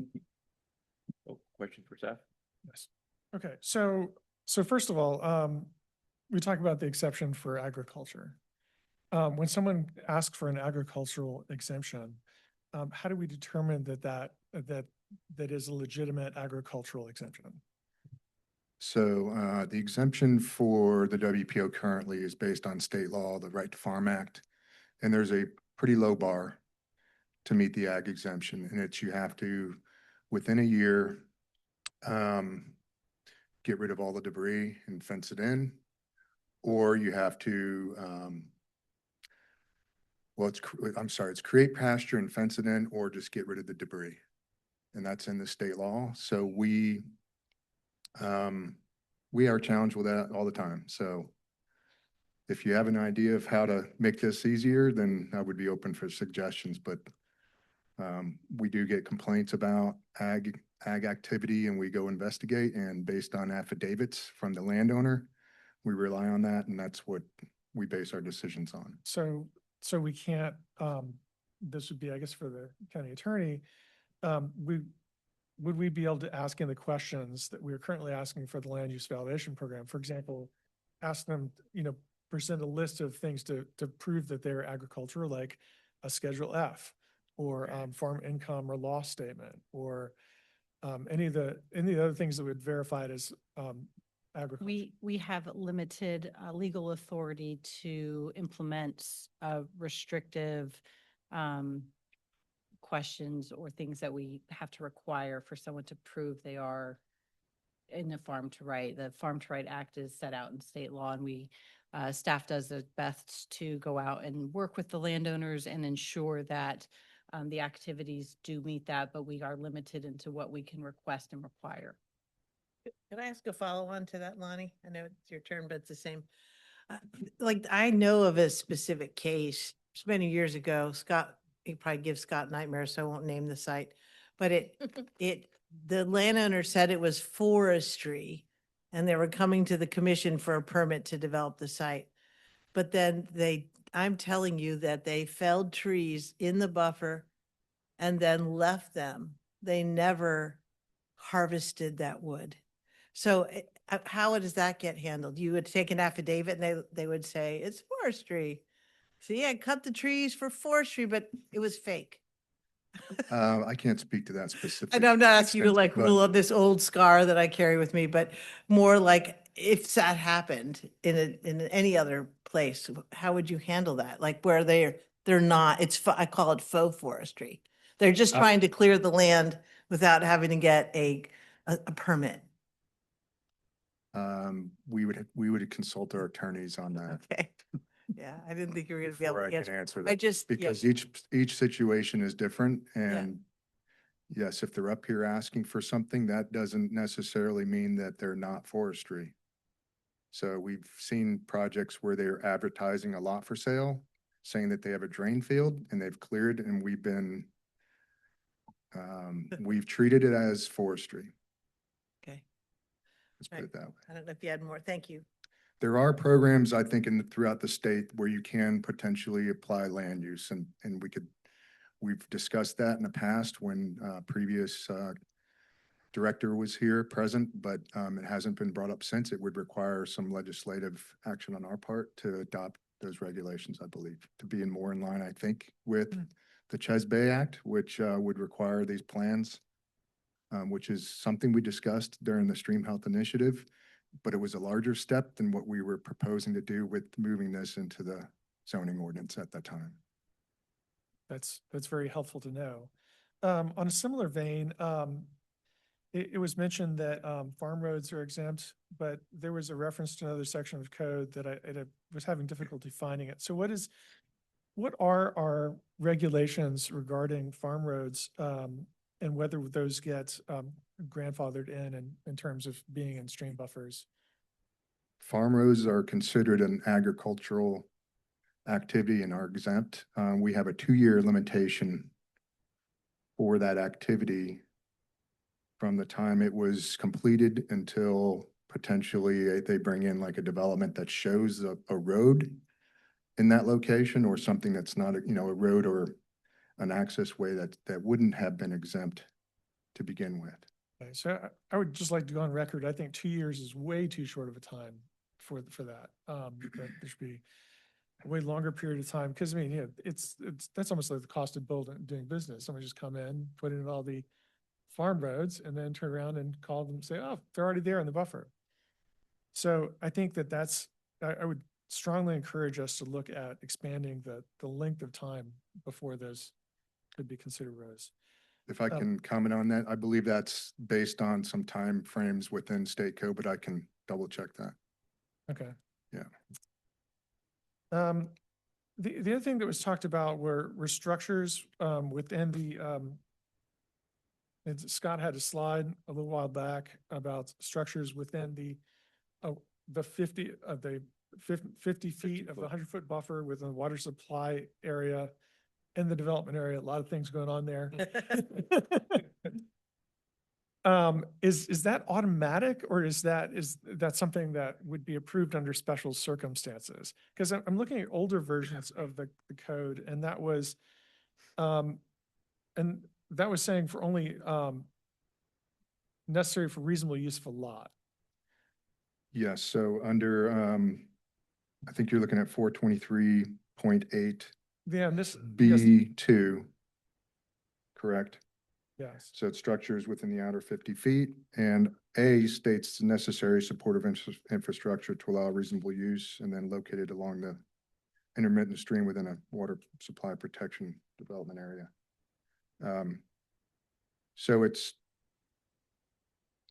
this is currently what's in our ordinance. So I don't think we've changed that.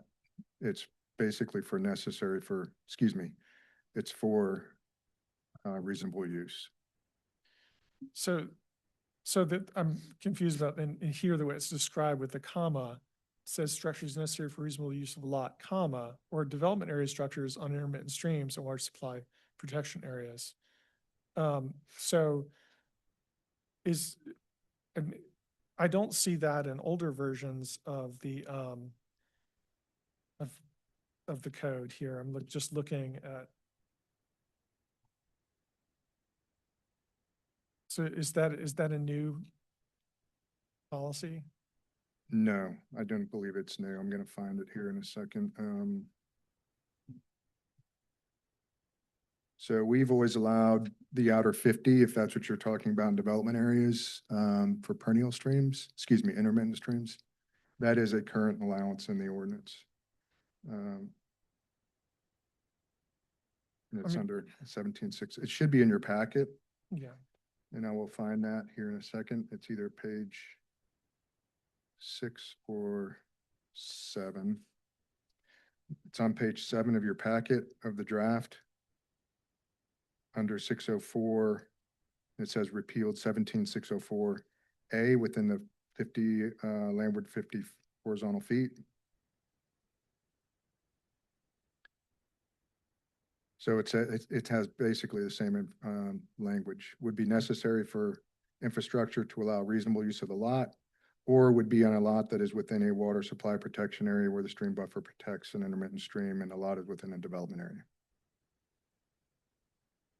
Okay. So that was, I wasn't here when this was written, but my understanding is that we increased the requirements within the development area for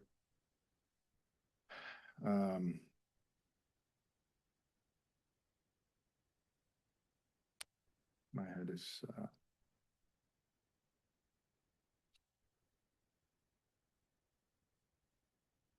I'm sorry, we increased it when we're within a water protection area. And there was a compromise to have a reduced buffer to 50, at least a 50-foot on intermittent streams for those areas, when other areas, we don't have buffers on intermittent streams. So we considered it a higher standard, is my understanding. Even though it's it's not 100 feet, it's still providing some buffer. Yeah. The other, I mean, first, I mean, one thing I will say in defense of intermittent streams is they're like the capillaries in our blood. You know, they provide you remove all the intermittent streams, you've effectively killed that stream. The one thing that's really valuable, if you look at Crozet, you know, I know that some of the other development areas have really struggled to build greenway networks. One of the things that's really, you'll notice when you go to Crozet is that because we do have these areas with buffers around a lot of the streams, there are areas where we've been able to put a pretty extensive greenway network throughout Crozet. And I think if you look at the relative density of Crozet compared to other development areas, we're comparably dense to the other development areas. And yet we have this nice greenway network that's made possible by sake of having these buffers. So, I mean, I'm all in favor of, you know, protecting our intermittent streams, area development areas, not water supply area or not. You know, even if we have to do some engineering to make it happen. The other thing that I had a question about was a big problem that we have in Crozet right now, because it mentions mitigation, is the tree tubes. And I've seen several instances around the county where there's the plastic tree tubes that become litter in our waterways. Where they fall over and nobody comes to stand the or tree up. And I realize this is in Charlottesville, I believe, but around Fifth Street Station, you can still see like tree tubes all around the entrance of Fifth Street Station where they just left them there. But over in Crozet, there's areas where there's been tree tubes scattered all over, and it's just a huge, nasty project to remove them. And it's just this pollution. And I don't know if. Yeah, they're to protect against deer browse, but they should be removed after a certain period of time, and sometimes they're not. Yeah. Just somebody's bad management of a project. I mean, I would encourage, there's talking about elsewhere about a bond, that maybe that bond doesn't get released until the tree tubes are removed, or that we require biodegradable tree tubes, which are a thing. So in our standards, I would strongly consider we look at that, because otherwise we're just polluting our waterways.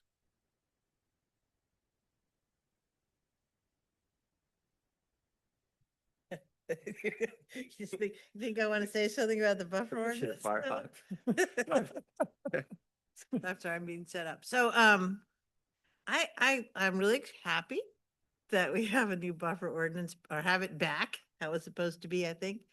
I have mentioned this. I have a little heartburn with the, I understand what am I talking about? K2, the removal of invasives, and the fact that that is a change that the board, I guess, or someone, I guess it's the board of supervisors, is concerned that someone will be like, oh, I just mowed this all, but it was all invasives. You should have seen it, man.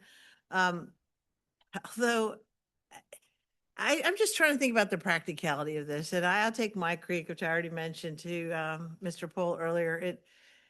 It is a weekly activity from spring and summer and fall to remove multiflora rose, Japanese stiltgrass, Japanese honeysuckle, autumn olive, privet. I could go on because it literally just springs back up. Like I'm trying to imagine the process where I go to the county and I say, here's a picture of my invasive species that I'm going to pull by hand. And I have lots of natives in there. My stream bank used to be mowed completely from one side to the other, both sides. It was a lawn. Now it's a forest. It looks pretty good. But even so, because it's a creek and in the floods that we get frequently, all these invasives come back down or the seed stock is there. So it's literally weekly activity. I'm trying to imagine the sort of scenario where I say, here's my picture of all my invasive species, but like one's going to pop up over there. And like, could I have some kind of permit called Karen's Weekly Invasive Species Permit? I mean, because I just can't, it's just not practical that I would come back. It's not going to be a project that has a beginning, a middle, and an end. And I'm not going to spray herbicides next to my creek. That is a method I don't plan to use. So it's all handwork. So how it in that scenario? So I was thinking Yeah. of your comment Yeah. while I was sitting in the audience. Yeah. And maybe I came up with an idea of maybe moving this to the mitigation section Uh-huh. and eliminating the reporting. And then if there's a complaint, we can still require mitigation. You know, it would be a quote by Like right. It could be a, on too far my Yeah. neighbors caught me cutting down the tulip poplars or the beech tree. I mean, that could be, that's just I'm something not I doing that. thought for of, you. I'm just saying, but pretend. All right. So may I offer a suggestion? Yes. If, if you go in and all you do is clear the invasive vegetation. Yeah, I'm not I'm not clearing the stream bank. But the length of this dais, the entire curve I took out Japanese honeysuckle. Yeah. Like, so it's not just like a spot necessarily. So from my experience, if you just remove the invasive species, you've only done half the job. Yeah. You need to go back and plant something native in its place. So from what I would recommend from the perspective, to staff is that when they come, if someone's been removing things out of the buffer that they say are invasive, they should also have a plan to be putting things back. And I think that. Get that, but yes But and or no. At least not have a bear. Yeah. Like they should not have a. Well, I have planted red osier, dogwood, and others and basket willow and other natives, but I will point out that the fact that I don't mow the stream bank as my predecessor owner of the property did, I have all kinds of native trees popping up on their own. The seed bank is there. So I'm really just selectively taking out the invasives and allowing those natives to come up. I don't have to plant to get that to happen. It's like a mountain cove type stream. It's very rich. It's very wet. But I have neighbors up. There's another question I had about the wording around, it was in one of Scott's earlier slides. I'm sorry, I didn't write down which one, but it talked about not disturbing vegetation. And there are people who are actively out there with their lawnmower mowing down the stream bank upstream, but they can continue to do that because they're not changing the vegetation we currently have, right? the activity, That's yes. That's the Yeah, trick. That's the problem. correct. Yeah. Yeah, it's not written to require that everybody who has a non-forested buffer area immediately run to the tree supply and plant it. You have to keep what you have. Right. So it's not, this ordinance isn't saying that if you've been mowing grass in the buffer, you have to stop. Right. So And that's part of the concern, whether if you only make unfortunate. people stop management, you just get more invasives. Right. I'm glad you said that because when you had the last screen up, I was thinking about, it says plantings and management are two things that are allowed. So if what you're doing is management Mhm. by removing invasives, isn't that an allowed use? Well, it used to be that you can just remove your invasives and you don't have to get a permit to do that. What's So the I was trying to definition of think of a, management? yeah, We're still trying to avoid referring to this as a permit, the way it's currently written. right. It's, I don't know exactly how this works, but it'd be an informal approval and we would have documentation of what's there versus, is it, where do you fall on the documentation end? If you don't require documentation from anybody, then it makes it possible for people who are doing intentional violations to claim that what they remove is all invasive. Right, we and I can't know prove it. But this is not a, obviously, that's not yeah. everybody. I know it's not a public hearing about Karen Firehawk Stream Reach. But I would, I think I'm a good example of someone who might be trying to do something. And so maybe there's here's a photo of my stream, here's a diagram, here's a list of all the native trees and whatnot that are here. And here's close-ups of the naughty bad things I'm taking out. But that we don't redo this on a weekly basis. So I'm just trying, I don't mind documenting something. I'm just trying to get away from like the reality of what you have to do with streams in this environment is humid subtropical. That is what this environment is classified as. Stuff grows fast, So, especially the weeds. So, so I want to say I like the previous version of this better. Which Yeah. said that, which was more in line with our original ordinance, which says that if buffer didn't exist, you had to allow it to establish. And so this is still a reduction of what we had in 2014, which said that Okay. effectively, if you had been mowing the buffer, you need to stop mowing the buffer. okay, so yeah, And, all and right. I think, or at least, I mean, I think what was proposed last time was that they could mow it like twice a year or something, or mow it during certain seasons. But, which would be fine with me. Like, if you're saying like, okay, we mowing in winter or like twice a year is fine, but like, it shouldn't be mowed lawn. Because mowed lawn is a source of pollution based upon the Chesapeake Bay, model.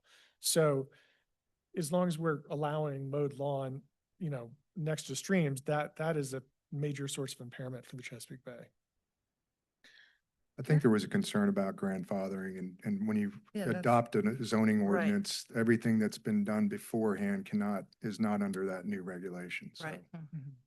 unless I'm mistaken, but No, That- you are correct. We are having to account for the nonconformities that are going to be in existence when Right. this gets moved to the zoning ordinance. I'm glad you said that because that was my question and my concern. Being new, maybe someone could help me understand what the real, like, Karen is not our concern. So this is clearly in play for developments, like people who are trying to use a workaround when they're developing, right? So I'm assuming that's what we're trying to that's the loophole that we're trying to fill. Or it could be somebody just, like I see along the Rockfish, people will neaten up the stream and they will cut down a lot of stuff and just leave a few trees. So that, in this ordinance, that would not be allowed if they hadn't done it before, right? So there's just people recreationally doing stuff in the buffer. They're not necessarily a developer. And that's who that's the, Also who we're also, okay. trying to get with. correct. Yeah, I think it's not as much development. It's after the person moves into the house, right? And the developer or the home builder kept the buffer. Yeah. And the home builder says, I want a yard. And then not the home builder, the homeowner says they want their yard extended. This is an example, this happened, so. So in that situation, under the current ordinance, it fell under the 10,000 square foot threshold. But it would not in this ordinance. So I think it's more focused on the smaller activities.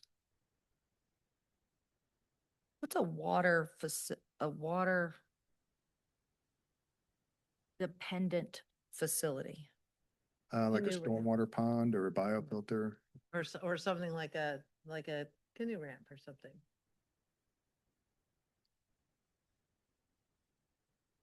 So what would be some triggers that the county would use to enforce this? I mean, have you thought about like, if like, for example, if there's a building permit that's issued on a property or a rezoning or a special use permit, will efforts be made to then check to make sure that this is in compliance with that the Yes. buffer's in compliance? Will, since we have an opportunity, someone's building a new structure, they're adding an addition.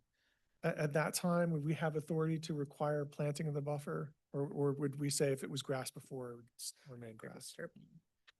I believe if it's grassed, it falls under the non-conforming uses. And even though there'd be new sediment and disturbance, so on the site. Yes, we would address that through the regulations, the VSMP regulations to control the sediment. But for the buffer and the ordinance, I mean, for the activity that's there already, I believe, and our attorney can confirm, but that's a non-conforming activity. Yeah, but we used to have, I mean, one of the things that concerns me a little bit is that we used to have we had the buffers as part of our erosion and sediment control, which I think there's merit in having them in both places, in the sense that you want to maintain protection of the buffers during land disturbance. But then you also want to maintain buffers on an ongoing basis, which is sort of we've moved to the zoning. But I'm a little concerned in moving it to the zoning, we may lose the importance of the process that happens during development and protection of the buffers during the development process. I would like to add, if they do show disturbance in that area, then it would fall under the regulations, right? So, but if they stayed outside of that area, then it wouldn't be included with that application, so to speak. And they're required to show those buffers on the Correct. plan. Yeah. Every single time, no matter where they're building. Well, there is an exclusion for like rural area lots to not have to, they would still show the buffer, but they wouldn't necessarily have to survey it. I should. Okay, but yeah, and then there's the whole thing about agriculture and they don't have to maintain 100 feet, right? I'm sorry, I didn't hear the last part. I'm sorry, agricultural activity. If I have a cornfield, I'm farming it. Correct, I do not need to maintain the 100-foot. correct. It's something like 30 feet. There's not even. Not 30 feet even in that, okay. Albemarle County, All correct. right. And so would be our basis of determining, we would base the land cover map as the basis of whether it used to be buffers there or not, or would be our basis of determining the buffers were removed? What's our basis for determining if buffers have been removed? One, things can be complaint driven. We would use aerials. And that's really the limit of what we have in terms of resources to make that determination. We do also have aerial photos roughly every 2 years from the state and at other intervals from other providers. So we can document, we often can't document something that changed in the last month. We can see what was there a year ago or 2 years ago. So we have some degree of information, but documenting day by day vegetation in the buffers is not practical. So. I have a question about the actual boundary of the riparian buffer. So it states in here a couple times, I would just want to make sure I understand it, that, and from the chart, which is a little bit confusing, that it overlays with the 100-year floodplain, except when it doesn't, it's 100 foot. Is that, or am I saying that right? So it's 100 feet from either side of perennial stream or intermittent stream or any waterway, unless there's a floodplain, and then it's the larger of the two. Is that correct? Intermittent was only for water supply watersheds. So in a development area that's not in the water supply watershed, floodplains are not relevant. It's just 100 feet. In all of the other portions of the county, if there is flood hazard overlay, the 100-year floodplain, then that's the limit of the buffer. If there isn't, then it's just calculated based on whether it's an intermittent or perennial stream. Okay. So I guess one of the reasons I'm asking this question is when we're talking about the floodplain and you have a deep ditch with a waterway, right? Like the floodplain's not gonna be wide at that area, but you're gonna have more runoff, right? So like if it's, sorry, if it's a steep slope on a waterway, but we're only buffering a small area, you're still, that area is still important to the runoff. Does that make sense? But the floodplain boundaries in this case are not just they're the FEMA mapped boundaries for 100-year floodplains. So even our deeply incised streams, which we have a lot of, Right. tend to have where they have floodplain, that tends to be an extensive area beyond the banks of that deeply incised stream. So it often is quite a bit larger area than just the 100 feet where there is FEMA floodplain. And if the floodplain is only 50 feet wide, the buffer would still be 100 feet.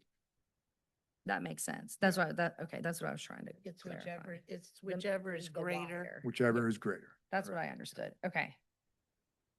I recommend that we go to the public hearing. We'll have time to, if we have any other. So with that, I'll open to public hearing. We have a couple names that have down here, Joseph Rames and Lisa Wittenborn. If state your name, location where you live, and you have 3 minutes. I'm Joseph Rames. I live on 2835 Penny Lane, which is in the vicinity of the Ravenna Rifle and Pistol Club on Old Lynchburg Road. I'm here on behalf of the, excuse me, Natural Heritage Committee. I'm gonna read a letter that was drafted by our Vice Chair, Christine Putnam, and it was amended, voted on, and approved by the entire committee. On behalf of the Natural Heritage Committee, I wish to share the committee's support for the riparian buffer protection standards before you on February 10th. The NHC wishes to acknowledge and commend the substantial effort and dedication demonstrated by county staff in preparing the draft ordinance. The NHC applauds the county's commitment to advancing this ordinance as an important step towards strengthening watershed protection and enhancing climate resiliency. Riparian buffers play a crucial role in bolstering flood resiliency, safeguarding water quality, and maintaining natural habitats and wildlife corridors throughout the county. The NHC expresses its strong support for the adoption of these standards. While the proposed measures may not address every possible impact or land use scenario, they represent significant and meaningful progress. We appreciate the incremental improvements these standards will bring, contributing to the increased protection of the county's vital water resources. The NHC encourages the county to allocate sufficient staff resources to ensure effective enforcement of the riparian buffer protection standards. The effectiveness and impact of these regulations depend greatly on their enforceability, which requires sustained and dedicated staffing. In addition, education and outreach will be key in helping landowners understand and appreciate the standards. The committee also supports continued progress on other proposals within the Stream Health Initiative that have received board endorsements, specifically proposal number 6, land conservation for water quality, and proposal number 7, riparian conservation assistance program, would provide further and permanent protections for riparian buffers. Thank you for the opportunity to provide the NHC's comments on this important matter. Respectfully submitted, Christine Putnam, Vice Chair. Thank you, folks. Thank you. Lisa Wittenberg.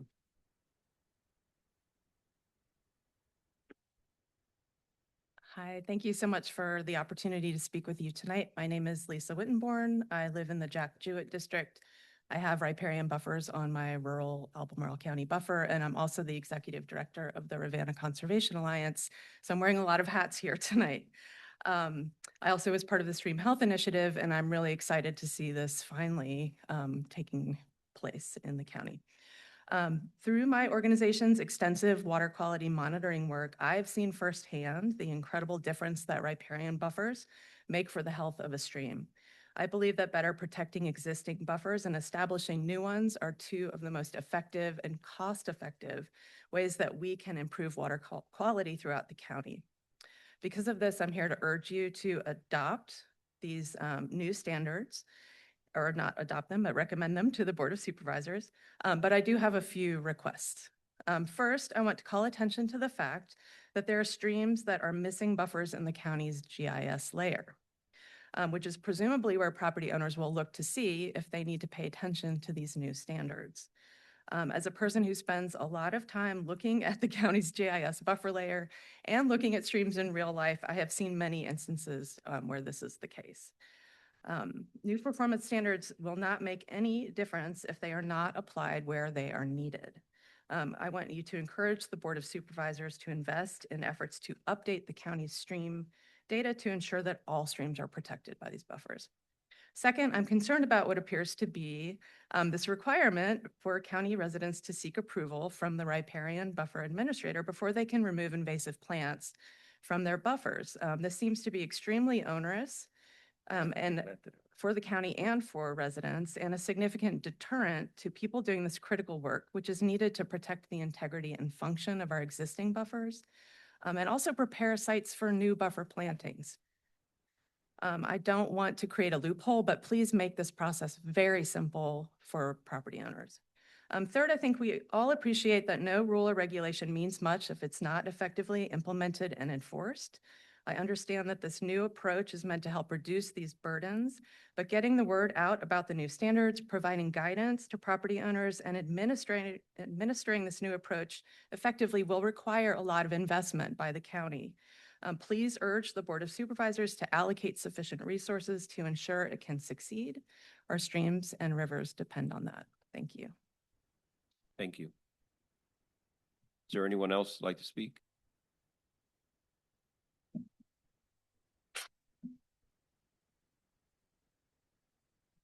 Hi, I'm Rob McGinnis with the Piedmont Environmental Council. I had prepared remarks, but it's getting late, and I've also sent everybody a letter. So you've seen, or I believe, I hope you've read those comments. Again, PEC strongly supports this ordinance. It's not perfect, but I believe between now and the time that the board has a public hearing, we've already heard some changes that might need to be made, and there may be others as well. So I encourage that dialogue to continue and to recommend to the board that they approve this ordinance. Thank you. Thank you. Anyone else like to speak to this matter? Anyone on? No. Okay, hearing none, we'll close the public hearing. Bring it back to the dais for any further comments. I mean, I just, the GIS update is a question that I would pose. I know that there's a number of updates that we've been talking about, this being one of them, and just love to get an update on that. I don't really have an update on the actual, that specific request, but when we receive applications, if we see an indication of streams on a property and are not showing them, we will ask them to show streams, even if it's not on GIS map.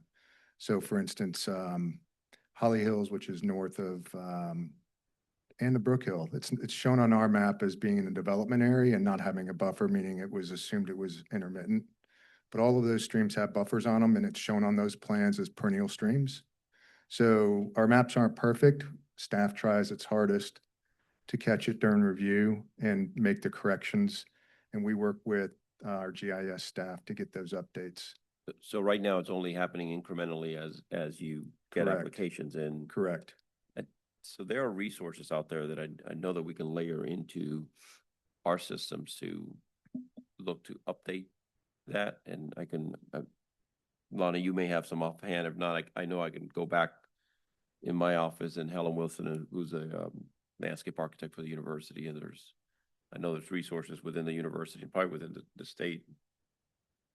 Ms. Firehawk may know of some as well that she can give you right now, but. Yeah, and DCR has a stream map as well that we should also be concerned, but it's not perfect either. Yeah, I was going There's none of them are going to be perfect. Going to say that we use both of those maps, and our GIS group created a bar tool that compares them side by side so we can try to catch things. Nice. Okay. There's a project called the Virginia Forest Plan that was authorized by the legislature of Virginia, and new land cover has been mapped for the whole state at very high resolution.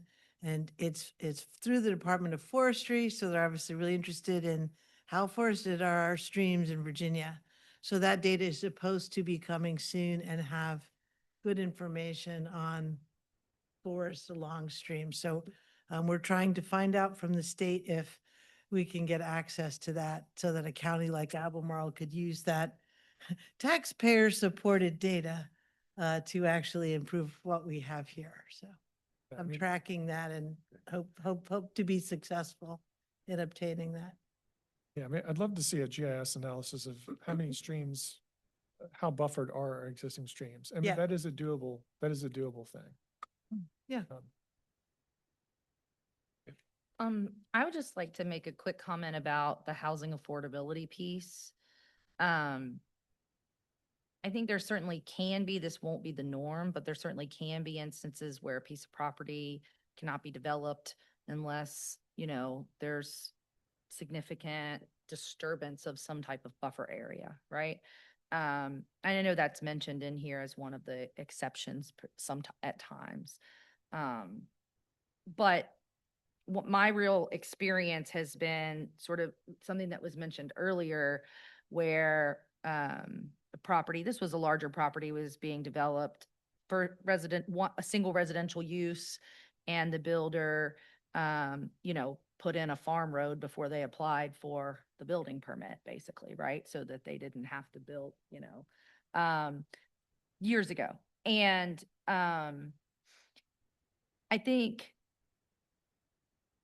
the reason for that is because there's a trigger for the mitigation cost to go, to be prohibitive to the project. So while we want people to do the right thing and apply for mitigation, I think we just need to be cognizant of how much money that adds to the project when it comes to housing affordability, right? So there's a balance there. And I noted that the proposal says that there's no impact on housing affordability, but I can certainly see cases where there would be. That example wasn't one, but it's just an example of where I know they've found workarounds before, which is why we're changing it, right? So. I'm not sure if you want me to address something there or, No, it's Okay. just a comment. okay, thank you. I'll just make a note that when we had our, we have a pre-meeting with the chair and the vice chair and staff just to prepare for each meeting. And we did talk about that we're very fortunate time in Virginia that James River Association and other organizations have a lot of money to provide free buffer planting and actually maintain it, take care of it, establish it. So our county, as we roll this out, will hopefully endeavor to let people know, like, hey, there's this new rules, but did you also know there's all this free help that you can get where someone will come out and help you plant. My neighbors took advantage of it. They planted the heck out of their buffers. They were just mowed before with cows in the creek. Now the cows are out. So yeah, there's a lot of resources available. There's never been a better time, I think. Well, I'll just add a little anecdote here. Years ago, I was talking to a former city councilor, and she was telling me when she was running for office, she was going through the city of Charlottesville, and she was asking people, what would you like, what can I do? What would you like to see? And she ran across some children in Charlottesville, and she asked them, say, is there anything you would like to see? And this was from a lower income part of Charlottesville, kind of near where I work. And they said, well, what we really wish we had was a stream we could play in. And I thought that was a really striking statement because clearly actually I know for a fact there were streams in that area where those kids were, but they're all under concrete now. And so, stream protection and equity go hand in hand. Okay. Well, I think as was stated and by the public, it's not perfect, but I think it's a good approach and you're moving in the right direction, and you've heard some more comments that certainly can be incorporated before you go to the board of visitors. Supervisors. Sorry. It's a long day. It's a long day and I'm, yeah, wearing many hats. The Board of Supervisors. You don't have to go to the, thank goodness. But we don't even know who that is at this point.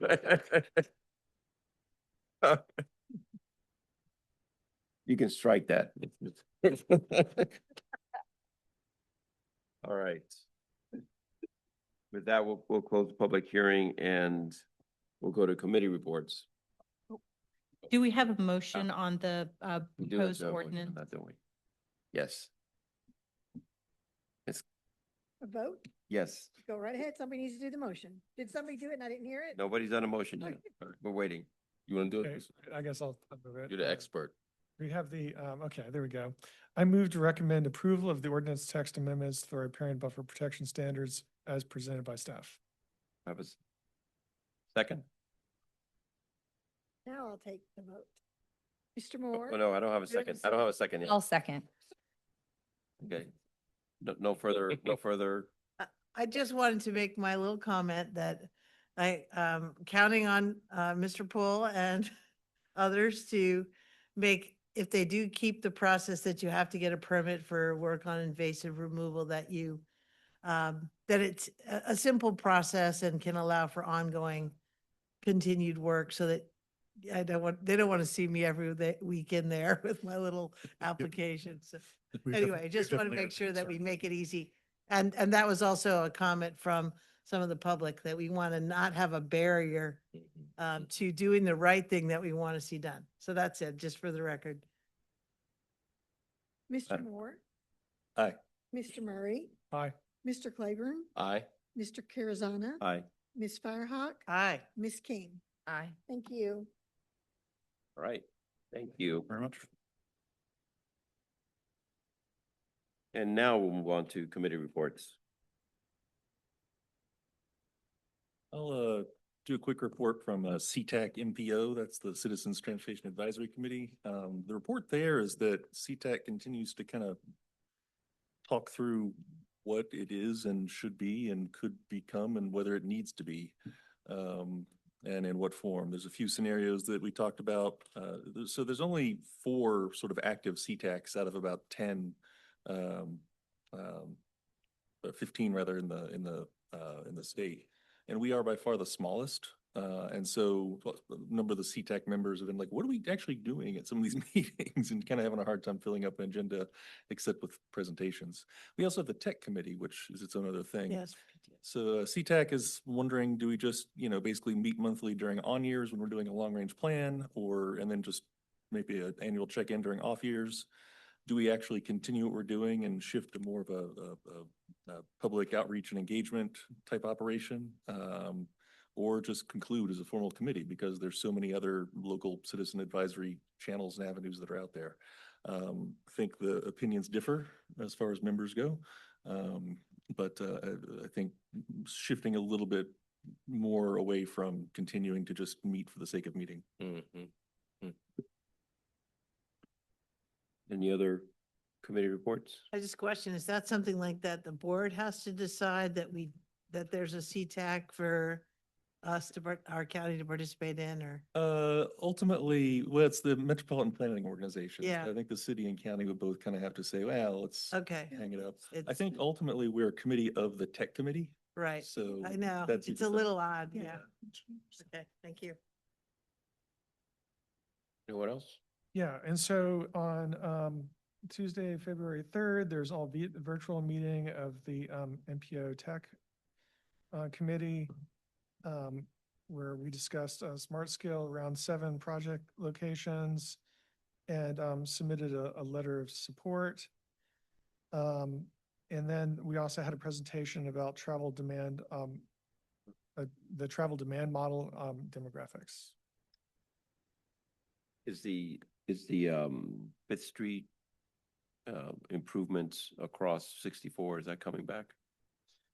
I'll have to pull that Yeah, up specifically but yeah. But the question, I'm sorry, was about the improvements for the Fifth Street. smart I think- scale. I think on it Fifth is. Street The smart scale, is that coming back? Across 64. coming back, meaning is it still? Well, it was taken out, right, or? There's a smart scale application for Fifth Street and the idea of going, improving the interchange. Right now, VDOT's considering a DDI there and using the existing sidewalk that's on the bridge or that amount of width for a sidewalk that would be bicycles going across. They would have So discount. they've changed they had an application before that they pulled. That's why I said coming back, which was to basically expand the bridge. It wound up being like over $100 million. Exactly. So they're trying to use the existing structure and not widen it. We're looking at an alternative for bike connections to that part of town across the interstate, which would basically go from Fifth Street, running along the north side of 64 to get to Old Lynchburg, and then tie into the neighborhood under Old Lynchburg. Right. Thank you. Any others? The CAC, the Fifth and Avon CAC met on January the 15th. And we didn't have any, like public hearings or public meetings, but we had, they did want to hear my version of why we voted the way we did for fill in the floodplain. So, because it's obviously in our district.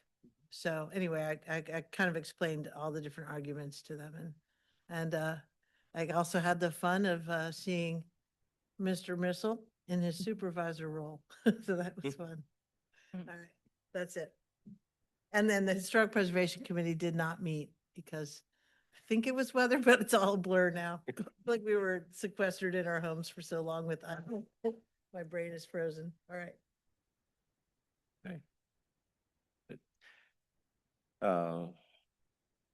Barnes, the January 14th Board of Supervisors meeting? Yes, sir. Well, there's been 3 meetings since we last met. On January 14th, 2 items of concern that came to the Planning Commission. The first was, you recall, Flo Honda on 29 came in for an outdoor display. That was approved by the board. The same night, they did consider the Woolen Mills fill in the floodplain application. It was a long discussion. It was a vote of 4-2 to recommend approval for the project. January 21st, there were 3 items of interest. The first was the build-out analysis update and AC 44 analysis tool. That was what you all reviewed on December 9th.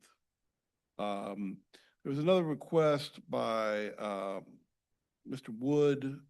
It's called the Holly Hills Sewer Line Extension Request, but it's really not the Holly, it's up on 29 North, across between Forest Lake South and Hollymead.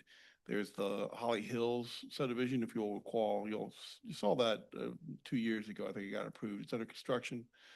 This is to extend sewer line up under 29 to serve some of the properties that are on the west side of 29, but south of Hollymead Town Center. The other one was the special use permit that you all reviewed for the North Ridge Preschool. That was the church north of GE Finnick. That was passed as well. Finally, on February 4th, we had 2 items. The first was the rezoning. It was called 3 Notch Trail. You recall it was a Habitat house that was on 240 just to the west of the 3 Notch Brewing one. It was you almost would forget about it. It was a single family house that they were tearing down to put that Habitat was going to put in 2 units right there on 240. So that got approved as well. And the final thing that the board took up on the 4th was the Funk Brothers SP for the artisan use out in across from Ravenna Village. They passed that? Artisan. Yes, that passed as well. So that's my report for those 3 meetings. Very good. Any new business? Yes, we just have. We do have some old business. So if, hopefully you've all looked at and have selected the committees that you would like to attend. I'm gonna, so since we don't do not have a Scottsville district representative at the moment. I will take that as the at-large, and I know that some of it is that there's some joint. Always meet jointly. And I- so I have been trying to, if there's, my idea is if there's something that's on the other side, not my district, but Scottsville, I will just tell them about whatever's happening in that. Right, and it's the same thing in Pentops, but I figure that we can at least cover. So if, you know, like if Corey can't make a Pentops, Could share. maybe I can, or if you're not gonna be able to make them, then we can cover in it. And I don't believe that it's the only one that represents Ravenna, although I know that the village of Ravenna is, are they even still meeting? I thought there were. They do not have any members that have applied for the CAC there that I'm aware of. No, I don't know what you want to do with that, Michael. Still listed as a committee. It's still listed, that's why I bring it up. Correct. Yeah. Yeah, they have vacancies, so people could apply and they could reform, but they haven't, I'll let you. is I my think- understanding. Let's do this. I'm sure we will eventually get a commissioner. We can appoint them to that spot, and then if they have a meeting, our end of the business will be done. Okay. And then the other one that's similar to that is, it's the University of Virginia Master Planning Committee. That really hasn't met in a while, and I'm not sure that I mean, it's almost like agenda specific. If there's a particular major master plan, it might go to that committee, but it hasn't met in a while. And I think right now, most of that is going to the LUPAC. I'm sorry. I wasn't Anyway, aware of just- that, but if that's the case, then we should Yeah, just letting you know that I'm not sure reconsider that. whether this needs to be on our Right. list of committees. Yeah. Let me do a little bit more. We can talk a little bit offline. I can learn a little Yeah. bit more about that. But obviously with the LUPAC, we probably should appoint. LUPAC, we need it. I know that Commissioner Moore had asked. Well, yeah, I've done the Expressed some CTEC interest in liaison that. for a couple of years, and it's sort of gnashing its teeth right now about whether it continues. I think I'd like to maybe step off CTEC and step onto LUPIC as a rep this year, if that's all right by you all. Sounds like a better use of your time, maybe. I hope so. Yeah, hope springs eternal. What is CTAC? Sorry. That's the Citizens Transportation Advisory Committee. So it's of- the citizens versus the MPO. Well, both are MPO, but it's, citizens input versus tech. And so Lonnie's on the tech, I've been on the citizens one. It's still part of the MPO. It's all part of the The MPO. subcommittee of the MPO, we've had to serve on both. Okay. You want it? Mm-mm. Yeah, you can help decide whether it continues. You help decide. Who are you talking to me? How often? Every other month. Huh? Every other month. Every other month? Okay, fine. Got it. I think that covers us. No, I need somebody. Did I miss land use? That one not meeting anymore? The land use and environmental planning. Committee? That's the one we call the LUPAC, LUPAC. the one that I volunteered for. Nathan's got Took that. my spot. And I apologize, the K-TAC, one, K-TAC, CTAC. Are we? Yep. Okay, Right, yeah. fantastic, thank you. Begrudgingly. So We're gonna love it. if I could make a suggestion, Mr. Barnes, Yes, sir.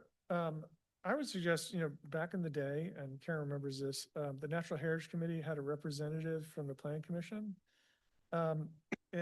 And I would, as we look to doing the rural area plan, if that becomes a priority again, I think it would make sense to reestablish a Plan Commission member as a representative to the Natural Heritage Committee.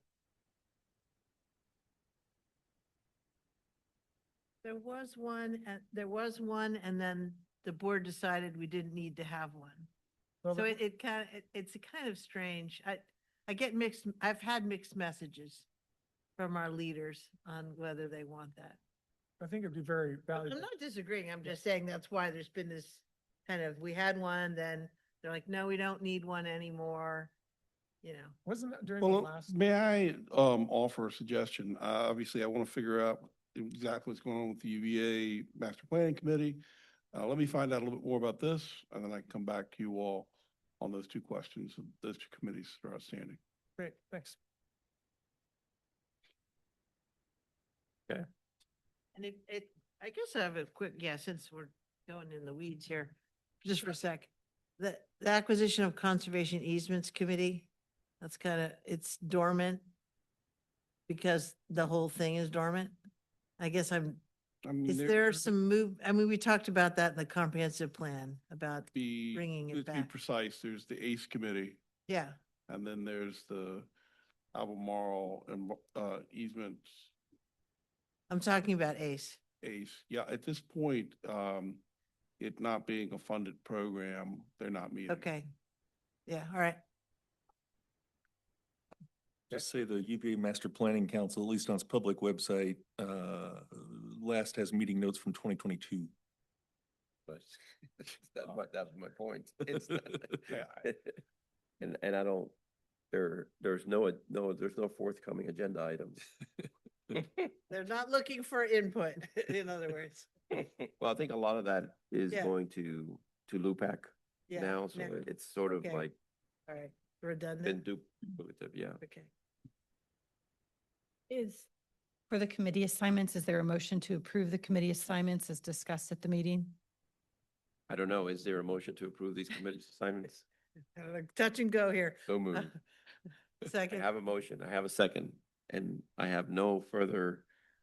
I just have a question for Okay. clarification, and I'll be quick. I'm assuming that this is like a code thing of where we have to perform and not perform. Like, it's not just we get to decide what committees we go to, right? I mean, I know we decide which ones, but when you're saying, can we add this one, or that would yeah. be a Board of Supervisors decision, right?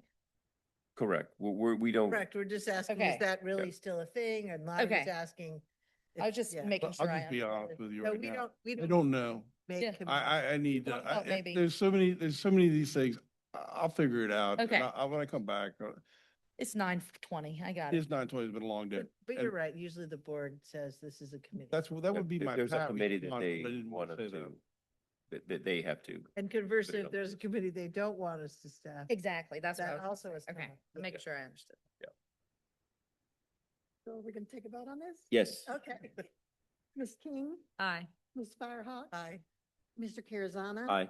Mr. Claiborne, Aye. Mr. Murray, Aye. Mr. Moore. Aye. Thank you. That's it, right?